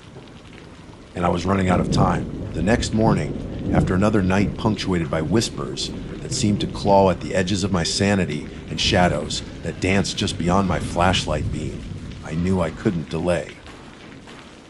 Forget being laughed at, forget the psych evaluation. If I didn't do something, I felt like I wouldn't be there to be evaluated. That cold, dead feeling from the effigy felt like it was finally starting to take root inside me, chilling me from the inside out. My only hope, slim as it felt, rested with Ilara. I practically drove on autopilot to the Sugarlands Visitor Center, my knuckles white on the steering wheel. The morning mist clung heavy in the valleys. The same mist that once seemed beautiful now felt ominous, like a shroud hiding watching eyes. The visitor center was just opening, sunlight glinting off the dew-covered brochures in the outdoor racks. My heart hammered a nervous rhythm against my ribs. What was I even going to say? "Excuse me, ma'am, are you familiar with vengeful nature spirits, possibly tied to creepy bone and stick dolls?" She was there, behind the polished wooden information desk, arranging a display of wildflowers under glass. Ilara wasn't tall, but she carried herself with a quiet dignity that made her seem to fill the space. Her dark hair, streaked with gray, was pulled back neatly, and her eyes, when she looked up as I approached, were exactly as I remembered, calm, deep, and unnervingly perceptive. "Ranger Dunn," she greeted me, her voice soft but clear. "You're starting early today. Trail checks." I swallowed, my throat dry. Yes, ma'am. Later. Actually, I was hoping I could speak with you for a moment. Privately, maybe. Her gaze didn't waver, didn't show surprise. She just studied my face for a long moment, taking in the dark circles under my eyes, the slight tremor in my hands I couldn't quite control. I felt stripped bare under that look, like she already knew. "Of course," she said simply, gesturing towards a small administrative office behind the main desk. "Come." Inside the cramped office, surrounded by filing cabinets and maps, the air thick with the smell of old paper and lemon polish, I stumbled through my story. I started with finding the effigy near Abrams Falls, describing it in detail. I confessed to touching it, the morbid curiosity, the immediate cold jolt. Then, hesitantly, I described the aftermath, the nightmares, the whispers, the shadows, the feeling of being watched, the footsteps on the roof, the moved object. I expected disbelief, maybe pity, maybe a polite suggestion to see a doctor. Ilara listened patiently, her hands resting calmly in her lap. She didn't interrupt. When I finally trailed off, feeling foolish and exposed, she nodded slowly. "Abrams Creek flows through old ground, Kevin," she said, her voice still soft but carrying an undeniable weight. "There are places deep in these mountains, off the trails the tourists walk, where things have been left undisturbed for a very long time. Things that carry memory, things that carry memory, things that carry power." She looked directly at me. "You found something that was meant to be left alone. A binding, perhaps. A warning. Something placed with intention by people who understood the currents that run deeper than the streams here. The bone." I started, my voice hoarse. Touching it was foolish, she said, not unkindly, but firmly. It was an invitation. You showed disrespect not just to the object, but to the history it represents, the spirit of this place. You disturbed a balance, and something noticed. It latched on. A chill, colder than any draft, ran down my spine despite the stuffy office. She understood. She knew. These mountains remember everything, she continued. The Cherokee have lived here for generations beyond counting. We learned respect. We learned what boundaries not to cross, what things demand reverence.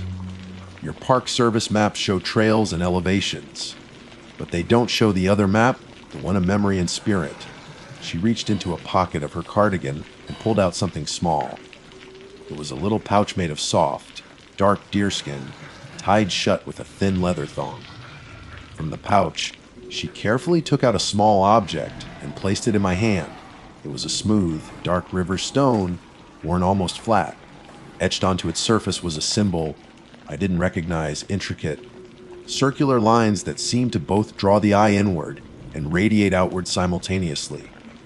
Tied around the stone, holding it securely, was a small bundle of dried herbs, sage, cedar, and something else I couldn't identify, emitting a faint, clean scent. The whole thing was attached to a simple leather cord. This is a protective charm, Alara explained, made in the old way.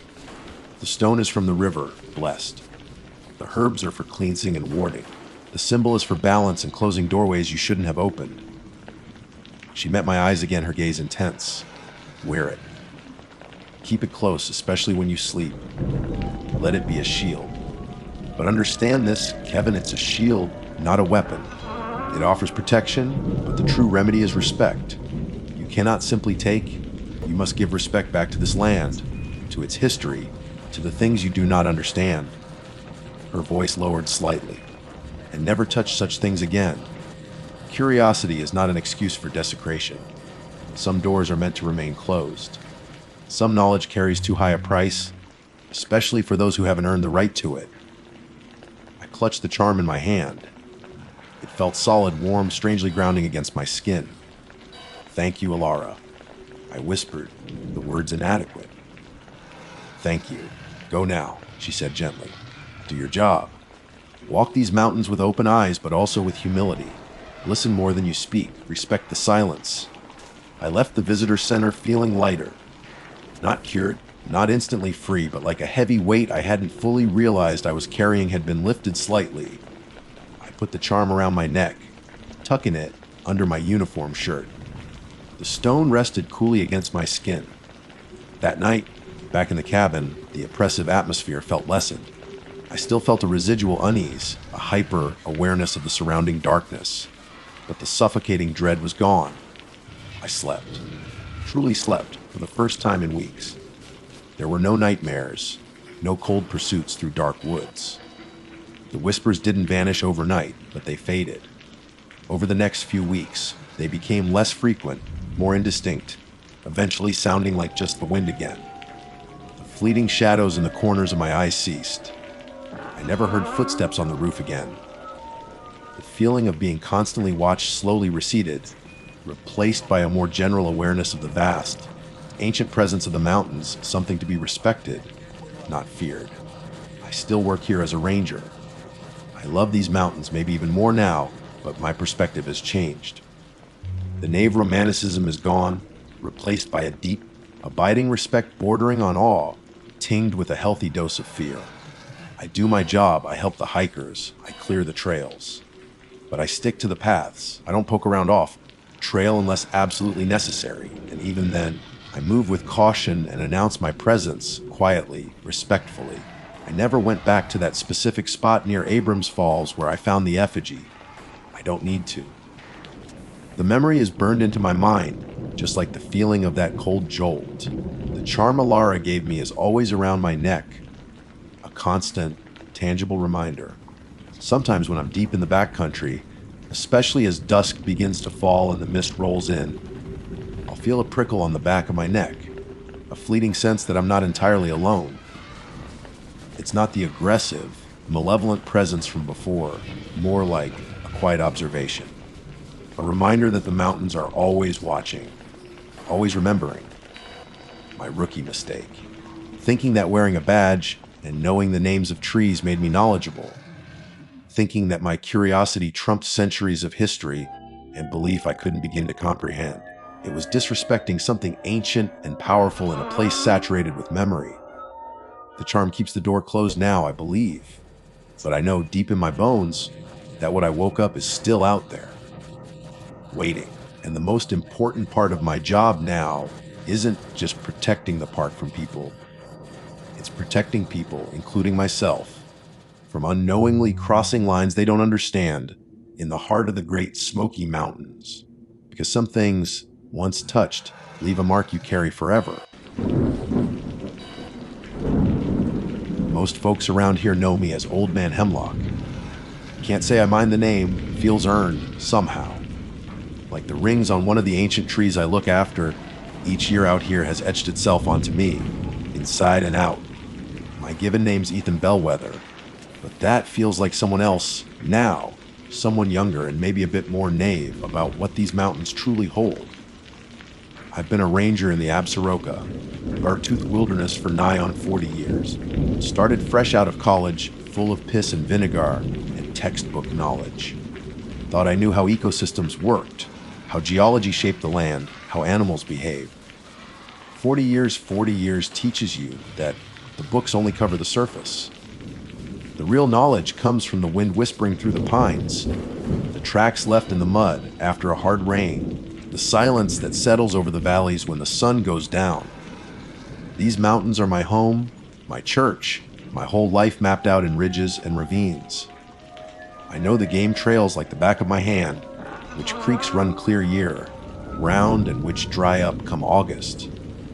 I know the calls of the birds, the scent of elk on the breeze, the particular way the light falls through the lodgepole pines at dawn. I've seen grizzlies up close enough to count their teeth gave M-wide birth, naturally tracked cuggers for days, found hikers lost and near frozen, brought him back safe. I've watched wildfires rage and new growth spring from the ashes. I've felt the bone, deep cold of winter blizzards and the sweltering heat of summer droughts. You get a sense of permanence out here, a feeling that you're just a small part of something vast and ancient, something that was here long before you and will be long after you're gone. That kind of familiarity breeds a certain confidence, maybe even arrogance. You start to think you've got the measure of the place. You tell yourself there are no corners left unexplored, no secrets the peaks haven't whispered to you on a lonely night watch. Sure, there are stories. Every old community tucked into the foothills has its share of local legends. Tales of strange lights in the sky, of creatures glimpsed in the deep woods that don't match any known species, of hunters who went in and never came out. You hear whispers about old mining tunnels that go deeper than they should, places where the air feels wrong, where shadows seem to move on their own. Mostly, us rangers dismiss it. Folklore, campfire tales, explanations for the unexplainable cooked up by folks who spend too much time indoors. People get lost. Animals attack. Weather turns nasty. That's the reality of the wilderness. Tragic, sometimes, but not supernatural. At least, that's what I told myself. That's what I believed. My mistake wasn't born of recklessness, not exactly. It was born of that same confidence, that feeling that I, Ethan Bellwether, Old Man Hemlock, had seen everything these mountains had to offer. It happened late last fall, season turning sharp. The first real bite in the air promising snow wasn't far off. The tourists were mostly gone, leaving the trails quiet, the way I like them best. Just me, the crunch of my boots on fallen leaves, and a vast, echoing silence. I was doing a final sweep of the Glacier Creek area, a rugged, less traveled section known for its steep cascades and dense timber. Not a place for casual hikers. Standard procedure before the heavy snows hit, checking for any signs of unreported campsites, making sure trails were clear of recent deadfall. It was late afternoon, the sun already dipping low, painting the western peaks in shades of orange and purple. The air smelled of damp earth and pine needles. That's when I heard it, a change in the roar of the main waterfall up ahead, the one unofficially called Thunder Vale, because of the sheer volume of water that pours over the granite ledge, especially after the melt or a good rain. It wasn't louder, just different. A subtle shift in the resonance, like something was obstructing the flow in a way I hadn't noticed before. Curiosity is a ranger's tool usually. It helps you spot inconsistencies, notice things that are out of place. This time, it felt different. More like a pull. I left the main game trail, bushwhacking through thick rhododendron and slick. Most covered boulders towards the base of Thunder Vale. The spray was intense, soaking the front of my jacket, the roar deafening up close. And behind that curtain of white water, partially obscured by the mist in the falling cascade, I saw it. A shadow. Not just a shadow cast by the rock, but a deeper darkness and opening. It wasn't large, maybe 4 feet high and 3 feet wide, tucked right behind the thickest part of the waterfall. Impossible to see unless you were practically standing in the plunge pool looking for it.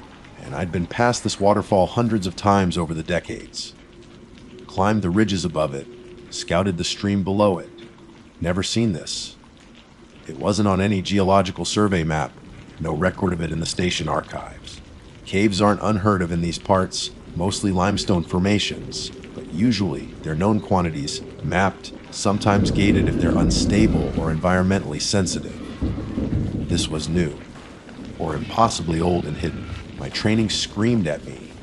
Protocol is clear: find an unmapped geological feature, like a cave. You secure the immediate area. You hike out, you report it. Get the geologists in to assess stability, check the airflow. Look for signs of hazardous gases or unique ecosystems. You don't go poking around inside by yourself, especially not with nightfall approaching and nobody knowing exactly where you've deviated off your patrol route. But 40 years in the wilderness hadn't just taught me procedure, it had fostered that damn confidence.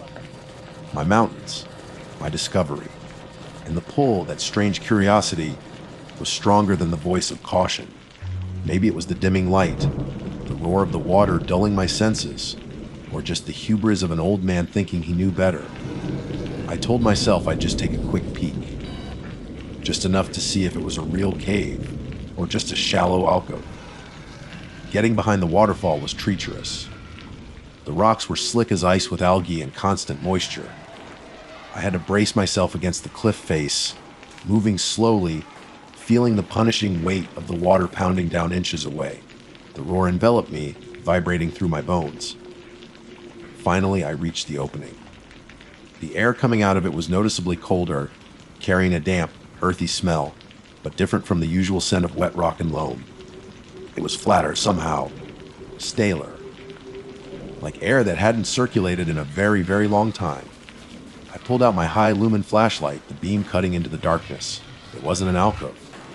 The opening narrowed slightly after about 10 feet. Then the beam didn't hit a back wall. It just kept going, a narrow fissure leading deeper into the mountain. Against every regulation, against my own better judgment, fueled by a lifetime of thinking I knew this place, I took a deep breath of the stale, cold air, ducked my head, and squeezed inside. The roar of Thunder Vale faded slightly behind me, replaced by a new kind of silence, the heavy, pressing silence of the earth. My boots scraped on stone that felt strangely smooth underfoot, almost worn down, but not by water. My mistake had already been made. I just didn't know the extent of it yet. I thought the only danger was unstable rock, or getting lost. I couldn't have been more wrong. The real discovery, the terrible kind, was waiting deeper inside. The moment I fully cleared the narrow entrance, the sound of Thunder Vale diminished significantly, muffled by tons of rock. It wasn't replaced by silence, not exactly. It was replaced by a lack of sound so profound it felt like a physical pressure against my eardrums. The air, thick and ancient, tasted metallic on my tongue, cold enough that my breath plumed in the beam of my flashlight. My boots crunched, not on loose gravel or damp earth, as you'd expect in a wild cave, but on that unnervingly smooth stone floor. It felt like flagstones, worn down by millennia of something. Not water, the patterns were wrong. It felt like traffic. I swept my light around. The passage wasn't a simple tunnel, it was a fissure, angling slightly downwards, walls closing in tight in some places, opening into small, irregular chambers in others. The rock itself was strange dark, almost black, and non-reflective. It seemed to soak up the light from my powerful beam, making the edges of my vision swim with impenetrable shadows. There were no stalactites or stalagmites, none of the usual beautiful formations you find in limestone caves. This place felt geologically dead, sterile, yet paradoxically ancient and used. My initial burst of discovery, fueled adrenaline, was rapidly chilling, replaced by a prickling unease crawling up my spine. Every instinct honed by 40 years in the wilderness was screaming wrong. The air felt wrong. The silence felt wrong. The very rock beneath my feet felt wrong. This wasn't a natural cave formation, or if it was, it had been altered, inhabited, used for purposes I couldn't begin to fathom. I should have turned back then. God, I should have turned back. But that damn curiosity, now laced with a thread of fear that paradoxically made me want to see more, pushed me onward.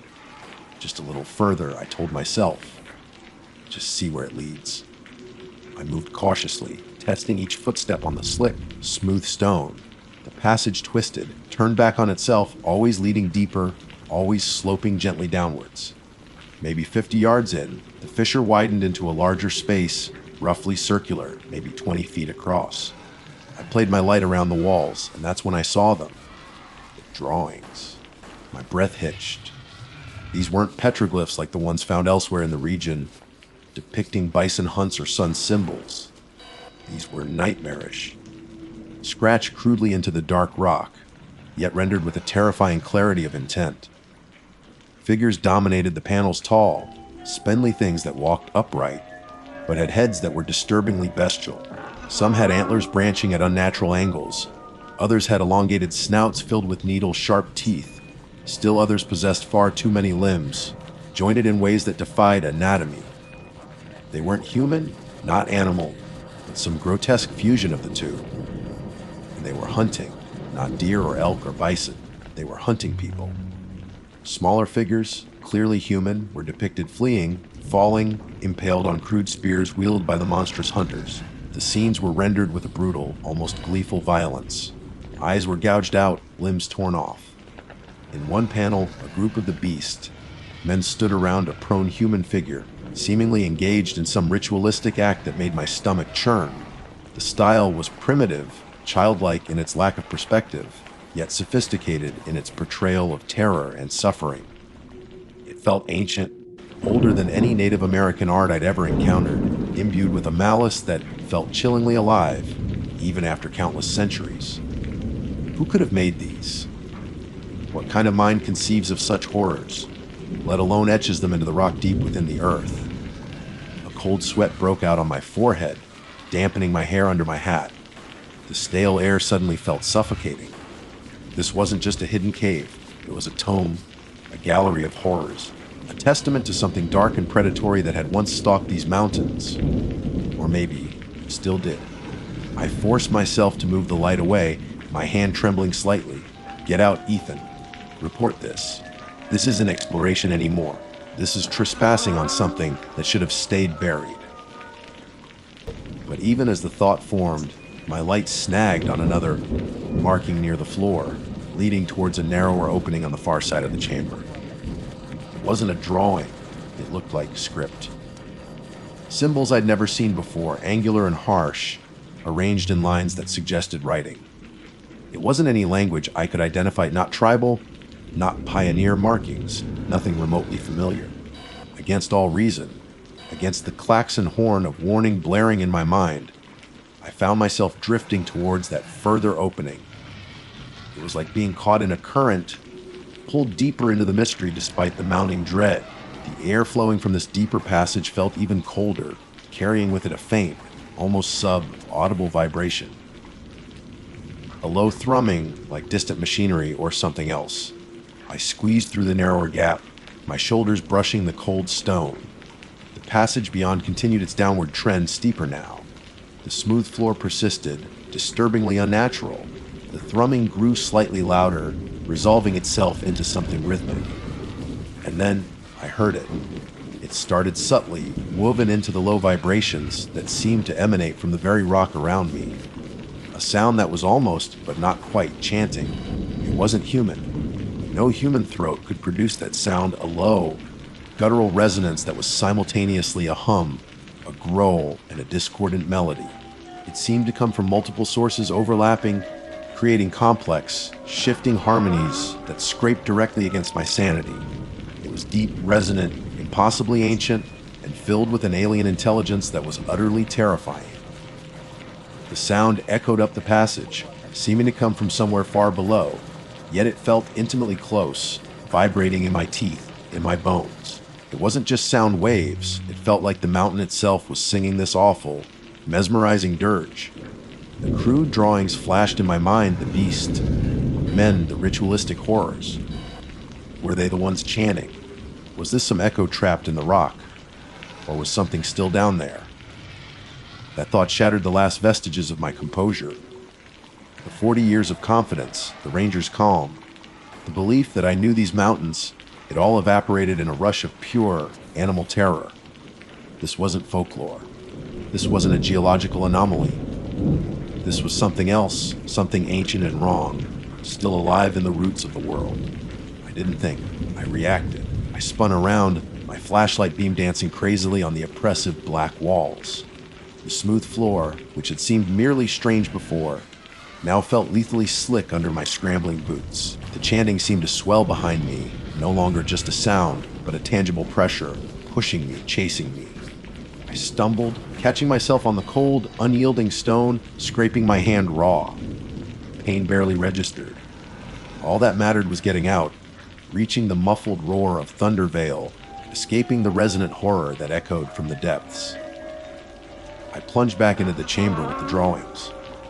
In my panicked state, the beam flashed across them again, and for a horrifying instant, the figures seemed to squirm, to writhe in the periphery of the light. An illusion born of fear and flickering shadows, I told myself, even as I pushed past them, desperate for the passage leading back towards the entrance, back towards the world I understood. The chanting followed, echoing, resonating, promising horrors I couldn't even imagine if I lingered. My heart hammered against my ribs like a trapped bird, each beat drowned out by the impossible, inhuman song rising from the bowels of the earth. I had to get out. I had to get out now. My lungs burned, legs pumping like pistons fueled by pure terror. The smooth stone floor was slick with condensation, or maybe it was my own cold sweat dripping onto it. I risked a glance back, flashlight beam cutting wildly through the oppressive dark. Nothing visible, just the impenetrable blackness of the passage sloping down into God knows what. But the chanting was still there, echoing relentlessly, seeming to crawl inside my skull, vibrating with that resonant, non-human frequency. It wasn't getting fainter, even as I scrambled desperately upward, back towards the surface world. It felt like it was aware of my flight, mocking my terror. The chamber with the horrific drawings rushed past in a blur of nightmarish imagery. I didn't dare let my light linger on them this time, afraid of what my panicked mind might conjure, or, worse, what might actually be there. I kept my eyes fixed on the narrow passage ahead, the one that led back to the entrance, back to the muffled roar of Thunder Vale. That sound, once just part of the background noise of my world, was now a beacon, a promise of sanity. Each step was a gamble on the treacherous floor. I slipped twice, jarring my bones, catching myself just before crashing down. The flashlight flickered violently as I hit the rock wall, threatening to plunge me into absolute darkness, a prospect so terrifying I nearly screamed aloud. But it held. Dimmer, perhaps, but it held. The air grew fractionally less stale, carrying the faintest hint of ozone and wet rock the scent of the waterfall. Almost there. The final scramble through the tight entrance fissure felt like being borne backwards into hell. My pack snagged, jacket tearing on sharp rock, edges I hadn't noticed on the way in. I ripped myself free with frantic strength, adrenaline overriding pain. And then light. Not sunlight, the day was too far gone for that, but the dim, gray twilight filtering through the pounding curtain of water. I burst through the opening, tumbling onto the slick, mossy rocks at the base of Thunder Vale, gasping for air that didn't taste like ancient dust and fear. The roar of the waterfall was immense, a physical blow after the cave's unnerving acoustics, but it was the most beautiful sound I had ever heard. It washed over me, drowning out the lingering echoes of that damnable chanting, cleansing the unnatural vibrations from my bones. Cold spray soaked me instantly, chilling me to the core, but it felt real, grounding. I lay there for a moment, chest heaving, heart trying to beat its way out of my ribcage, staring up at the churning white water against the darkening sky. Slowly, painfully, I pushed myself up. My legs were shaky. My scraped hand throbbed, but the overriding instinct was to put distance between myself and that opening. I didn't look back directly, couldn't bring myself to see that dark slit hiding behind the water, but I felt its presence, a cold spot in the otherwise familiar landscape. I stumbled away from the plunge pool, back through the rhododendrons, needing the solid, unyielding trunk of a massive fir tree to hold myself upright. Standing there in the deepening gloom, the normal sounds of the forest slowly filtering back in, the rush of the creek downstream, the sigh of wind in the high branches, the distant call of an owl, the full weight of what I'd experienced crash down on me. Those drawings, that impossible chanting, the feeling of immense, hostile antiquity. This wasn't just an unmapped cave. It was a doorway, a scar leading to something that didn't belong in the world I knew. Protocol demanded I report it. Yet the scientists, the geologists, maybe even anthropologists, though what discipline covered part beast creatures engaging in ritual sacrifice, I had no idea. But as I stood there, trembling in the cold, another conviction took hold, colder and harder than the mountain air. No one could know. This wasn't something to be studied, it was something to be buried. Reporting it would bring people, curiosity, exploration. It would inevitably lead someone deeper, further down that passage towards the source of the chanting. And I couldn't shake the absolute certainty that whoever, or whatever, was down there did not welcome visitors. That opening, that cave, wasn't just foolish. It was dangerous on a scale I couldn't comprehend. It took me 2 days to work up the nerve to go back, and another full day to do what I felt needed doing. I didn't use station equipment, couldn't risk questions or logs. I gathered heavy rocks, levering them into place with a sturdy pole cut from a downed tree, working until my muscles screamed and my hands were blistered and raw beneath my gloves. I packed mud and smaller stones into the gaps. Then, I went upstream, locating a section of the cliff, face above the waterfall that looked unstable, undercut by erosion. It wasn't strictly by the book, certainly not environmentally sound, but I rationalized it, using carefully placed charges remnants from old trail. Clearing supplies I'd misplaced years ago, I brought a section of the overhang down. Not a massive landslide, nothing that would look too out of place in this rugged terrain, but enough rock and debris to thunder down into the plunge pool, completely burying the area where the entrance had been, reinforcing my crude blockade under tons of granite. When the dust settled, Thundervale roared on, perhaps slightly altered in its path, but giving no hint of the secret hidden behind it. I never filed a report, never spoke a word of it to anyone at the station or any hiker I encountered. When asked about my scraped hands or torn jacket, I muttered something about a slip on a scree slope. It became my secret, a heavy stone carried in the pit of my stomach. That was years ago now. I'm retired, mostly. Still live near the foothills, can still see the peaks from my porch. They look different now, no less beautiful, but the comforting familiarity is gone, replaced by a constant low-level awareness of the depths. I don't hike near Glacier Creek anymore. Sometimes, on quiet nights when the wind blows just right, I imagine I can hear a low, resonant hum beneath the whisper of the pines. Probably just my tinnitus, Doc says, or maybe the mountain remembering its oldest song. My mistake wasn't just going into that cave. It was thinking, after decades out here, that I understood these mountains.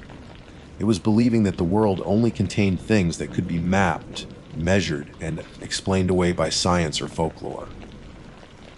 There are secrets buried in the earth, ancient things left over from darker times that are best left undisturbed.